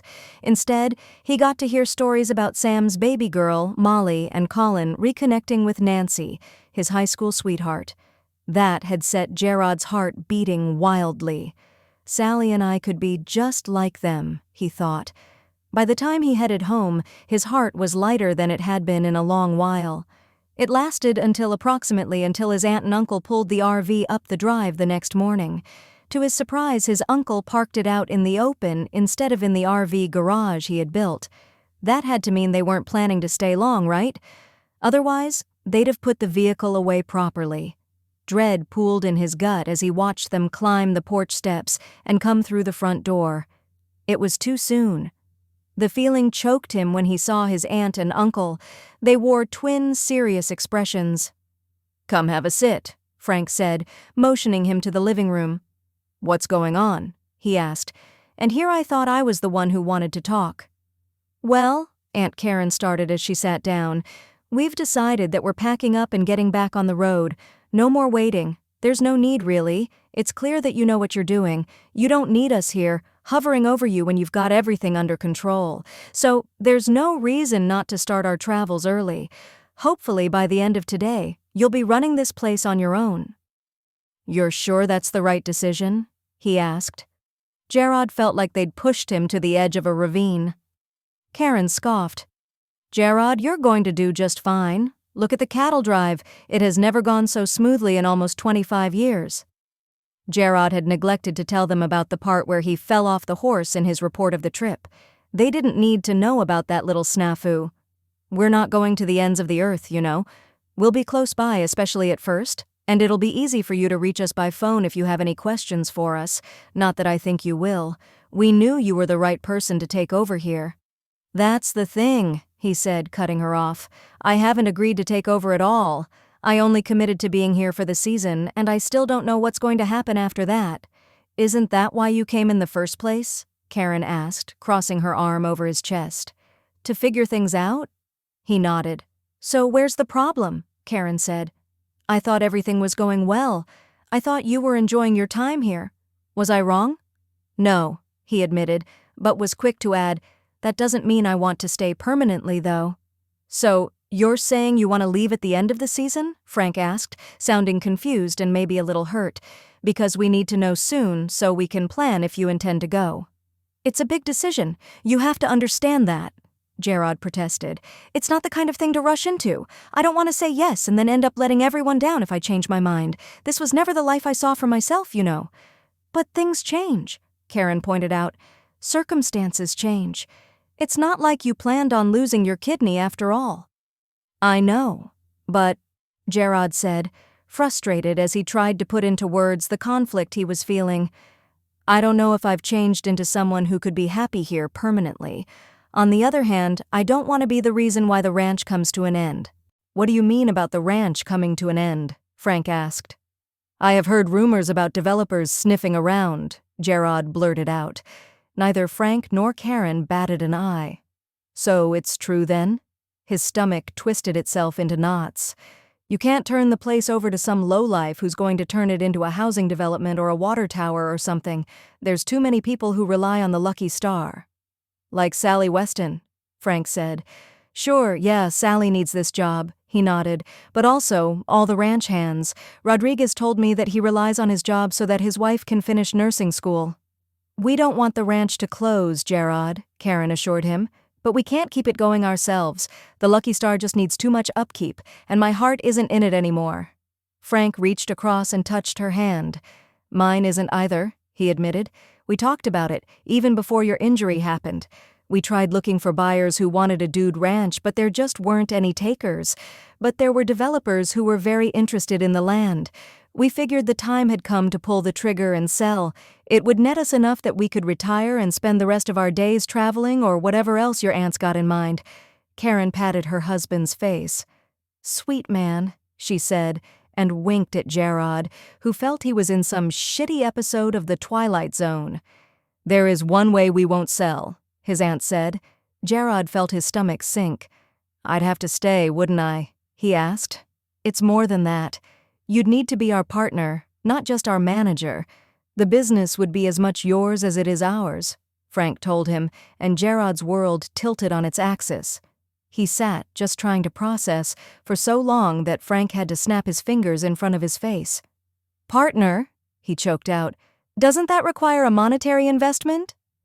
"Eventually," Karen said, "but we don't really need the money at the moment. You could pay it off over time." "Why would you want to share your dream like this? I don't deserve it." The walls were moving in around him. He was suffocating, just like he'd worried he would. Frank rolled his eyes at that. "It's not about deserve," he said. "This ranch is a Hunter family business.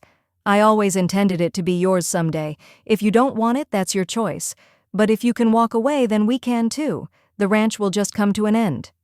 "At the expense of your team," Jarod said. "What's the alternative?" Frank asked him. "Should we stay? At the expense of our future? We'll be as fair to our employees as we can, but we aren't going to live our lives based on what's best for other people." "It's time, Jarod," Karen said kindly. "We're tired, and we want something else now. If you're willing to step in, then I'll admit that's what we hoped would happen, but like your uncle said, you can't live your life based on what someone else wants. If this isn't for you, then you've just got to let us know what you want, so we can figure out what the next steps are." "What would it mean to be partner?" he asked. "Would it be legal?" Frank nodded. "We would add you to the mortgage, the deed, and put you on all the bank accounts. You would be solely responsible for the day-to-day management of the ranch. You wouldn't answer to me or Karen." "It would be mine?" he asked. "Even more than it is now." "It was always meant to be." Frank nodded again. "Frank, show him," his aunt cajoled. He looked at his Uncle Frank, who was looking more than a little red. He reached underneath the sofa and pulled out a sign. He flipped it around and showed it to Jarod. Lucky Star Dude Ranch was on one line. The second line read, "Run by Hunter and Son." Frank handed the sign to him. "I want you to take over the ranch, Jarod. You deserve it, and so do we." "But if you decide not to," Karen broke in, "then that's okay too. We've got that planned out as well." Jarod couldn't breathe. Two heavy options were laid on his chest. "Can I think about it?" he asked. Frank and Karen nodded. "We'll be gone for about a week, but we'll stop back before we leave Colorado to see what you've decided," Karen said. A week. He had 1 week to make one of the biggest decisions of his life. What was he going to do? "I'll have an answer for you then," he promised, even though he hadn't the foggiest idea of how to make this decision, let alone so quickly. "Enjoy your trip," he choked out, and Karen got up to throw her arms around him. "We'll love you either way, Jarod," she said, somewhat tearfully in his ear. "Please know that we won't punish you for choosing whatever you think is best for yourself." At one time, that meant running far from Windy Creek and the Lucky Star. Today, he had no idea what it meant. "I love you too, Aunt Karen," he said. "Go have your adventure, you deserve it." Karen pulled away and patted his cheek, and then she and Frank had to go get packed up for a more long-term departure. Jarod sat in the stillness for a handful of heartbeats, and then he decided what he needed to do first. He needed to speak with Sally. Chapter 20. You should see it. There's a developer over at the property right now, using one of those architectural rulers and marking the place up with stakes. Sally was at the market in Windy Creek, preparing to put in her weekly order for the ranch, and the words, called out casually across a grocery store aisle, stopped her short. She nearly tripped over herself. The gossipers were shocked into silence as she stumbled her way into turning around to look at them. "Are you talking about the Lucky Star?" she asked. "I work there." "I'm sleeping with the manager," she added in her head. "There aren't any developers out there." The woman who had spoken, the secretary at the high school, Sally realized, let out a little noise of derision. "I think you should be focusing on finding yourself another job," she told Sally. "From what I've heard, the Hunters are lighting out of our little town for good." "You're wrong," Sally insisted, but her words came out with all the uncertainty she felt.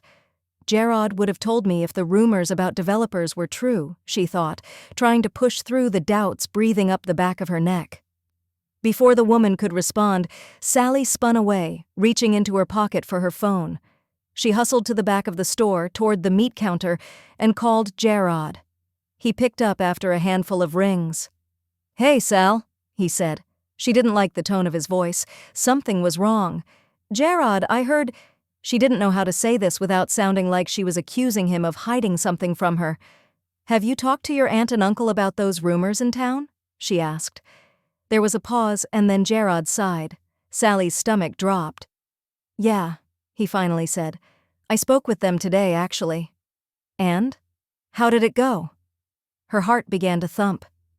They want me to be a partner in the ranch. That's not what I thought he was going to say, she thought. Jarod, she breathed. That's amazing. Is it? His tone made her freeze. Is it not? Sally asked. You told me that you were rethinking the stuntman school, right? Yeah, he said, but it's a huge decision.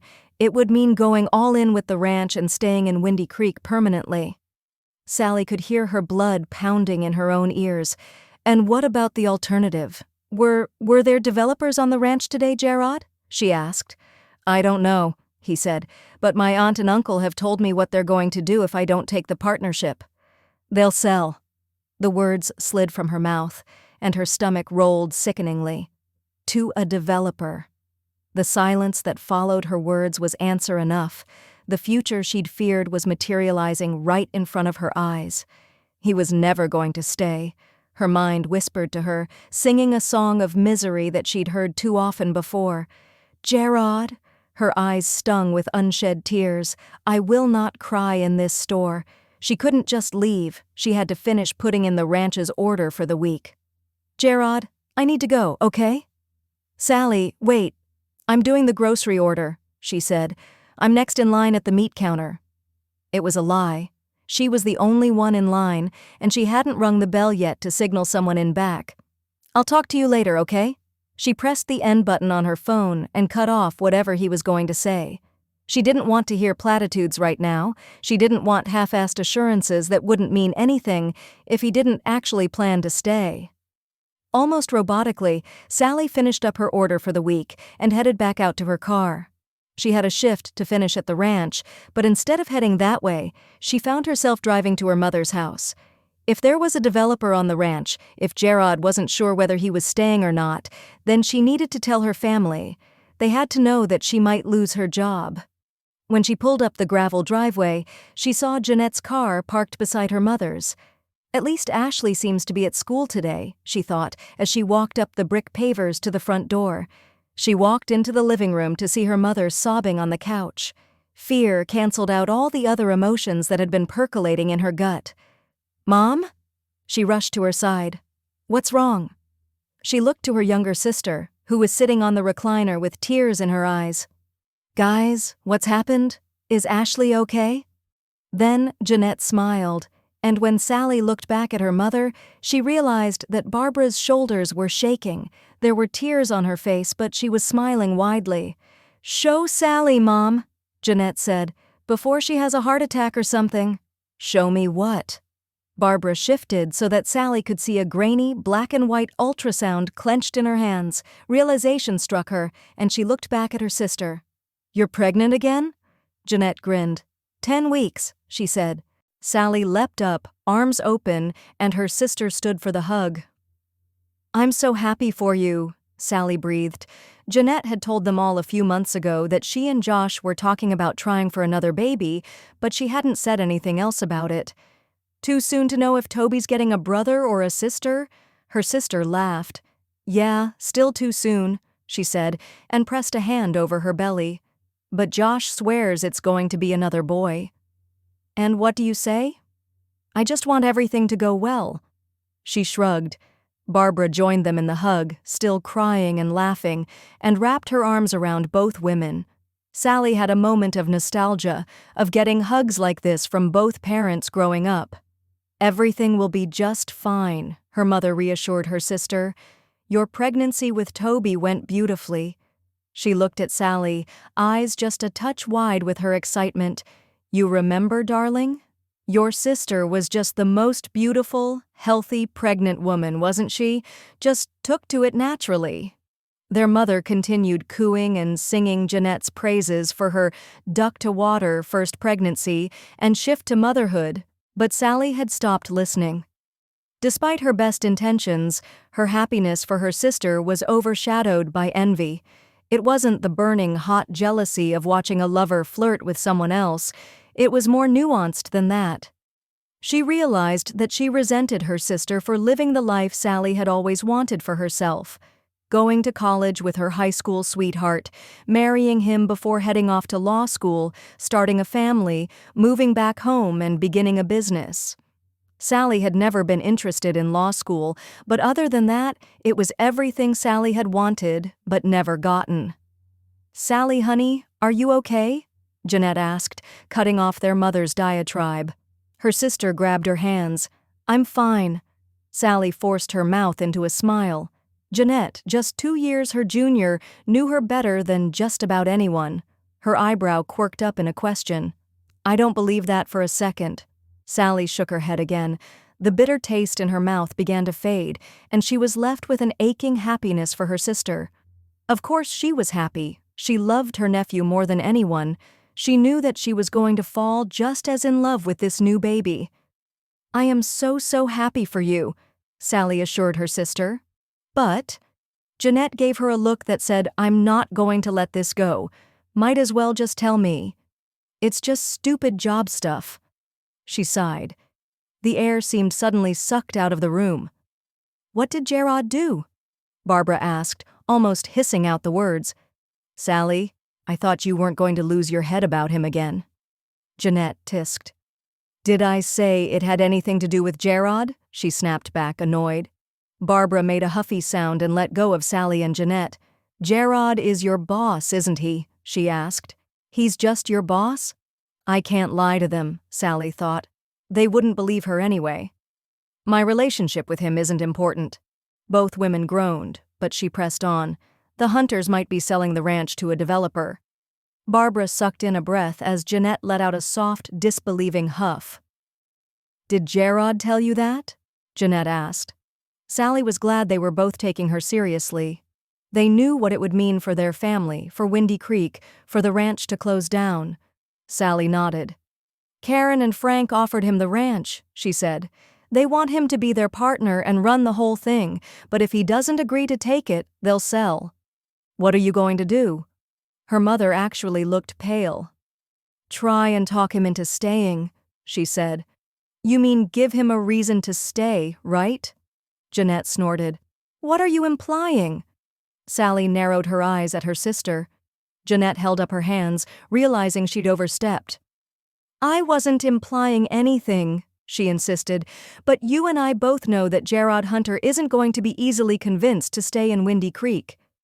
She wasn't wrong, but Sally felt her mouth twist into a frown. "No pressure at all," she muttered to herself. Barbara put a hand on her arm. "Exactly," she said. "Maybe the Hunters leaving this area would be the best thing for everyone." "Mom, how could you say that?" Jeanette asked. "You know how important that ranch is to the town?" Their mother shrugged. "You never know what they would do with that land. It's thousands of acres. They could put in an industrial complex and more housing. It could be the jolt Windy Creek needs to grow." Sally scoffed. "Or they could drill for oil or put in a natural gas refinery, and the whole town would stink." She pinched at the bridge of her nose. "Would it be so terrible if Jarod and I fell in love again?" she asked. "If I never stopped loving him in the first place?" "Of course not, darling," Barbara said, though her tone wasn't very convincing. "I'm just worried that you'll get hurt again." She sighed. Barbara and Ashley had said as much before she went on the cattle drive. They didn't want her to lose herself to Jarod again, but Sally just couldn't figure out at what point she became lost. She had been sad, yes, but she had never faltered in the last 10 years. She had been their emotional and financial support. She had stayed for them. She hadn't followed the love of her life the way they had always planned. She had broken both of their hearts, and she hadn't regretted a moment of it because her family had needed her. "I'm fine, Mom," Sally promised. Barbara patted her cheek. "If you say so," she hedged, making it clear she didn't agree. Sally could have screamed. "Don't be upset," her mother tutted. "I'm just telling you my concerns." "I know, Mom." She looked at her watch and groaned. "I've got to head back," she said. "I need to be getting dinner prep started." She hugged Jeanette again. "Seriously, I am so happy for you," she said.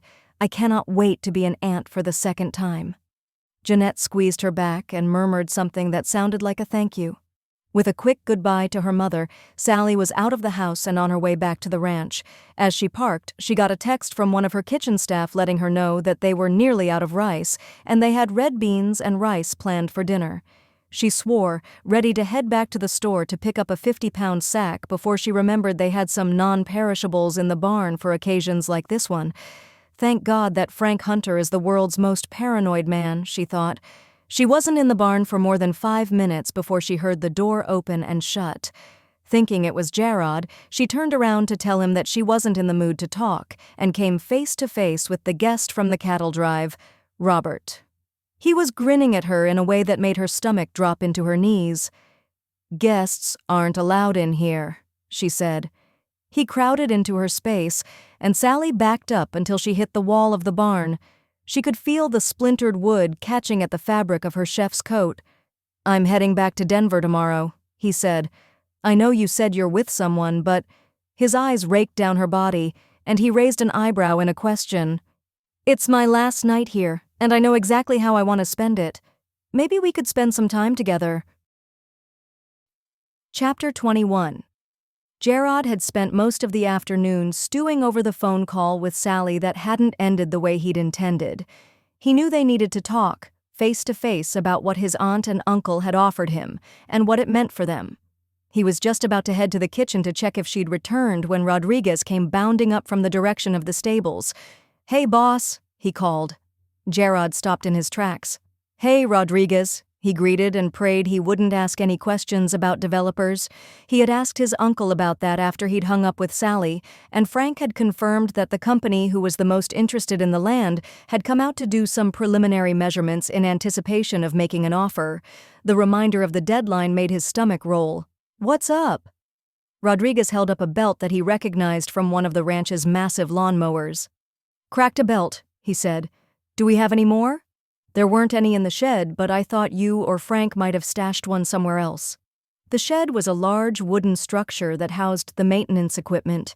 Usually, all manner of belts and wheels and blades were stored there. Jarod racked his brain, trying to think of where another belt might be. "Let me go check in the barn," he said. "I think I saw some pieces and parts in there." Rodriguez nodded. "I'll finish up with the small mower today," he said. "Just wanted to let you know." The ranch hands had been coming to him more and more for their problems, even the ones that they could or had already fixed themselves, and whatever they told him, the ending was always something like "just wanted to let you know." To Jarod, it sounded like a test, to see how he'd react, to see if he'd know what the solution was, to see if he'd keep his head in any situation. He wasn't sure what kind of score he'd generated so far, but a part of him, a larger part than he would probably like to admit, hoped that he was passing. "Thanks, man. I'll get it taken care of," he said. That seemed to be the right answer, and Rodriguez left him with a gruff, "Good." Jarod reversed his course and headed for the barn. The faster he got this done, the faster he could get to Sally in the kitchen. Coming through the barn door, intent on his task, Jarod stopped short when he saw the city boy, Robert, standing against the far wall. Guests aren't supposed to be in here, he thought. There was a sign on the door declaring this a visitor no-go zone. Then he saw that the man had Sally nearly pinned against the far wall. He was in her space, leaning in close. White-hot anger bloomed in Jarod's belly. He felt nearly savage, watching this man crowding in on the woman that he was. That I'm what? In love with? Sleeping with? Did Jarod love her? It was way too soon to decide that, but he couldn't deny the tightness in his chest at the thought of her with anyone else. On the other hand, loving her would complicate things so much. He'd loved her before when he was 18, but he'd been young and stupid enough to think it would be easy to find love again. That arrogance, added onto the hurt from their last fight, had made it possible for him to walk away from her and not look back. He was older and hopefully wiser now, and he was a lot less sure he'd be able to leave her behind if he truly was in love with her again. But would it make sense to stay just for love in a place where he felt trapped? Would that end with him resenting her at some point down the road? There were too many questions, and he had no idea how to answer them. What he did know was that seeing her here like this made him furious. When he realized that her back was ramrod straight, and he took in the clear discomfort on her face, his vision tinged with red. "What's going on here?" he announced, pitching his voice up so that it boomed in the cavernous space. Robert jumped back, looking incredibly guilty. "Hunter!" he all but yelped. His voice was high and slightly panicked. "I was just—" He glanced at Sally, whose blue eyes were a touch too wide, and he swallowed hard.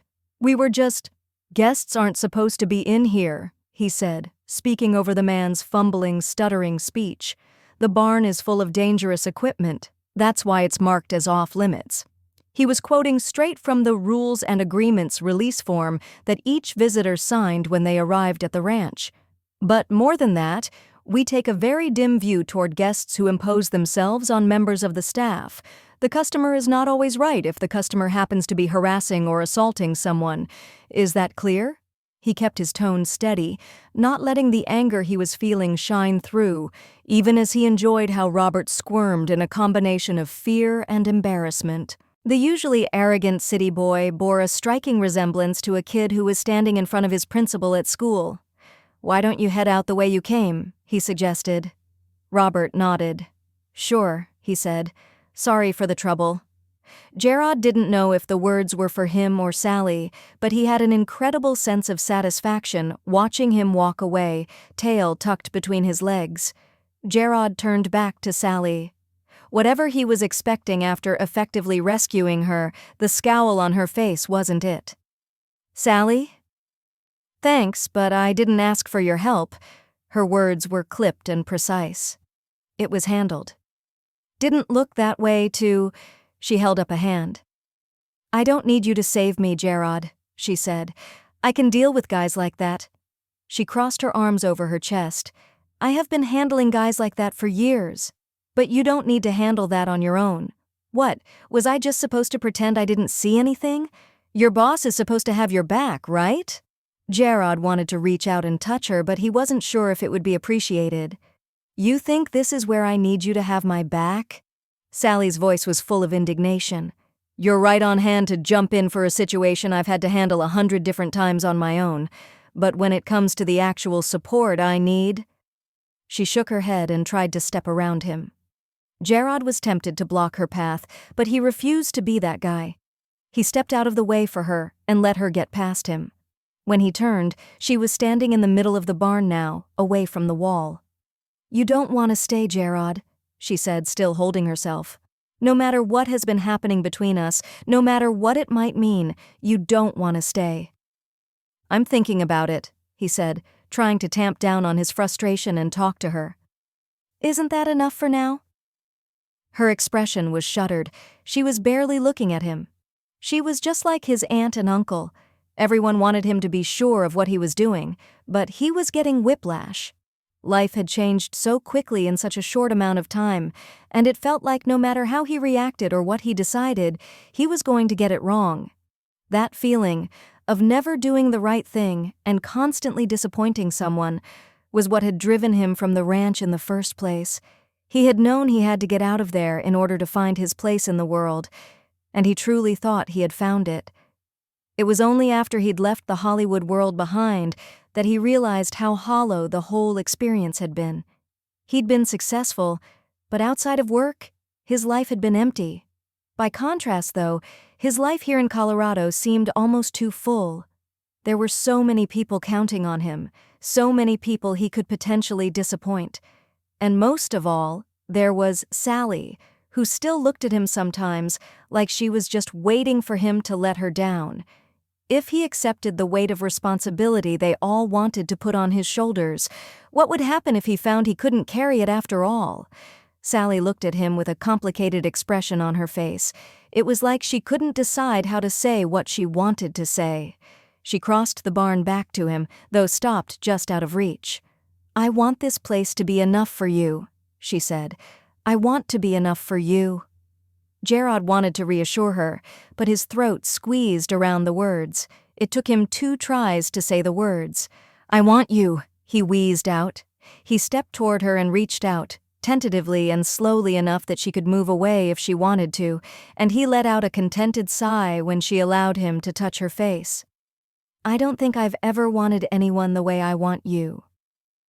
"I want you too," she admitted softly. She reached up and touched the hand that cupped her face. Her blue eyes met his, and he had a moment of feeling like he was in a free fall. Being with her gave him the same rush that stunting once did. No, he thought, being with her is better. He leaned in and kissed her gently. "Stay," she said against his lips. It was a plea and a command all at once, and he very nearly promised her he would, and yet somehow, the words just wouldn't come. Jarod made to pull away, but she threaded her arms around his neck and clung to him. He couldn't stop himself from encircling her waist with his arms and holding on just as tightly. "I need you to stay," she said against his chest. "I know," he mumbled into the crown of her head. "I know, and I'm sorry." Sally tilted her head up to look at him. "Why are you sorry?" she asked warily. "I hate being the cause of that look in your eyes." "What look?" She looked away from him now. Jarod touched her chin, brought her eyes back up to meet his. "You look like a woman who's convinced she's about to have her heart broken," he said, voice barely above a whisper. "I'm not trying to break your heart, Sal." "I know." He shook his head. "You're expecting me to break it anyway." Jarod didn't mean to sound accusatory, but even he could hear that his words came out that way. Sally looked so incredibly sad, and his heart wrenched knowing he was the cause. He kissed her again, trying to kiss the frown from her mouth. "My aunt and uncle gave me a week to make my decision before they sell to the developer," he confessed. "A week? We don't even get to finish out the season?" Sally's breathing stuttered. "Sally?" He wanted her to stop talking that way, but if he couldn't outright promise he would stay, he didn't have a right to pretend the sale wasn't a real possibility. "I need to go," she said. "I have dinner to prep for." She wrenched away from him, and he felt the movement in his very soul. "Sally, please." She looked up at him, a condemnation clear on her lips, but instead of yelling at him, or telling him that it just wasn't going to work between them, she leaned up and kissed him. The kiss wasn't soft or chaste. She kissed him like she had every intention of ruining his entire life. It took him a moment to respond, but then he was feeding at her mouth, clutching her to him in a bid to never let her get away again. His teeth sunk into her bottom lip, a sharp nip that had her gasping, and then he soothed the bite with his tongue before he dipped into her mouth to taste her. They stayed locked in that embrace for several long minutes before the need to breathe drove them apart. "Don't break my heart, Jarod," she said. "That was never my plan, Sal." Chapter 22. "I asked him to stay and he apologized," Sally said, staring at the burger that Mary Elizabeth set in front of her. She was supposed to be cooking for her mother tonight, but she'd called and canceled. After everything that happened, with Robert, that creep, and then with Jarod, she had needed to see someone who knew the whole story and would give her unbiased advice. Mary Elizabeth was quiet for a moment before she called to her manager that she was taking her break. Then she slid into the seat across from Sally. That doesn't sound good, Sal," she said. "I know," Sally all but whimpered. She had to stop herself from thumping her head into her plate. "What happened?" She didn't want to explain the whole ordeal, but Mary Elizabeth's eyes were big and sincere, and she melted beneath her friend's gaze. "A guest cornered me in the barn," she said, and on Mary Elizabeth's gasp she added, "I'm fine. He was a little creepy, but I had it handled. But then Jarod burst in and practically chased the guy off and—" She sighed.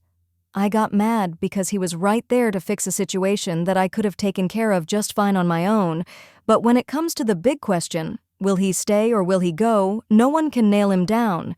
He told me that his aunt and uncle gave him a week to decide to take over the ranch, or they were going to sell." "So you asked him to stay?" Mary Elizabeth filled in.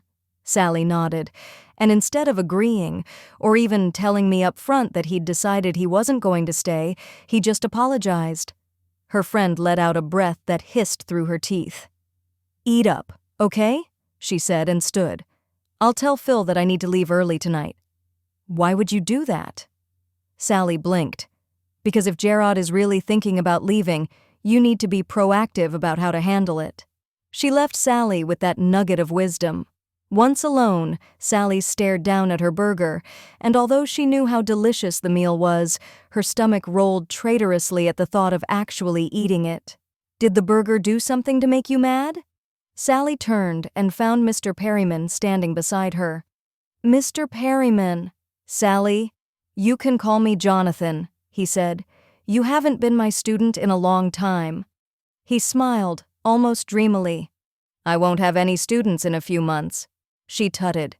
"Windy Creek High School will never be the same." "Windy Creek will never be the same in general if the lucky star's gone," her mind whispered to her. Mr. Perryman shrugged. "It's someone else's turn," he said. "I'm ready for whatever comes next." Sally wasn't. She wanted everything to stay exactly the same as they'd always been, with the exception of Jarod sticking around this time. "But what if you hate it?" she couldn't help but ask. "What if you find yourself missing what you had, and it's gone?" He looked at her as if he could read every fear like a book. He had that ability. It was one of the things that made him a good teacher, his ability to see people. "Change can be scary," he agreed. "The unknown is definitely intimidating, but what's life without some adventure?" Before she could begin to unpack that, Mary Elizabeth was back, and she tutted when she saw that Sally hadn't even taken a bite of her meal. Sally just shrugged, a little embarrassed.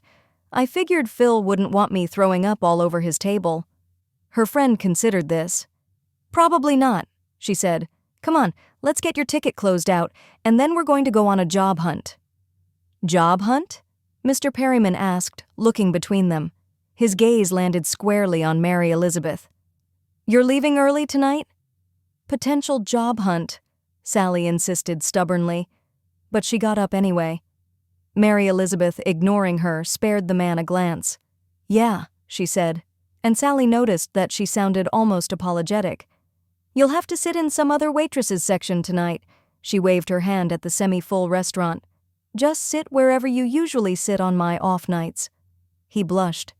Mr. Jonathan Perryman, the single wisest, calmest man that Sally had ever known, the one who had seen it all and was never rattled no matter what happened in his classroom, actually blushed.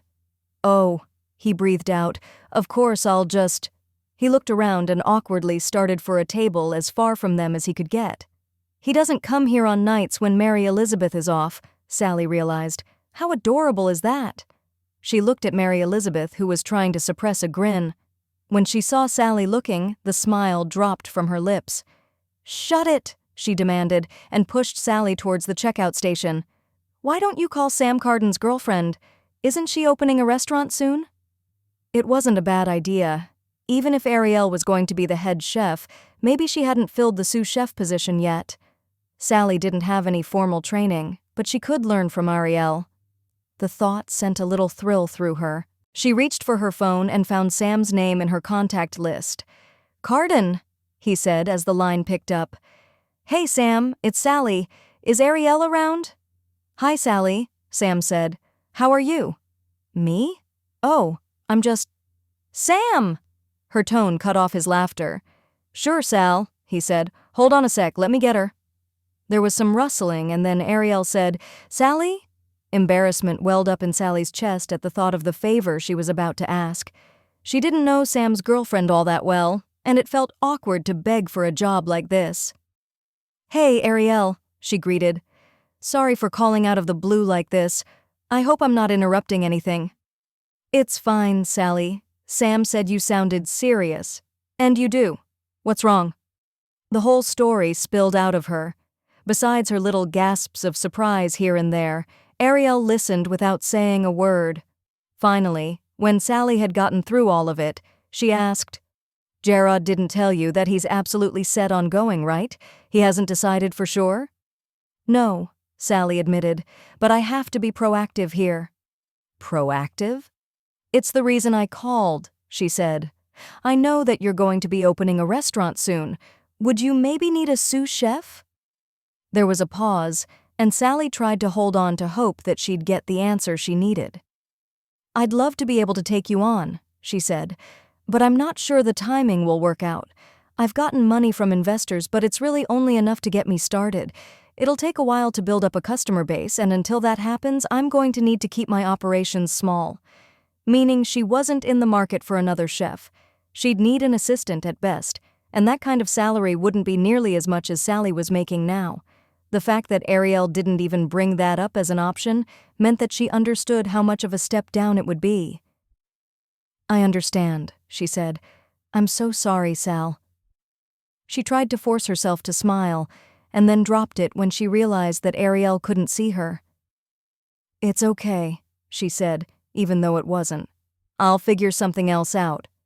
"Maybe he'll stay." That hurt too much to think about. "I just want to have options." Ariel hummed. "I get it, trust me." They bid each other goodbye, and Sally hung up with a sigh.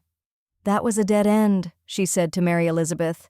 "Don't give up yet. We'll figure something else out." The women went to the main counter to settle up the bill.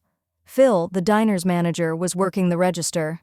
"Hey Phil, you wouldn't happen to know anyone who's interested in hiring a chef? In Windy Creek?" The older man let out a self-deprecating laugh. "We're not even looking for a day cook here." He scratched at the back of his neck. "There might be a spot at the Chuck House in Prairie View." The Chuck House was the closest thing to a steakhouse in the area.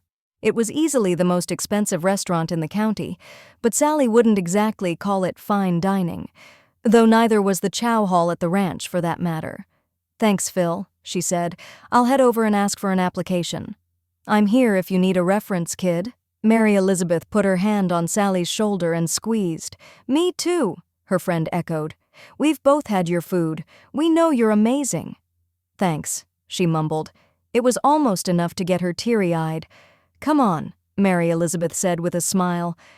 "I'll drive to Prairie View with you. We'll get an application in." Sally nodded, feeling almost resigned to the whole thing as they left the diner to climb into her car. The drive to Prairie View was relatively short. It was only around half an hour away on the interstate, and Sally tried to imagine doing this drive every day. It wasn't horrible, but she would hate it. The drive to the ranch was shorter, and it went through some of the prettiest, slowly rolling hills. The interstate wrapped around the mountains. In the winter, there would be days that she wouldn't be able to make the drive with the snow. What would she do then? Call in? Move to Prairie View? The Chuck House was located on the main street of the small town. It was a squat, brown building, and when they got out of the car, Sally could smell smoke. For someone going to eat in this place, it would smell great. For someone who might work there, it was a nightmare. "I would have to keep my work clothes in the garage or the smell would get onto everything," she said, staring at the building. "Be positive." Mary Elizabeth nudged her shoulder. "We're being proactive. If it comes to nothing and Jarod takes over the ranch, then that's amazing, but if not, I'm still covered," Sally said. "I get it." They walked into the restaurant together, and the hostess, a girl who was maybe 16, greeted them with a wide smile. "Hey, y'all," she said. "Can I get y'all a table tonight?" "Actually," Sally said, "I heard there might be a position available in the kitchen. Can I speak with your manager?" The girl nodded and plucked a walkie-talkie out of her stand. "Hey, this is Lucy," she said, pressing the button. "Can you send Luke up?" There was a pause, and then the walkie rattled. "What's up, Luce?" She pressed the button again. "There's a woman here asking about Jeb's old job." She eyed Sally. "Real pretty, too." "Be right there." Well, that's not creepy at all, she thought, and tried to keep the smile on her face as a man who looked to be around her age came to greet them. "Hey, I'm Luke," he said, and held out a hand. Both she and Mary Elizabeth shook and told him their names. "Which one of you is the chef?" Sally smiled. "That would be me," she said. "I heard you had a chef's position open and thought I would come ask about an application. You have experience in the kitchen?" She nodded, still smiling.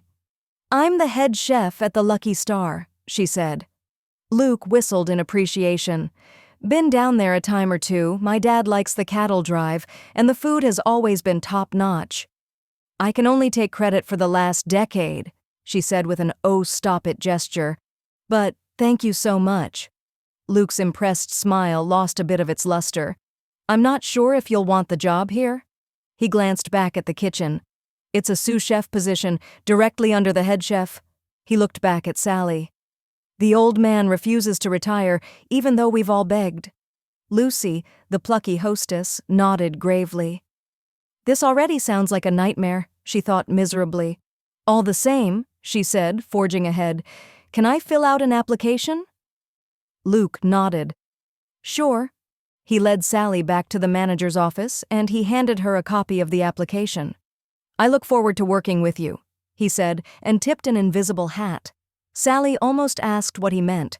Surely filling out the application wasn't all it would take for her to get the job, but when she stopped to think about it, she realized that a steakhouse in the middle of nowhere probably didn't get many applicants, especially with her level of experience. The job likely was hers if she wanted it. He allowed her to sit at a table and brought Mary Elizabeth a Coke while she filled out the application. Sally tried not to feel angry or bitter while she filled in all of the blanks about her past work history and the like, but it was a near thing. It just wasn't fair that she had poured her heart and soul into a business, and now she might have to take a step down in terms of position and money because her loyalty didn't end up counting for anything in the end. Maybe, Mary Elizabeth's voice broke into her bitter thoughts, you could stop scowling while you're doing this. They'll never hire you if you keep looking at the application like it said something personally offensive to you.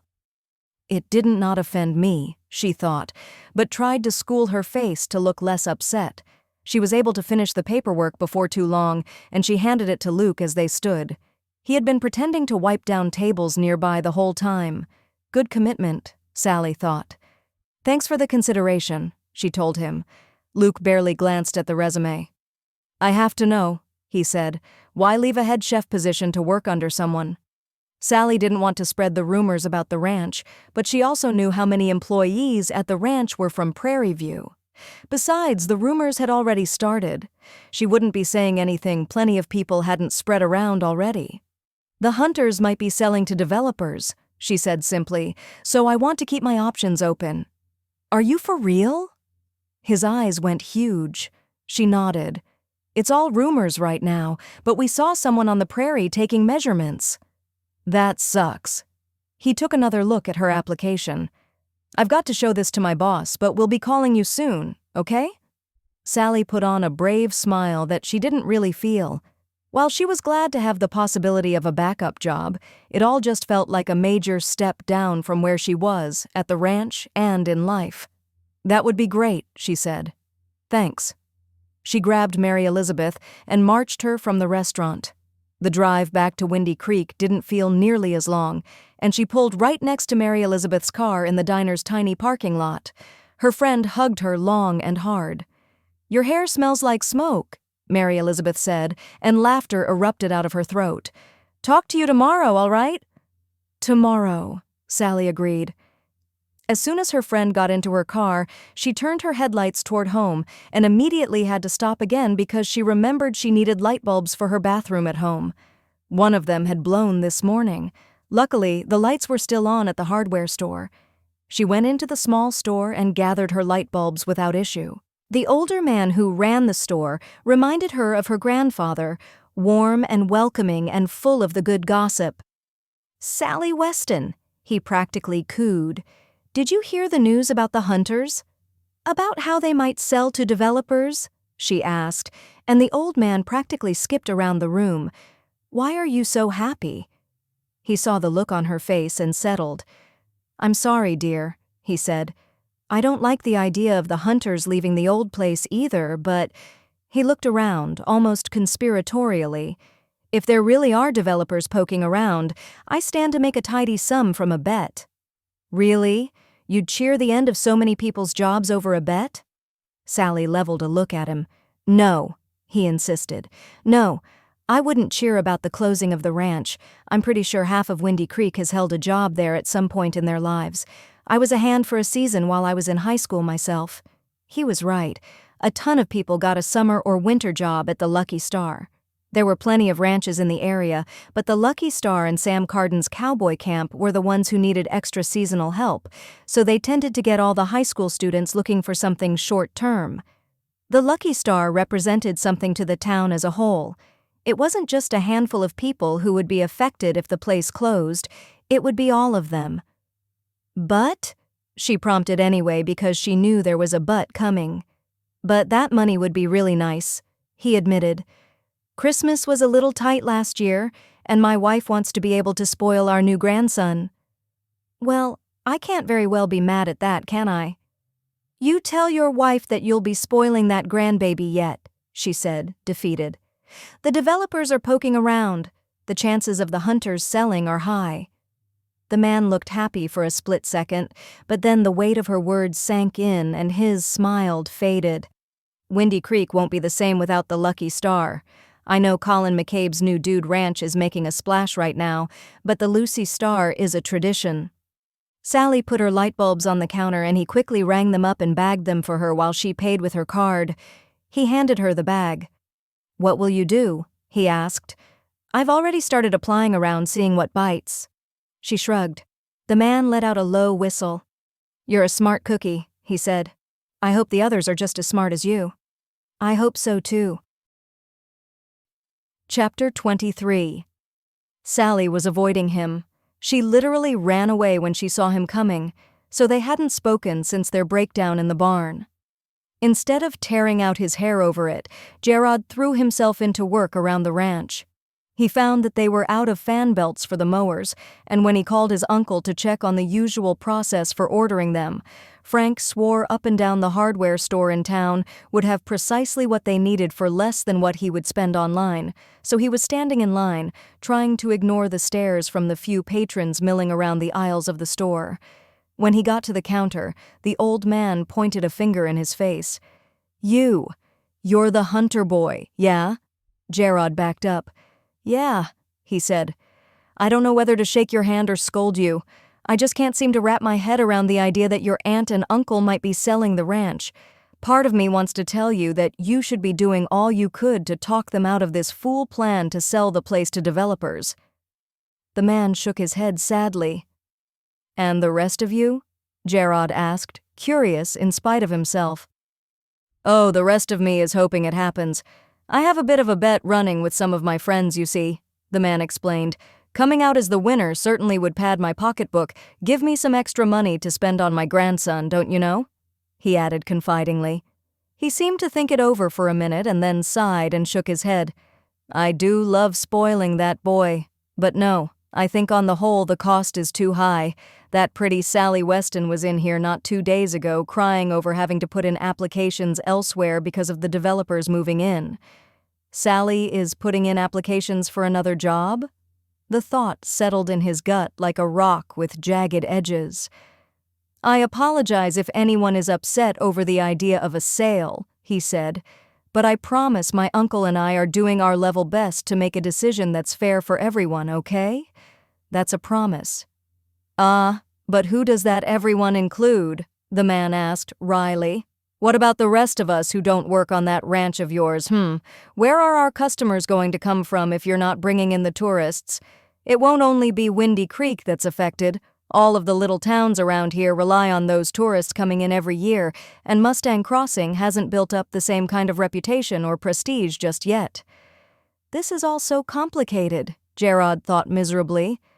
I hadn't considered that, he said, but my uncle selling the ranch isn't up to me.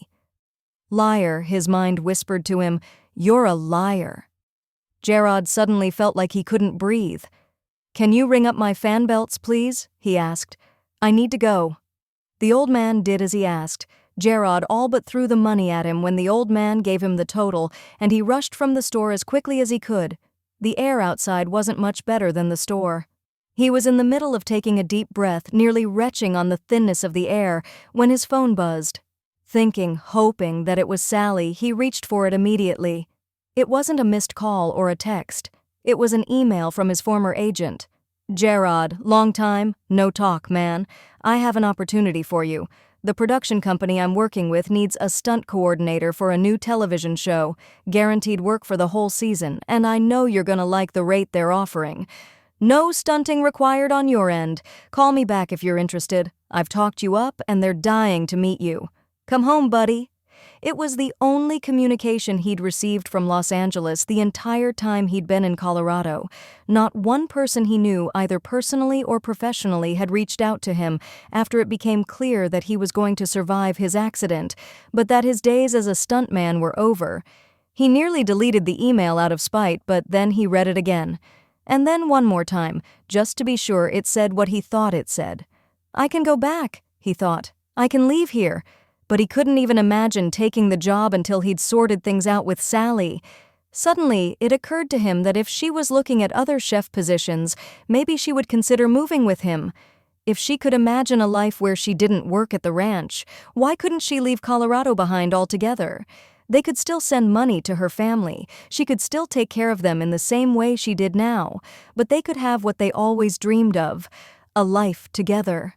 New places, adventure, a fresh start. Jarod floated back to the ranch, mind full of fantasies about what could be. He was eager to discuss it all with Sally, but as soon as he was back in his office, he found a million problems waiting for him. Harvey, one of the ranch hands, came in first to let him know that some of the cattle had broken through a fence and would need to be rounded up. Jarod was able to organize a few of the staff members to help out with that, but when he went to help himself, Rodriguez stopped him. "We need to call a vet for Buttercup." "What's going on?" Calling a vet for a horse never spelled good news. The hands were experienced. They knew how to handle any minor issues. If the foreman felt a vet was necessary, that meant it was something serious. "She hasn't been walking right since the cattle drive, but I've been keeping an eye on it and wasn't too concerned at first. She gets a little lame after the cattle drive every year, but today it's like she's a totally different horse." He held up his arm, and he had a nasty purple bruise. "She bit me while I was cleaning out her stall." Buttercup was genuinely their most gentle mare. If she was biting, she was either in extreme pain or she'd had some kind of stroke or other medical event that had left her disoriented and scared. "Go ahead and call the vet. I'll meet you over at the stables." "Got it, boss." Rodriguez saluted. Just as his foreman was walking away, a guest caught up to him and told him about a massively clogged toilet in the bathroom of their cabin. After some questioning, they admitted that they might have flushed a beer can. Jarod had never been so close to strangling someone before.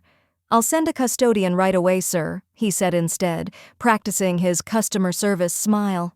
His aunt had a beautiful smile. His was borderline creepy. It was just one thing after another, and Jarod felt like he was drowning. He needed to talk to Sally, but there just weren't enough hours in the day. He thought about stopping in the kitchen in the chow hall and just grabbing her, but the vet arrived before he could do that, and he had to hustle to go and meet him and Rodriguez. As soon as he saw Buttercup, he knew they were in trouble. She was refusing to put weight on her leg. If she were to fall like this, he didn't think that they would get her back up again. "It's not good, is it, Doc?" The vet hummed and looked her over and hummed again. "I'd like to take her back with me and keep her for a few days for observation." Jarod nodded. "Okay, we can help you get her loaded if you brought a trailer." "I did," the doctor said with a sniff. "If you had been paying better attention, Mr. Hunter, she wouldn't have gotten this bad. With any luck, I'll be able to save your horse, but be prepared for the fact that she may not make it." He walked away before Jarod could respond. He felt like he'd been punched in the face and told it was his own fault for having a punchable face. "I'm just going to go help him get his truck pulled around," Rodriguez told him. "I'm sorry, boss. It's my fault that I didn't bring this up sooner." "The buck stops here, man. It's on me. I should have noticed earlier. Don't blame yourself. I'm just glad that you brought it up when you did." Rodriguez managed a half-smile before he rushed off to help the vet. While Jarod waited for the vet and his foreman to come back, he patted Buttercup's neck. The horse was very obviously in pain. "I'm sorry," he soothed her. "I am so sorry, pretty girl." If there was ever a sign to get out of Dodge and do something different, a horse's pained breathing had to be one of them. It broke his heart. He didn't want to load her up and send her off to a strange place alone. He knew that would stress her out even more. But a part of him was relieved when the vet's truck and trailer came rumbling into view. It took them over an hour to load Buttercup onto the trailer because she wouldn't put any weight on that leg, and they were so worried about her falling. "Do you need us to ride with you?" he asked the vet when she was finally loaded. "I have assistants to help with the offload," the older man insisted. "I'll call you in a day or two with an update." "Thanks, Doc." Jarod held out a hand, and the man shook it, but his expression was still full of judgment. Jarod and Rodriguez watched the man pull away with Buttercup in tow. Then they just stood there for a long moment. He'd broken a lot of machinery in his years as a stuntman, cars and motorcycles and the like, but Buttercup wasn't an unfeeling piece of machinery. She was an intelligent animal that relied on them to take care of her, and they hadn't done that to the best of their ability. "Can you check in on the other horses?" he asked Rodriguez. "I'm feeling paranoid right now. I'll do a run through before I head out for the night." The man touched the rim of his Stetson in acknowledgement. "Thanks, man." After that, Jarod finally got a chance to breathe. The fire seemed to be all put out for the moment. He knew he should rush off to talk to Sally before something else happened to suck up more of his time and attention, but he held back a bit. He needed a few minutes to breathe and take everything in. He pulled out his phone, read through the email from his agent again, sighed. The day had been such a dumpster fire that this job offer felt like a cool reprieve.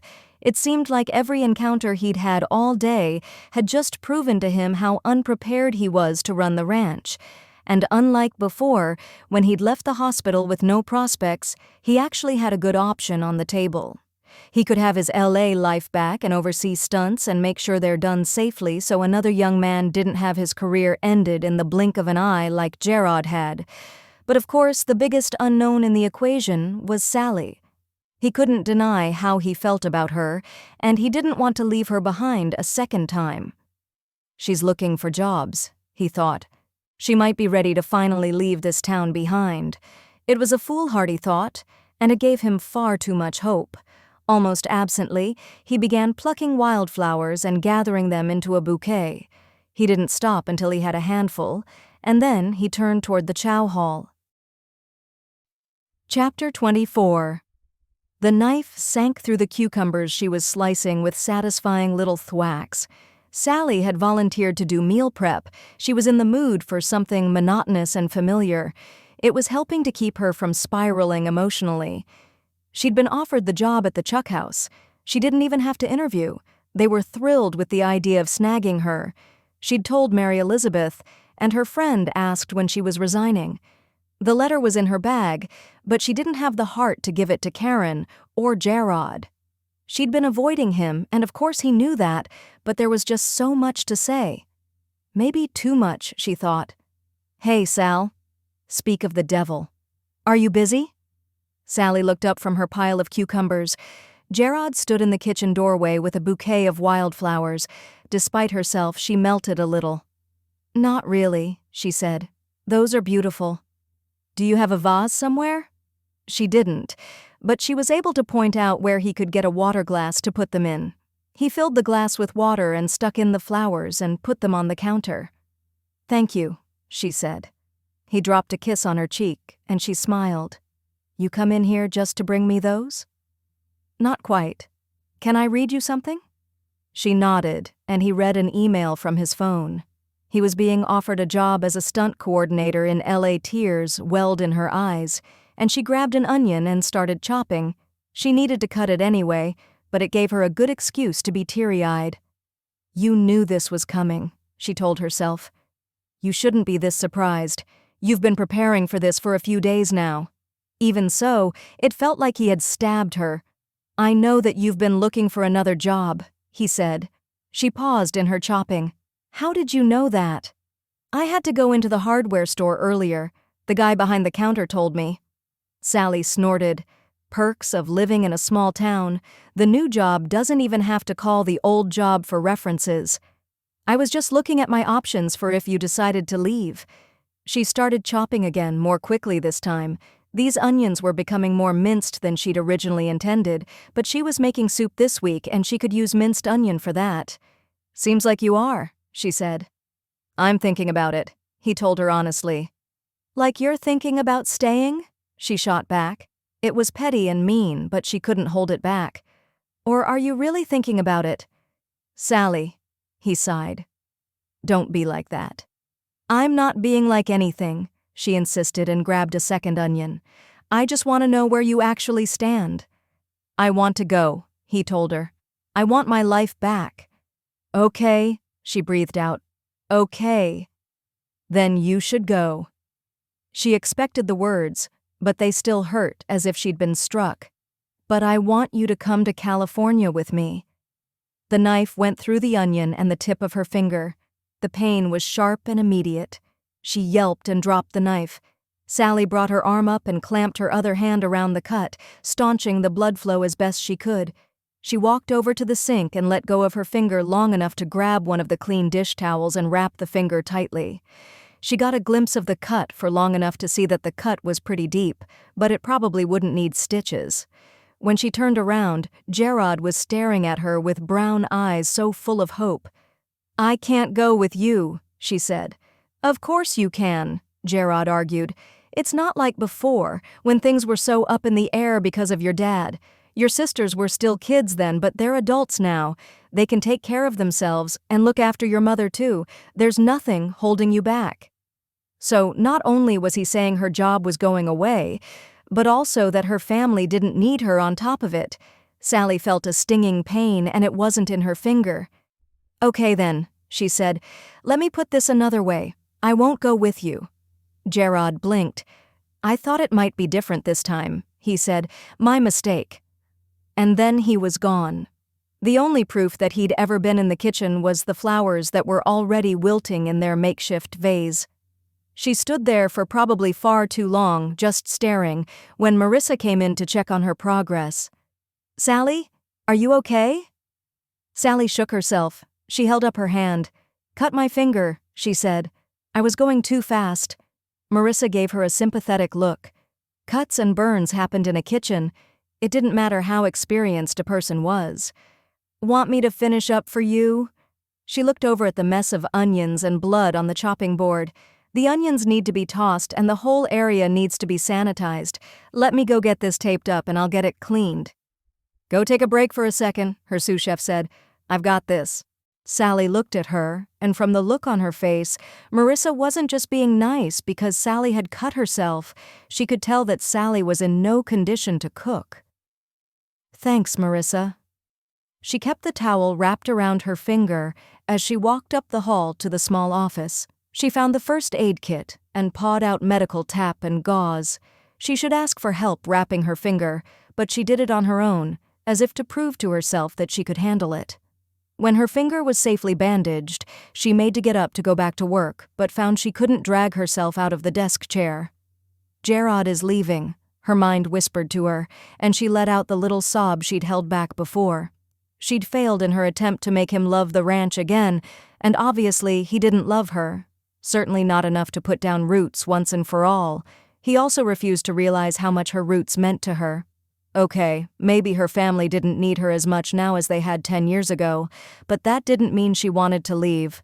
She wanted to be around to welcome Ashley home from college for Thanksgiving break, wanted to be there when Jeanette's new baby was born, wanted to be there for all the family holidays and traditions and milestones that meant so much to her. Jarod seemed to hate the idea of being rooted in place, but it was what she valued most about her life. The stable comfort of having a place in the world where she could love and be loved in return. She didn't know how many other ways she could say it. I don't have to say it now, she thought. He's gone. That thought brought the tears that had been threatening since he stepped into the kitchen. She sat at the desk and cried, mourning the love that she was losing again. She tried to tell herself she was better off without such a selfish man who thought only of himself. But no matter what she thought, the tears didn't stop. After nearly 20 minutes, she came out of the office. She stopped just outside the kitchen door. Marissa, are you and George good for dinner? I think I need to give my finger the night off. Her sous chef shouted back an affirmative, and Sally kept moving toward the chow hall's exit. Before she could walk out into the open air, Jerry stopped her. Sally Weston, as I live and breathe, are you going home early tonight? He looked far too gleeful about that. Why? She asked. Someone's on the warpath, Jerry tisked. "What do you want, Jerry?" Sally pinched at the bridge of her nose with her uninjured hand. The man seemed to realize she wasn't in the mood for his teasing. "Sally, are you okay?" "I'm tired, Jer," she replied as honestly as she could. He looked at her, and for the first time in the decade they'd worked together, he didn't come across as the annoying guy who couldn't take a hint. He seemed almost kind as he said, "If you need anything, I'm here, okay?" "Thanks, Jerry." She offered him a small smile. Sally considered going home and nixed that idea immediately. She didn't want to be alone, and she really didn't want to go to her mother's house because if her mother and sister saw her like this, they would never leave her alone about letting Jarod Hunter get to her again. Instead, she headed to Mary Elizabeth's and sent up a silent prayer in thanks when she pulled into her friend's driveway and found her little car sitting there. She knocked on the door and tried to muster a smile, but when Mary Elizabeth opened the door, Sally nearly broke down. "Come in," her friend said, and practically dragged her into the house. "What happened?" "Jarod's leaving," she mumbled. "The ranch is going to close." Mary Elizabeth wrapped her arms around Sally. "We prepared for this," she said softly. "That's why we went out to the Chuck house." Sally knew that, but none of that mattered right now. "He asked me to go with him." Her friend froze. "Did you say yes?" Sally had to stop herself from wrenching away from Mary Elizabeth. "What kind of question is that?" she demanded. "An honest one." Sally deflated. Getting angry at her friend wouldn't fix this situation. "I want to be with Jarod," she said, "but even him asking me to go tells me that he doesn't actually love me." "How do you figure that?" Her friend looked skeptical. "He knows I can't just leave my family, and he's asked me to do just that twice now. He's not thinking about how his choice affects anyone else, not me or the other workers on the ranch or the rest of the town. All he cares about is what he wants." She sighed. Mary Elizabeth rubbed at her back. "You're making an awful lot of leaps in logic," she said. "Did you ask him what he cares about? Why he's doing this?" Sally sat up enough to look at her friend, ready to huff out that words weren't needed when Jarod's actions were shouting out his priorities, but then she realized that Mary Elizabeth was dressed up, like really dressed up. "Are you going on a date?" She stood up. "Did Mr. Perryman finally step up and ask you out properly? I am so sorry. I didn't—" The truth was, she hadn't even noticed at first, and that made her a terrible friend. She didn't like how being so wrapped up in Jarod made her blind to things. "I'll get out of your hair." "It's not Jonathan. I've told you, he doesn't see me that way. It's just a bit of teasing at the diner," Mary Elizabeth told her quietly. "That's surprisingly disappointing," Sally thought. "Anyway, the man who's supposed to be taking me out is an hour late with no message," she said, motioning for Sally to sit back down. "Even if he did show up now, I don't think I'd be going. You just interrupted me taking all of this off." "He's a jerk," Sally said, "whoever he is." "Dating app match," Mary Elizabeth said with a shrug. "One of the other waitresses forced me to sign up, and I thought I might as well see if it led to anything. He seemed sweet in his messages, but obviously he lacks the follow-through. Like Jarod, he's great when we're together, but he's already got one foot out the door." They sat together on her couch for a long while, just leaning against each other. "Want to watch sad movies?" Sally asked, and Mary Elizabeth was already moving to go change into sweats and grab popcorn before Sally even finished speaking. They chose a movie and settled in together. They were 20 minutes into the movie when Mary Elizabeth asked, "What are you going to do about Jarod?" "I got over him once," she said, sounding more confident than he felt. "I can get over him again." Mary Elizabeth let out a sigh and looped her arm through Sally's.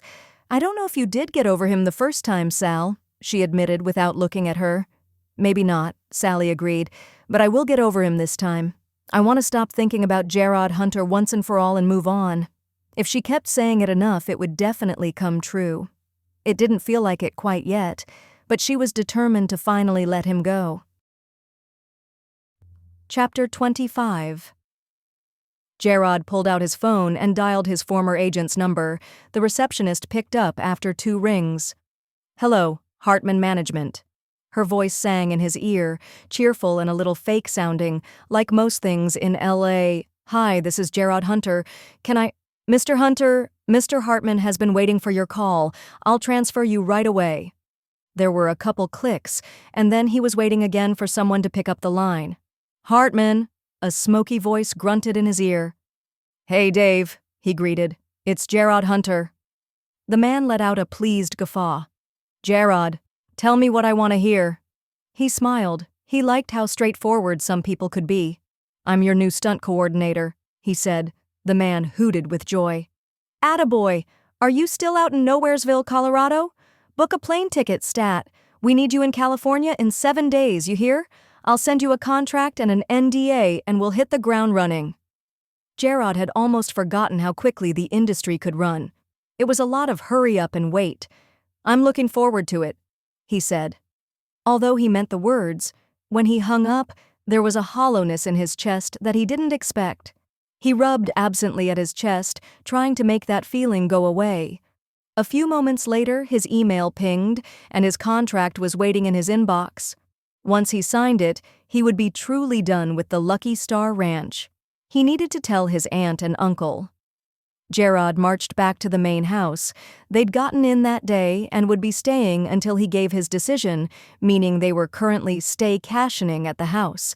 That resulted in lots of knocking and announcing his presence before going into any room. He didn't need to see anything that might scar him for the rest of his life. "Hey," he called when he walked through the front door. "I'm coming in." From the living room, he heard Karen laugh as she said, "We're in here." When he was face to face with them, all of the laughter that he'd felt died in his chest. "Can I talk to you guys?" he asked. "What's wrong, honey?" His aunt's easy smile twisted into a concerned frown. Frank reached out and touched her arm. "You know what he wants to talk about, Karen," he said, and Karen grabbed Frank's hand. "You're not staying, are you, son?"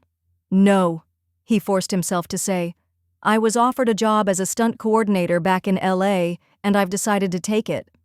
He didn't know what to expect, crying maybe or cursing him out for leaving them with no option but to follow through with the sale. But his aunt getting up and pulling him into a long, hard hug wasn't it. "I'm so proud of you," he snorted. "Why?" "I'm killing your dream." She let him go with a smack on the shoulder. "My dream is to travel into my twilight years with my love at my side." She looked at Frank and smiled. "I'm getting my dream." Frank stepped forward and clapped him on the shoulder. "I've been living my dream for years," he said. "I wanted you to want the same thing as me, but I'm just as proud that you found your way in life all on your own. You're your own man. That's all I could ever ask for." Jarod knew that he should feel relief, and on a certain level, he did. There was real validation in knowing that his aunt and uncle were proud of him, that they didn't feel like he'd disappointed them or let them down. That was all the 18-year-old version of himself had ever wanted to know. At the same time, though, that hollow feeling didn't go away. "Can I sit in on the meeting with the developer?" he asked. "I want to make sure you're getting the best deal here." His aunt and uncle both agreed that he could sit in on the negotiation. Karen wandered off to the kitchen to make dinner while Frank called the developer who had been interested in the land. "My nephew decided that he wasn't the right fit here," Frank said. "Why don't you come on by and we can talk about prices?" They set a time for 7 o'clock that evening, which would give them time for dinner as a family. Karen made a simple spaghetti with meat sauce and garlic bread, and while she finished up, Jarod and Frank set the dining room table. They'd eaten together a few times since he'd been home, but this felt heavier in a way, like it was a true goodbye. Maybe that's exactly what it is. Once dinner was ready, Karen brought it to the table and dished out portions to each of them. Everything was quiet at first. Jarod wasn't quite sure what else there was to say. "Tell us about your new job," Karen said finally. "What will you be doing in L.A.? "You seriously want to know about it?" He paused with a forkful of spaghetti halfway to his mouth. "I would like to know what my nephew will be doing with his life. Yes."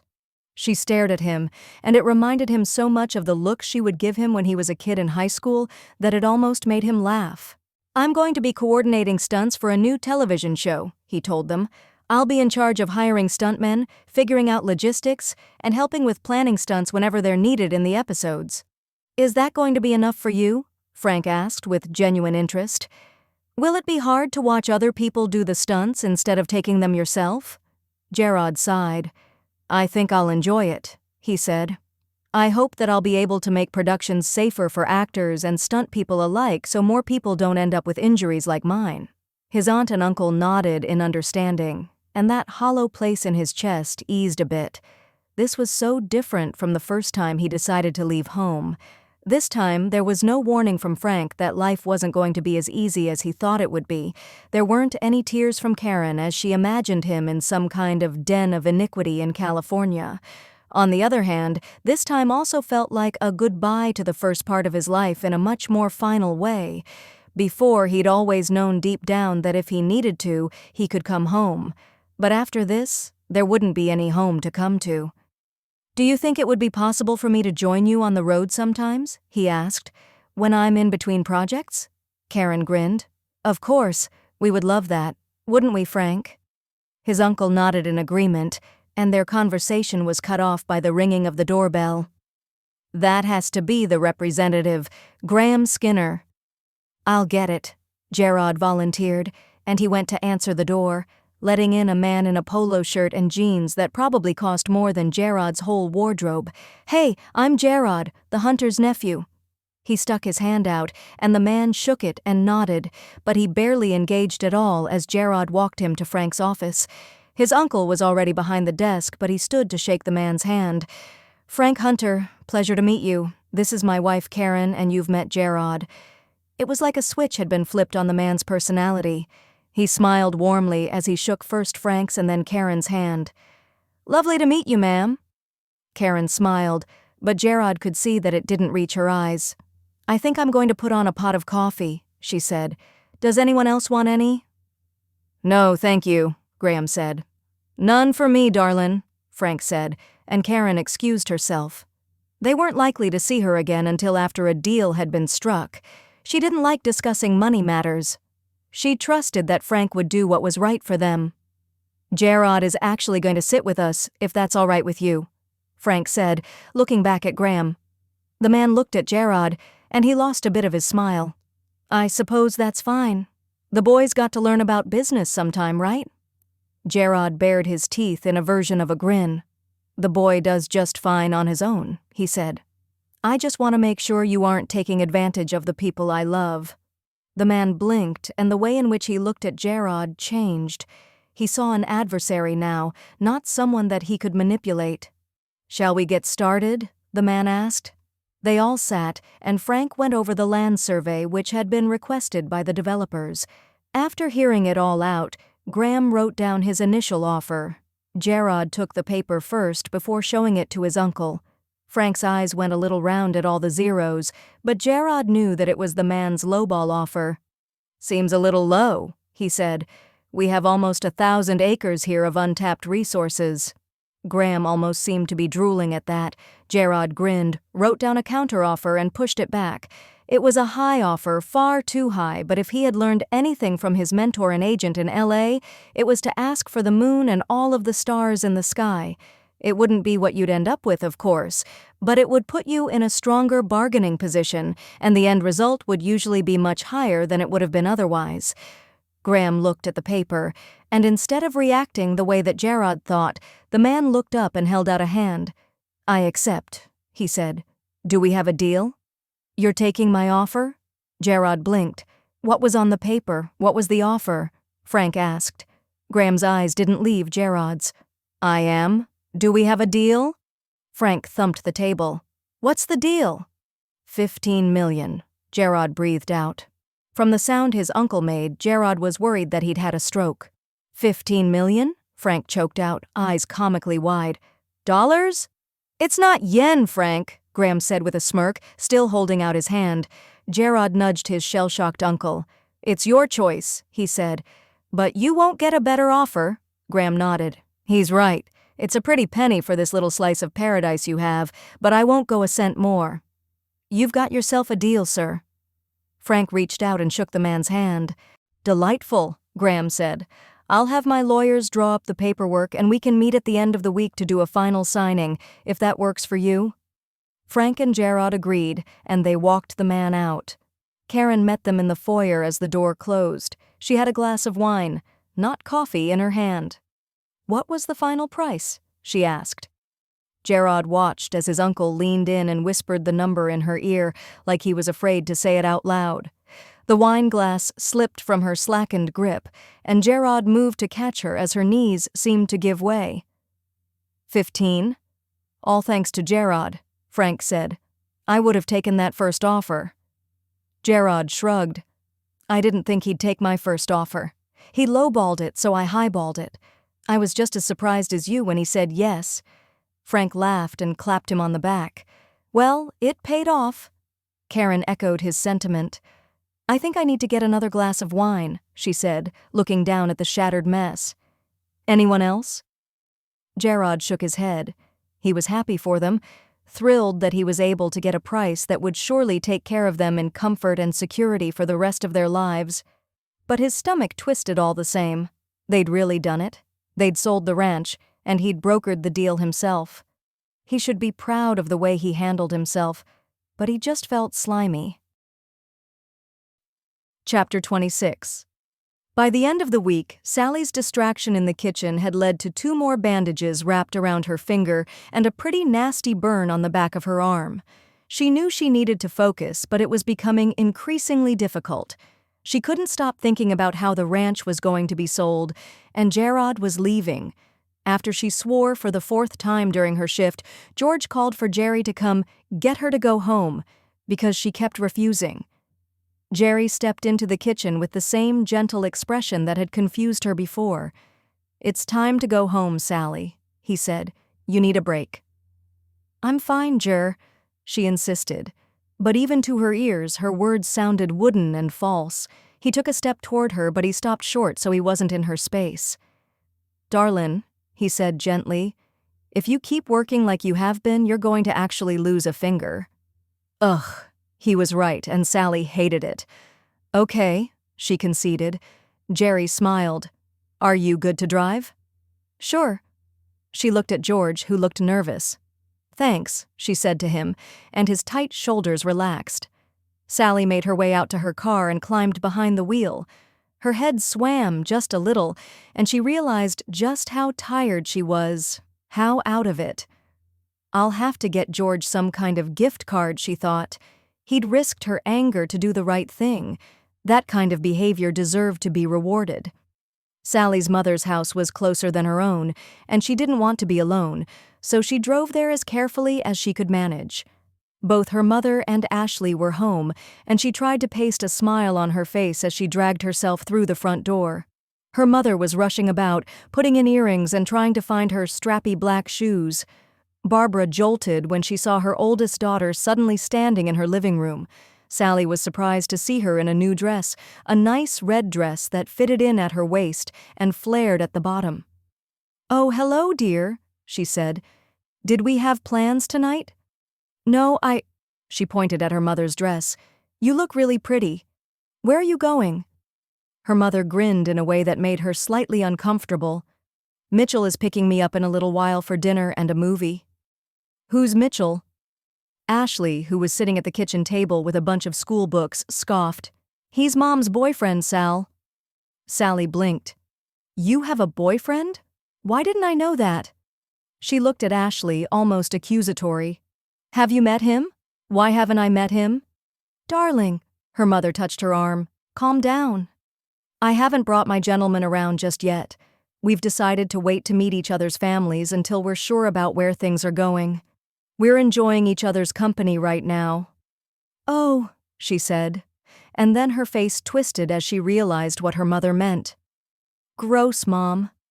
Barbara shrugged. "Now you know how a parent feels when they walk in on their daughter being pawed by a boy on the couch." Both Sally and Ashley groaned. "You're never going to live that down," Sally muttered to Ashley. "Yeah, thanks," her baby sister shot back, sticking out her tongue. "Why didn't you say anything to me about having met someone?" Sally asked. Barbara patted her shoulder. "You don't need to know everything," she said simply. "It didn't involve you." She turned a glare on her youngest daughter. "Your sister only knows because she lives here, and I had to tell her where I was going." "It's a safety issue, Mom," Ashley insisted. "When you meet a man off of a dating app, you tell someone where you're going in case you go missing." "You met him on a dating app?" The doorbell rang and Barbara's face lit up. "He's here." She kissed Sally's cheek and Ashley's head, and then she was headed to the front door. "Don't wait up, my babies," she called over her shoulder. She slipped out the door, shutting it tight behind her, and neither Sally nor Ashley got a glimpse of Barbara's mystery man. "That's so bizarre," Sally murmured, and then looked at her sister. "I always think of her as still married to Dad, you know? Not that she doesn't deserve to find someone new and be happy or anything. It's just weird." "I guess it would be for you." "What does that mean?" Sally narrowed her eyes. Ashley sighed.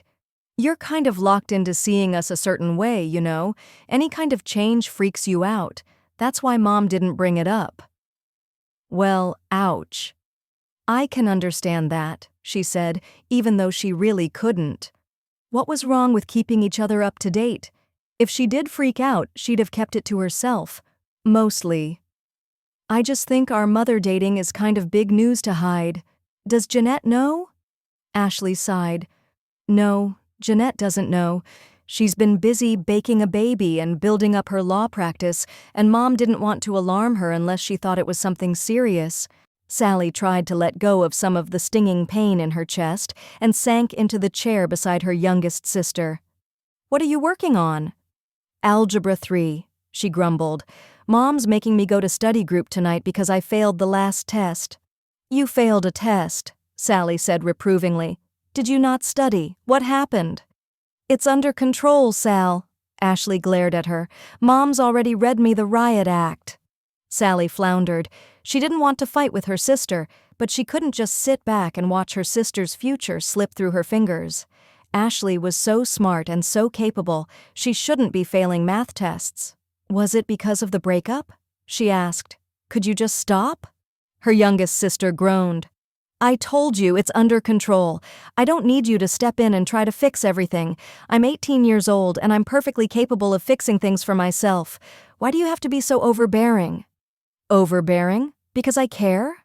Sally felt a stinging behind her eyes, and she rubbed at them with the heel of her hand. There was no way she was going to cry right now. "I just don't want you to flounder," she said as gently and calmly as possible. "What? Because then I'll end up stuck in this town." "Like you?" Ashley shot back. "I love you, but that doesn't mean I need you to tell me how to live my life. It's my life. I'm supposed to be the one to figure it out. You've got enough on your plate. You don't have to worry about me. You don't have to worry about any of us. You need to stop using us as an excuse to—" "To what?" Sally asked, but Ashley clammed up, unable or unwilling to finish her thought. "Go on, finish it now that you've started." Ashley seemed to deflate. "It's just, sometimes it seems like you use us as an excuse to not focus on your own life. I know you want us to be happy," she rushed to say, "but we want that for you too." "What makes you think I'm not happy?" Sally challenged. Ashley sighed, and Sally could see that she was set to argue again, but the alarm on her phone began to blare. "Shoot," she muttered. "I've got to go to study group or Mom will kill me." "Want me to drive you?" Her sister looked at her like she'd grown another, much uglier head. "I have a car," she pointed out. "Why would I want you to drive me anywhere?" Sally shrugged, a little helpless. She really didn't want to be left alone, but she would rather have her incisors yanked out before she admitted that out loud. "We could stop and get coffee at McDonald's on the way," she suggested. "I could wait for you." "What's with you today?"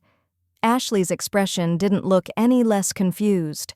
She grabbed up her books and car keys, and then, like Barbara, she was gone. Sally sat in the quiet of the house, listening to the gentle whir of the air conditioner, and considered going home, but she would be just as alone. At least here she could see her mother when she decided to come home. After a few minutes, Sally couldn't stand the quiet any longer. Whenever she felt like this before Jarod came home, she would make her way to the hayloft to talk to the moon, but the image of the broken rung and falling into his arms kept her from getting into her car. Besides, if she was at the ranch outside of her shift hours, she was more likely to run into Jarod, and she just didn't think she could handle that right now. Instead, she went out and sat on her mother's back porch. It was late afternoon, not really evening yet, but she could see a hazy impression of the moon in the clear sky. "Hey," she said, looking up at the ghostly sliver. "I know I've changed venues, but I didn't think you'd really mind, seeing as you're a hunk of rock and all." Sally would never understand her own compulsion to do this, only that it made her feel both ridiculous and better at the same time. "I'm trying to piece together all of the parts of my life, and it feels like what used to make sense doesn't anymore," she confessed. "The life I had carved out for myself has been turned upside down, and I don't know which way is up anymore." She brought her knees up and wrapped her arms around her legs. The moon didn't answer, it never did, but she did feel lighter in a way, lighter and more exhausted than she could ever remember being before. She got up and went back inside. A nap might do her some good. Chapter 27. "Jarod, you got time to come with me to fix some of the fences on the far side of the property?" Rodriguez called to him, pulling alongside him on the gator. "All of the other hands are busy, and it's a two-person job." Jarod, who had been answering an email from the production team he'd be working for in LA, tucked his phone back into his pocket. "No problem at all," he said, and he climbed into the passenger seat. He was a little surprised that Rodriguez had asked for his help, even if he was the only option. None of the others had come near him since Frank announced the news of the sale. Even though the sale had technically been Frank's decision, everyone seemed to have realized that Jarod could have stopped it if he'd agreed to stay. They blamed him for taking away their livelihoods, and he couldn't be angry with them about that. He was disappearing, and their jobs were going with him. It was a long drive to the other side of the property, so Jarod watched the scenery go by. He didn't expect much conversation out of Rodriguez. He looked out at the expanse of land and said his goodbyes. He didn't think he'd have a reason to come out this far again before he left for California, and once he did leave, Jarod couldn't picture himself coming back. After all, the ranch wouldn't be here anymore. He'd join Frank and Karen on their travels during holidays and the like. He was going to be a better nephew to them, but there would be no home left to return to. And as for the people, well, he didn't want to see Sally meet and fall in love with someone else. "It's a shame that all of this will be apartment buildings and shops or whatever come next year," Rodriguez said from beside him. The foreman was absolutely right. That was another reason why he wasn't going to come back. He didn't want to see this beautiful landscape torn apart. New housing and commercial space would bring benefits to Windy Creek in the long run, even if the geezers didn't seem to think so. But it was an absolute shame to lose all of this. "Yeah," he agreed. He glanced at Rodriguez, who was gripping the wheel of the gator so hard that his knuckles were a bloodless white. "What will you do?" Rodriguez sighed, and Jarod wondered if the foreman would curse him out, or maybe just not answer. But after a long pause, he said, "I'll apply at the other ranches in the area, see if I can get another gig as a foreman. If I can't, we'll probably leave the area. My wife is finishing school soon, so we'll relocate to wherever she gets a job." There was a bitter tinge to his words. "I'm a good foreman, and Frank has offered to write us the best references. But there are only so many ranches, you know, and it's not like hiring on as a hand. It's hard to find an opening as a foreman." Jarod nodded. "Yeah," he said again. He didn't attempt to relate. That would probably get him punched in the jaw. But his quiet agreement seemed to agitate Rodriguez too. "I did get an offer for a job on an oil rig." Jarod winced. While Rodriguez had the physical strength to do the labor, being a roughneck was a way of life that was so different than working on a ranch. "I didn't—" He cut off his own excuses, cursing himself for even opening his mouth. "You didn't what?" Rodriguez's voice was sharp. "I'm sorry," he said. "I am so sorry for all of the pain you're all going through." Rodriguez looked like he had something he wanted to say, but he held it back. Instead, he let out a breath. "It's not really your fault," he said. No, but it really is, Jarod silently argued back. If you hadn't come back, Frank would have sold this all off just the same. It was in the works before you ever showed up here. With that, the tension in the gator eased a fraction. Jarod looked back out at the land, wildflowers dotted all around them, and if he really paid attention, he could see the wildlife scurrying to safety at the sound of the gator's approach. My family has run the ranch for more than 100 years, he mused. My mom was the first descendant before me who broke away to do anything else. That had him rolling his eyes. Of course, she was a drug addict, so she didn't exactly pick a great path, but she did choose to do her own thing. Every other hunter had either owned the ranch itself or helped to run it. Before Rodriguez could respond, they reached their destination. The fence was truly a mess. No wonder some of the cattle escaped before. When the gator pulled to a stop, both men leapt out, and as they worked, they didn't talk outside the occasional call for assistance. It struck Jarod as they worked that he was going to miss Rodriguez. The ranch foreman had become a friend. He'd made a lot of connections with people while he was here, and in a few short days, that would all be gone. Of course, he had friends in LA.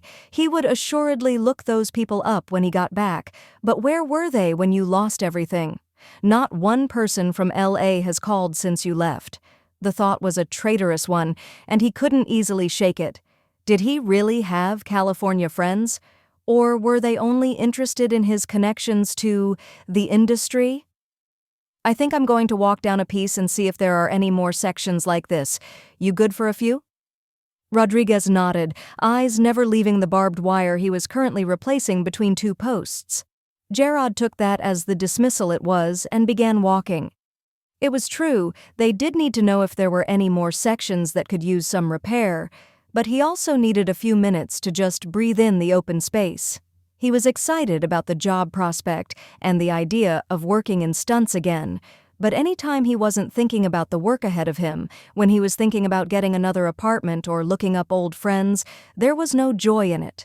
It was more that he would, of course, do those things when he got back. While he walked, his thoughts drifted to his aunt and uncle, who had stayed at the ranch all week prepping for when they signed the papers for the sale later today. His aunt had been lovely this whole time, never showing the disappointment he knew she must be feeling about his decision. She was going to give him the itinerary for their trip so he could find time to join them between projects. He was looking forward to seeing what his uncle was like on the road. He couldn't imagine them ever leaving the ranch. But that had been his uncle's compromise. This place had been his dream for so long, and now it was his aunt's turn to choose their path forward. Is that how people stand the test of time? Taking turns on their dreams? It didn't sound viable, and yet he had never seen Frank more excited for something Jarod knew he didn't really want to do.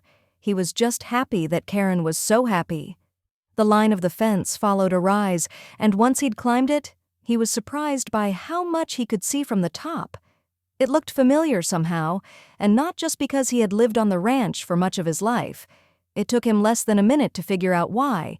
This was the spot he brought Sally on that fateful picnic date where they first made love.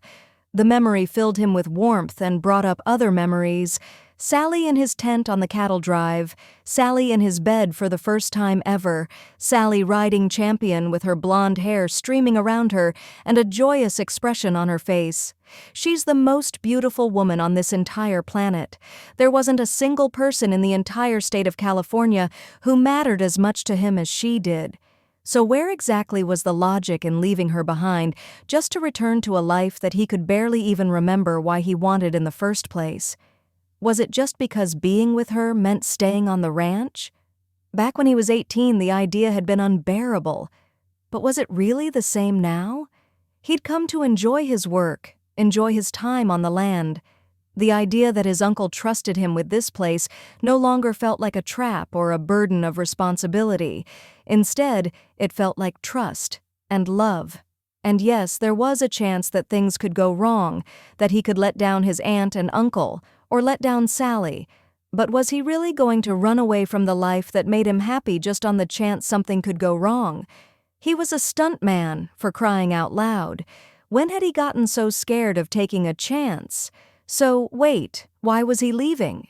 He was still trying to puzzle out the answer to that question when a soft, bleating sound filtered through the noise and confusion happening in his brain.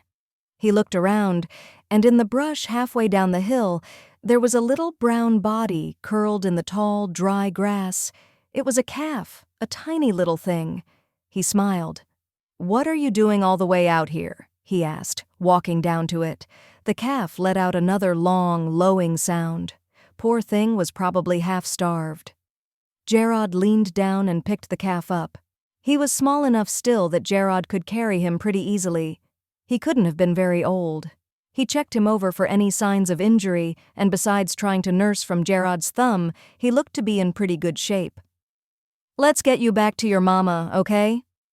With the calf tucked against him, though he had to be heavier than Jarod thought because after 2 minutes of carrying him, Jarod was getting winded, Jarod trekked back to Rodriguez. "Look what I found," he announced. Rodriguez turned and his eyes went round. "This little guy must have wandered off from the herd and gotten lost. Should I call the vet?" Jarod shivered, thinking about the scolding he got when the vet came for Buttercup. Thankfully, the horse was making a good recovery, but Jarod was in no mood to cross paths with the vet again unless it was necessary. "Let's see how he does when we reintroduce him to the herd," he said. "If it goes badly, we'll call." Rodriguez nodded and chuckled. "Doc, scare you?" "That man is terrifying." Jarod shivered. "But he's excellent at his job," Rodriguez said, and Jarod couldn't help but agree. Another vet might have chalked Buttercup's leg up to lameness and recommended they put her down.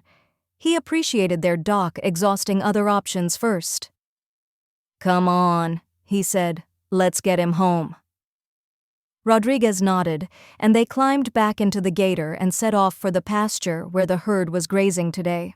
The calf shivered against him, and he offered up his thumb for the calf to suckle on.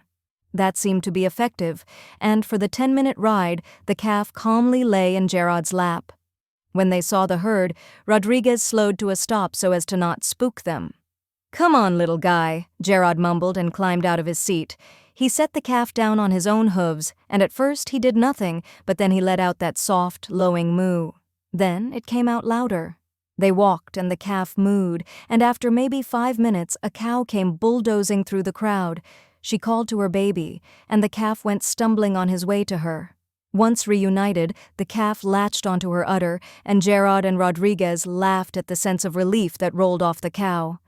"Poor Mama's probably been hurting all night," Rodriguez said and clapped Jarod on the shoulder. "Good thing you found him, Hollywood. Saved both of them some agony." Something about what Rodriguez said rattled Jarod to his core.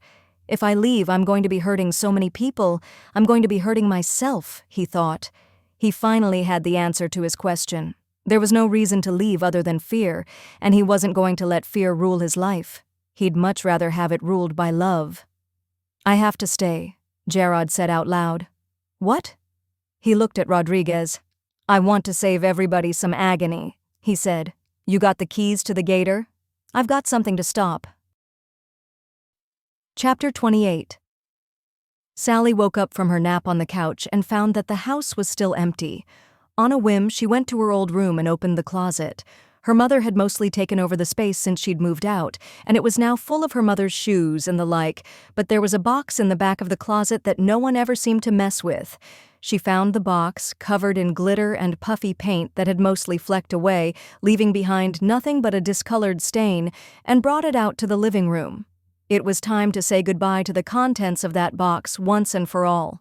She took the lid of the box and peered inside, finding pictures of a much younger version of her and Jarod, folded up notes that she'd kept, ticket stubs from dates, and a locket. With a shaking hand, she put the locket around her neck and looked into the framed mirror that her mother had hung on the wall. She had been a much different girl the last time she'd worn it. It had been her present from Jarod on their 1-year anniversary. She remembered his hands shaking when he handed her the box, and she remembered the way she had rained kisses all over his face when she opened it. She'd worn it every day after that until the day he left for California. Their final fight had happened several days earlier, when she'd told him she wasn't coming with him, but she'd kept the locket on after that, hoping they'd find a way to reconcile. Once he was gone, she'd put it away for good. She reached up and touched the locket, remembering the weight of wearing it every day, and she ached for what she lost. She didn't realize the tears were dripping from her eyes until they splashed down onto her fingers. "I love him," she thought dismally. "I loved him then and I love him now. I'm not sure I ever stopped." It wasn't an earth-shattering revelation by any means. The question wasn't really her love for him. The question was, could they love each other at the same time in the same place, without hurting anyone else? Leaving with him 10 years ago would have been selfish and would have destroyed her family. But just because everyone was doing better now didn't mean she could just abandon them. That would be cruel. It would also hurt her to be away from so many people she loved. She didn't want to leave behind her family, her town, her community, but neither did she want to give up Jarod. She heard the crunch of gravel in the driveway and tried to get the locket off of her neck. The dainty chain snapped between her fumbling fingers, and she sank onto the couch, heart pounding in her ears and tears falling again. That was how Ashley found her moments later. "Sally, what's wrong?" Her baby sister looked at the box of mementos and the necklace that she was holding and staring at, and Sally felt the couch dip as Ashley sat beside her. "We need to talk, Sal." "Talk about what?" Sally looked at her sister and wiped at her eyes with the heel of her hand. "We need to talk about this." Ashley made a gesture to the box beside her. Sally rolled her eyes and carefully put the locket back in the box and pushed the lid back into place. "Please, don't lecture me again," she said. "I'm not in the mood." "I'm not going to lecture you," Ashley promised, taking Sally's hand. "But I do want you to hear me." Sally tried to pull her hand from her sister's grip, but the younger woman held on tightly. "It's like I was saying before I had to leave for my study group. You're not happy, or no, maybe that's not it, because it's not like you're never happy, but you choose your happiness last." What? No, I don't do that." "Of course you do," Ashley argued. "For a long time, I didn't even notice. I guess I grew up with it being a part of my life, so I thought that was just the way it was. That you'd be there whenever we needed you for anything, that you'd make sure the bills were paid and the homework was finished and the groceries were bought and the laundry was done. Not that you did all of that yourself, but that you made sure it got done. It wasn't until I started getting older that I realized you felt like you had to oversee all those things." "I do," Sally said. "How else would they get done?" "You could let your mother and your sisters live their own lives," she suggested gently, as if she were afraid that Sally would have a meltdown. Maybe she's right about that, Sally thought. Jeanette, Mom, and me, we can take care of ourselves. "I never said you couldn't," Sally insisted stubbornly. Ashley raised an eyebrow at that. "Really? So why have you been killing yourself trying to save up money for my college funds? I have been working for scholarships since I was a freshman, and if something's not covered, that's on me and Mom to figure out." "Mom can't handle—" "You don't give her enough credit, Sal," Ashley spoke over her. "She's not helpless anymore, not like she was when Dad died. She and I can work out loans and things like that. It shouldn't be on you." "I did it for Jeanette," she said. "I made sure she got through college." Ashley nodded, and then she bit her lip. "Mom should have never put that on you," she said, almost whispering the words, as if bad-mouthing their mother in any way would manifest her somehow. "She convinced you that you had to stay home from college and get a job, but that money went straight into Jeanette's education. How was that fair to you?" Sally blinked a handful of times, trying to wrap her head around that statement. "Mom didn't tell me that I had to stay," she said, but they both knew what a weak argument that was. Mom was a wreck who could barely get out of bed, and I was 8 years old. What choice did you have? But when Mom got better, she should have pushed you to leave then. "Why do you want me to go so badly? Am I that bad?" Sally wriggled in her seat, uncomfortable with the emotions swirling through her. "Of course not." Ashley's tone was deeply offended, like what Sally had said really hurt her feelings. She went to apologize, but her sister's stormy eyes made the words die in her throat. "I'm just saying that you go out of your way to make all of our lives easier, and Jeanette and Mom both take advantage of that sometimes, and so do I. But we've got it handled. We will continue to be okay if you decide that you want to do something just for yourself, something that makes you happy, something like being with Jarod Hunter. He's leaving. So go with him. The silence that followed her words echoed through the house. Sally swallowed past a ball of tears that formed in her throat. It's not that simple, Ashley. Did he ask you to go? Yes. She ducked her head. Do you want to go?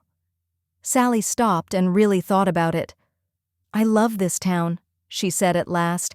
I love knowing my neighbors and being close to my family and having Mary Elizabeth right there whenever I need a shoulder to cry on. I love the burgers at the diner and classic movie night at the downtown theater and the roasted chestnuts at the tree lightning every Christmas. I love the ranch even though I know it's going away. I love this place. But I think I love Jarod more. Enough to go with him, if that's the only way we can be together. I want to be with him. At first, the words came out slowly, but by the end they were all in a rush, like the truth was pouring out of her. Ashley smiled, proud. That's the first time in a long time I've heard you say that you want something, she said. That's not a big deal. It is, Ashley insisted. It's high time you put your happiness first. Don't sacrifice your future happiness, your future family, out of some idea that you have to be here for us. We'll be fine, more than fine. Mom's got a man, I'm going to school, Jeanette has a family of her own. It's time to want something for you, Sally. The words settled in her chest like a weight. She sniffled again. She was so sick of crying at this point. I'm scared, she finally admitted to her sister. Of what? Of everything, Sally said. I've never been more than 100 miles away from Windy Creek. She wrapped her arms around her own body, staving off the shivers that racked her. What if Jarod and I do run away together, and we don't make it? What if we find out that we aren't really compatible after all, and this has been a huge waste of time? Ashley leveled her with a look. Do you honestly think that's going to happen? Sally shrugged. It could. But she sounded whiny even to her own ears. I don't want to disappoint anyone. You couldn't, Ashley said. We all want you to be happy. Mom doesn't think Jarod's the guy for me. I'm not sure if you've met our mother, but she is often very wrong. Ashley snorted. Sally laughed. She couldn't help it. That is accurate, she said, and the women dissolved into giggles for a moment. Do you really think I should go? I think you should do what's going to make you happy, Ashley said. If that means staying, by all means do that. But if that means following your man to California, then go. We'll be happy for you. Sally put her arm around her sister's shoulder and pulled her in for a hug.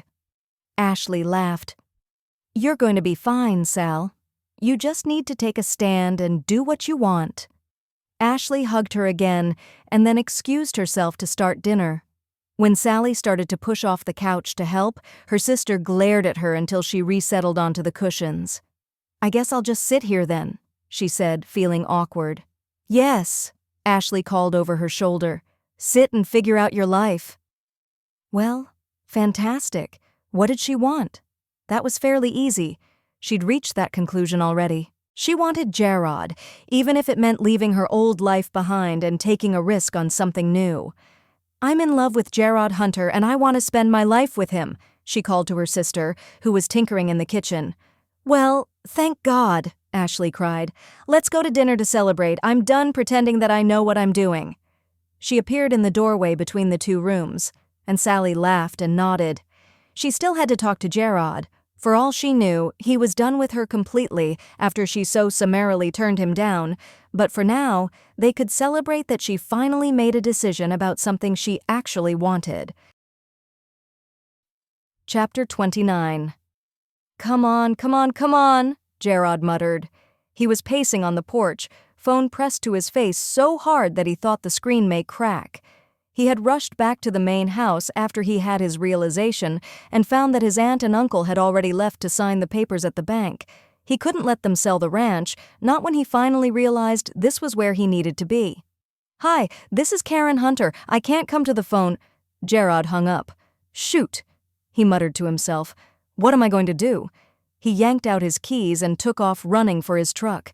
He needed to get to the bank as quickly as he could. He swerved out of the parking area, kicking up the gravel as he went.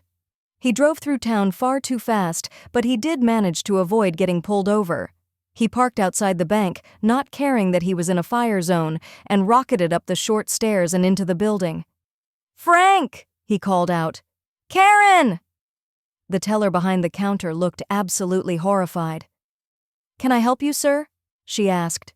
He didn't have time to feel shame for his actions. Adrenaline was pushing him to go. Go. Go. "Where are Frank and Karen Hunter?" Recognition lit up her eyes. "Jarod? Oh my God, I can't believe—" He held up a hand. "I don't mean to be rude," he said, cutting her off.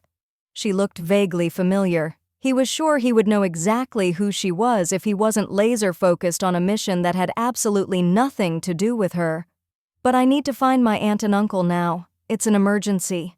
The teller looked a little miffed, but she pointed to the office in the very back corner of the building. He muttered a quick thanks and rushed in that direction, finding himself in front of what looked like a private office. The door was shut, but through the glass block wall, Jarod could see the shapes that were his aunt and uncle. They seemed to be nodding a lot, but no one was shaking hands. "Maybe I'm not too late?" Jarod raised his hand and knocked on the office door.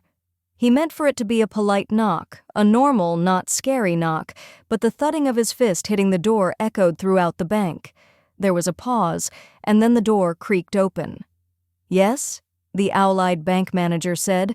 She stared at Jarod warily, as if she believed he might have snapped. Maybe he had.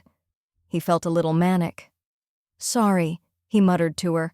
"I need to speak with my aunt and uncle." "Jarod?" It was Karen. She was trying to get a look at him, but the manager's body blocked the way. "Honey, what's wrong?" His uncle appeared over the bank manager's shoulder. "Ma'am?" he said, getting her attention. "Do you mind? My nephew needs to say something." The bank manager blinked, glanced back at Jarod, and then slid out of the way. Jarod stood in the door. The office was far too small for another person to step in and close the door, and met his uncle's eyes. The man was smiling, as if he knew what Jarod was about to say, and if so, it was clear that he approved. "What did you need, son?" he prompted when Jarod didn't say anything. "Don't sell," he said. "I'll be your partner. I want the lucky star." The developer, dressed in an absurdly overpriced suit, stood up. "Now, wait, just a—" Karen cut him off by standing and throwing herself across the room. Jarod caught her in his arms. He would have twirled her around if he'd had the room. "Oh, Jarod!" she squealed. "I just knew it!" "I'm glad you did," he laughed and then met his uncle's eyes. They were shiny and wet, but his cheeks were dry and his grin was wide. "I'm sorry it took me so long to pull my head out of my own butt," he said, and Uncle Frank laughed. "It happens to the best of us, son," he said, and then he seemed to remember that the manager and the developer were still there. "Well," he breathed out, "I apologize for all of the confusion, but the Lucky Star Dude Ranch isn't for sale after all." He reached out and shook the bank manager's hand. "Marla, you're a doll, as always. When we get the partnership agreement drawn up, we'll be back, all right?" The manager gave him a weary look, but nodded anyway. What else could she do? It's not like she's upset over the ranch not being sold, Jarod thought. This whole town wanted everything to stay the same. Frank tried to shake the developer's hand, but the man refused to cooperate. "I do apologize for the confusion," Frank said, the picture of grace itself. He, Frank, and Karen said their apologies again before making their way out of the bank. Jarod waved to the teller. He finally recognized her as a girl who was a year below him in school. Her name was Leah. She didn't wave back. Jarod didn't blame her, nor could he regret how he acted. "We were planning to go to lunch after we signed the papers," his aunt told him. "Did you want to come?" Jarod thought about it for a moment, but he shook his head. "I think I'm going to head back, actually." Karen patted his cheek. "We'll bring you leftovers for dinner," she said. Frank chuckled. If he hasn't made up with Sally by then. He watched his aunt and uncle walk away, shaking his head in bemusement. After all those years of thinking his uncle didn't understand the first thing about him, it was a little weird to realize that the man knew just what he had in mind, that he had, apparently, figured it out even before Jarod had himself. He drove back to the ranch, mentally churning through what he could and should do to get Sally back. He hadn't come to any conclusions by the time he arrived, but that was fine. He'd keep working on it. She was worth all the effort he could put in, and then some. When he stepped out of his truck at the ranch, he heard his name. Jarod! Toby, Sally's nephew, was running at him at breakneck speed from the direction of the chow hall. Sally's sister Jeanette was behind him, and even from a distance, he could tell that she was tired. "Toby, my man!" he said, stooping down to give the little boy a high five. "What's been going on?" Toby gestured to his mother, who was still struggling along. "Mom brought me to play with Aunt Sally, but she's too busy in the kitchen." He winced at that. The kitchen crew had decided to do one last big, elaborate meal as a way to celebrate the time that they'd had at the ranch. He didn't want to stop them from doing that. They'd already spent the money on the food, but he would need to tell them that he stopped the sale. The whole staff would need to hear about it so they could make the decision about whether or not they wanted to stay on. Jeanette finally caught up to them. For being a small, fit woman, she was panting. "Are you doing okay?" he asked. He knew Sally's younger sisters in passing, but they were never close. He couldn't imagine a scenario in which they didn't hate him after everything that had happened. She tried to wave him off, but that seemed to make her dizzy. "I'm just tired," she said. "I was hoping Sally would be able to babysit so I could get a nap, but—" Jarod bit his tongue to keep his thoughts from spilling out of his mouth. Who brings their kids to someone's work and asks them to babysit? It wasn't his place to tell this woman what he thought, and looking at her, he couldn't help but feel sympathy for her. She truly looked like she was struggling. He glanced at Toby, who was now spinning rapidly, arms outstretched. "Do you want me to watch him for a while? You could take a nap in one of the spare rooms." He motioned for the main house. "There's no one home and it's quiet." He could tell that she was going to say no, but then her face shifted. She looked almost defeated. "Are you sure?" she asked. "I just need an hour." Jarod waved her on toward the house. "I've got him," he assured her. "Thanks, Jarod." "Anytime," he said, and meant it. Toby tugged on his shirt, and he looked down at the boy. "What's up?" "Can we go for a ride on Champion?" he asked, and Jarod had never heard a more perfect idea. "Sure thing," he said. They started toward the stables together, and halfway there, Jarod picked up an excited Toby and placed him on his shoulders. Once in the stables, Jarod set the boy down and showed him how to properly saddle a horse for a ride. "Does Champion like to be ridden?" Jarod patted the large horse's neck. "Sometimes, like today, he'll love going on a ride," he conceded. "Sometimes, not so much." The boy nodded, as if Jarod had said something wise, and he plucked Toby up and placed him in the saddle before he climbed up behind him. Signaling with his feet, Jarod got Champion walking, and then he urged the horse to go into a trot. Toby whooped at how fast they were going, and Jarod made the mental note to keep things at nothing more than a trot. He didn't want to know how badly Sally and Jeanette would hurt him if Toby went back and told them Jarod had let the horse canter or full-out gallop. The ride itself was peaceful. He took the boy back to the ice cream stand they visited on their first ride together, and while Toby enjoyed his treat, Jarod looked at the expanse of land around him. There was an incredible amount of satisfaction in knowing that none of it would change or be destroyed. "Aunt Sally misses you," Toby said, as he was lifting the boy back onto Champion's saddle. "What?" "She's been sad," the little boy told him, "and when I asked Mama, she said that Aunt Sally just missed you. Like before, she said." He shrugged. "Can you make my Aunt Sally less sad? I don't like when she's not smiley." Jarod's heart fell into his stomach. "I don't like that either, buddy," he said as he threw his leg over Champion's back and settled himself into the saddle. "I don't want Sally to ever be sad." "Good," Toby said brightly. "So, make her happy."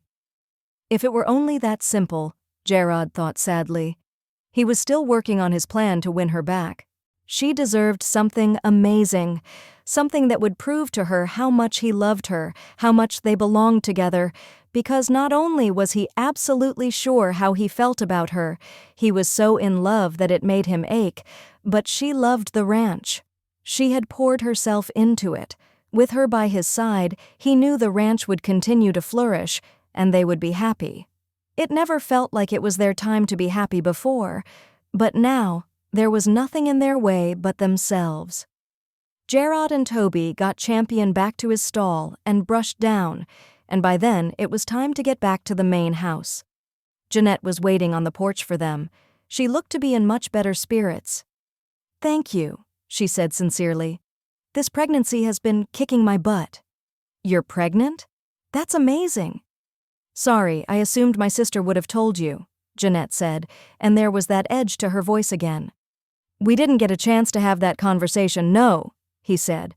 "Mama's going to have a little brother for me," Toby declared, and Jarod laughed, but something panged in his chest. It came from the same place that was jealous of the idea of Rodriguez being married for so long after marrying his high school sweetheart.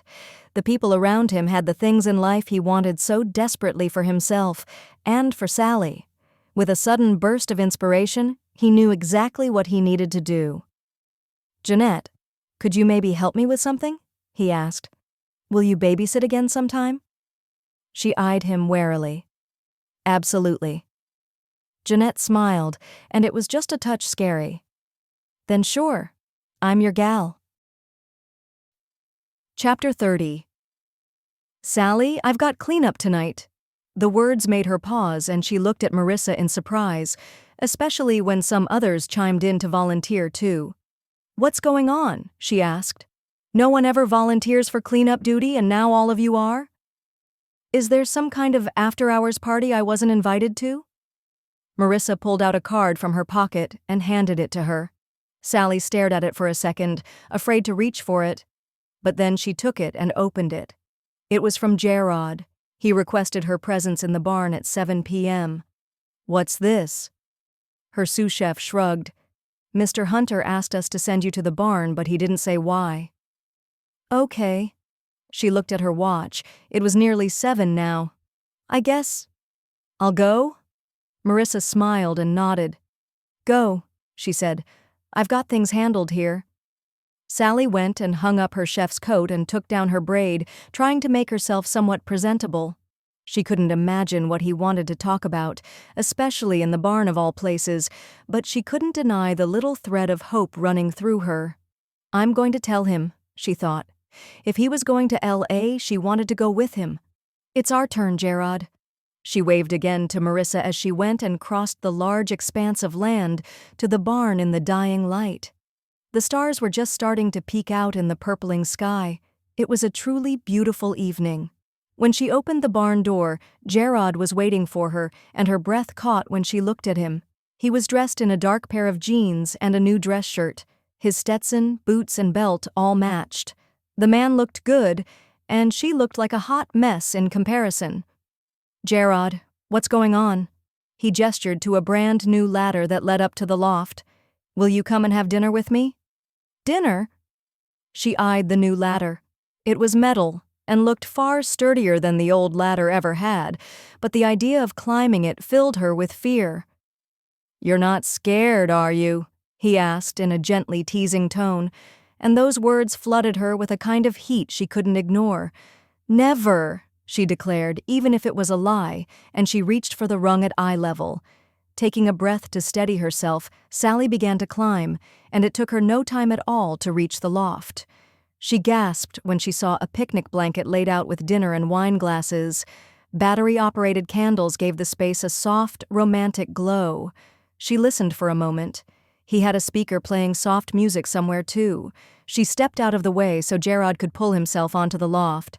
"What is all of this?" she asked. Jarod motioned for the blanket. "Will you sit?" Sally looked into his face, so full of hope, and knew that she couldn't have refused even if she wanted to. He took off his hat and put it to the side, and they settled onto the blanket. When he opened the basket, she gaped at the contents. It was the same meal that she had packed on the afternoon they'd ridden out on the prairie all those years ago. How did he remember that?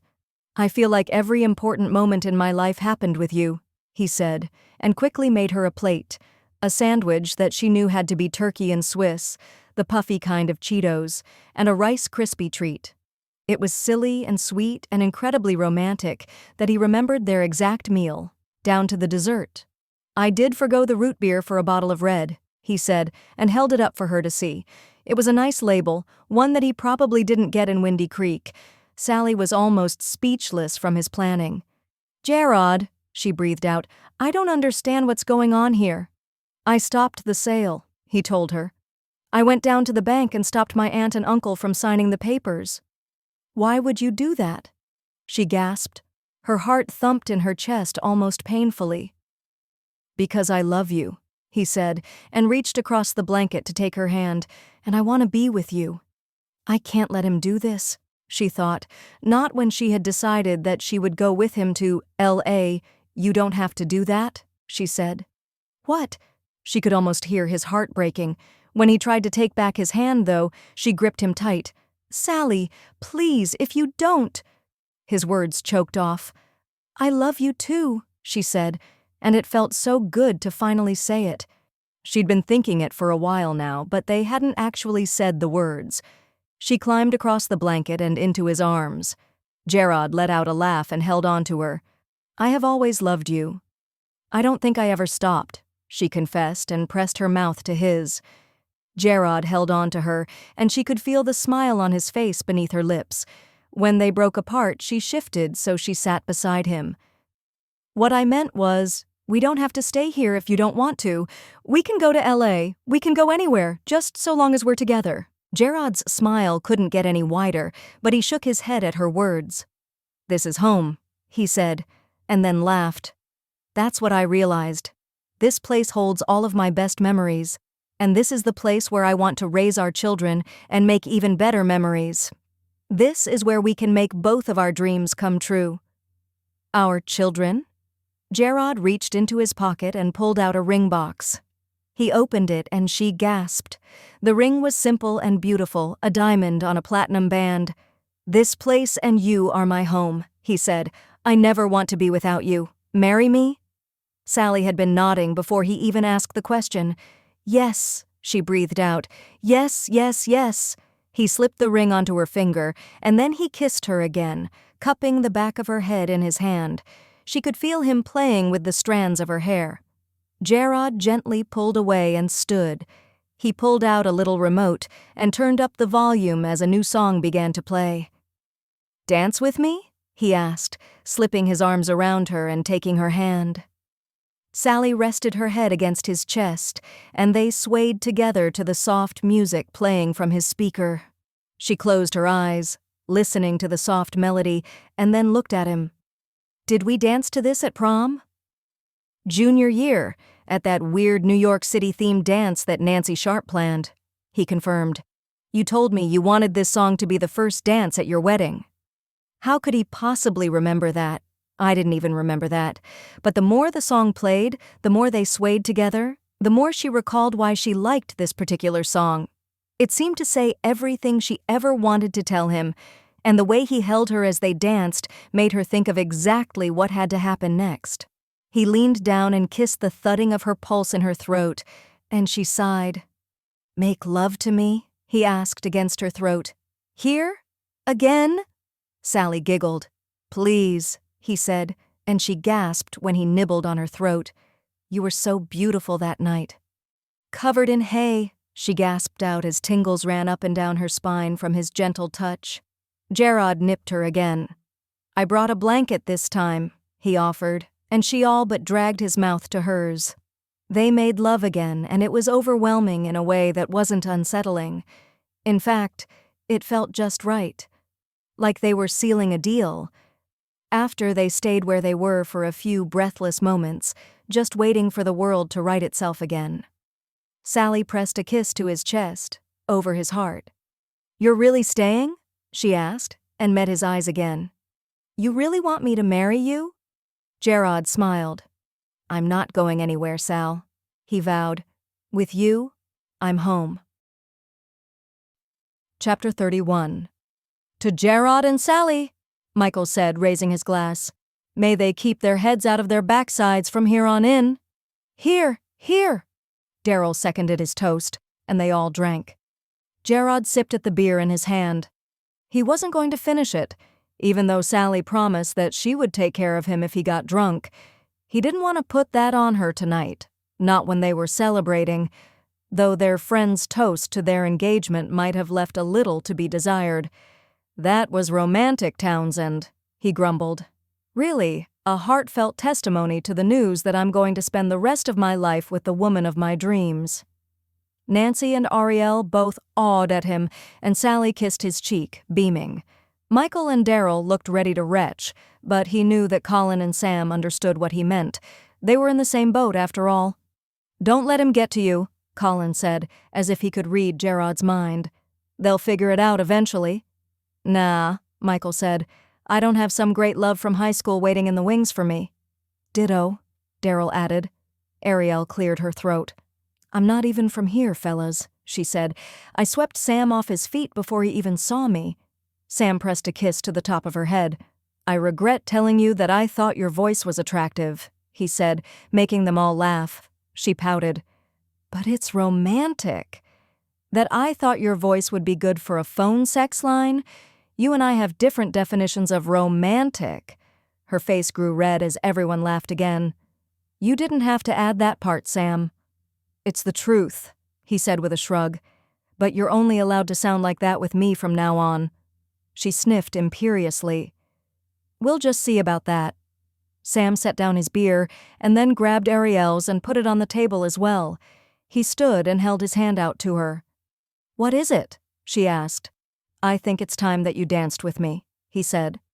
For her haughty attitude, Jarod chuckled when she all but jumped out of her chair so that Sam could take her to the dance floor and pull her into his arms. He liked her. She fit Sam well. While she might not have grown up with the rest of them around the table, Ariel fit right in. Colin stood up next. "Want to?" he asked Nancy, gesturing toward the dance floor. Nancy took his hand. "I've been waiting for you to ask, Cowboy." Sally watched them walk away and then looked at Jarod expectantly. He grinned. "Did you want to dance, Sal?" She stood without a word and started for the dance floor.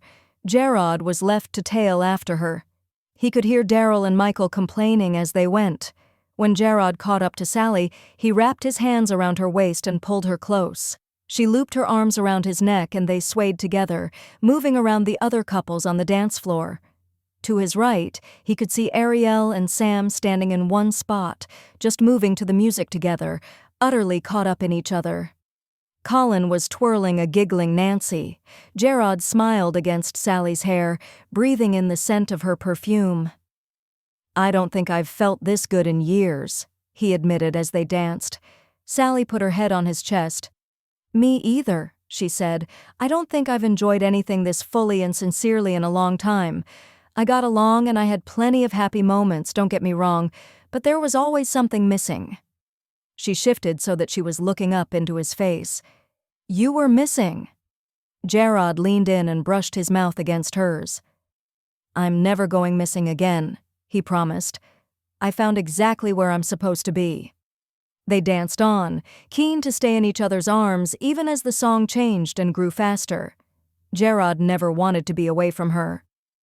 "I don't suppose it would be polite to cut out early?" Sally asked. She always seemed to know exactly what he was thinking, and 9 times out of 10, she seemed to agree wholeheartedly with him. He was a lucky, lucky man. "They're here to celebrate us," Jarod reminded her. Sally sighed. "We have really good friends," she said. "But you kind of wish they weren't so great?" he guessed, and she laughed but nodded. He tipped her chin up and kissed her again. "I'll take you home soon," he promised. That was another thing they were getting used to. Sally had moved to the Lucky Star. They were currently arguing over whether or not to take over the master bedroom, which he still thought of as Aunt Karen and Uncle Frank's room. They had left on their semi-permanent RV holiday, promising to be back for the wedding whenever Sally and Jarod got around to setting a date, and Sally argued that it was high time that he took the master bedroom for himself. Or for them, really. But Jarod was reluctant to make it their room. She suggested that they could renovate to make it feel truly theirs, but if they were going to redecorate, why not just make his current bedroom bigger by breaking into the guest room next door? They could create a whole master suite that was just for them. She'd finally given in to the idea. A contractor was meant to be coming next week. He wanted the project done before they started their wedding planning. Speaking of, have you asked Nancy about being our wedding planner yet? Sally shook her head. I was going to tonight. Can I? I guess so, she said with a confused smile. If you want. He grinned. Thanks, Sal. After another song or two, they headed back to the table. Sam and Ariel were already back, sitting next to Shane Claiborne. Daryl's younger brother Kyle was sitting next to him.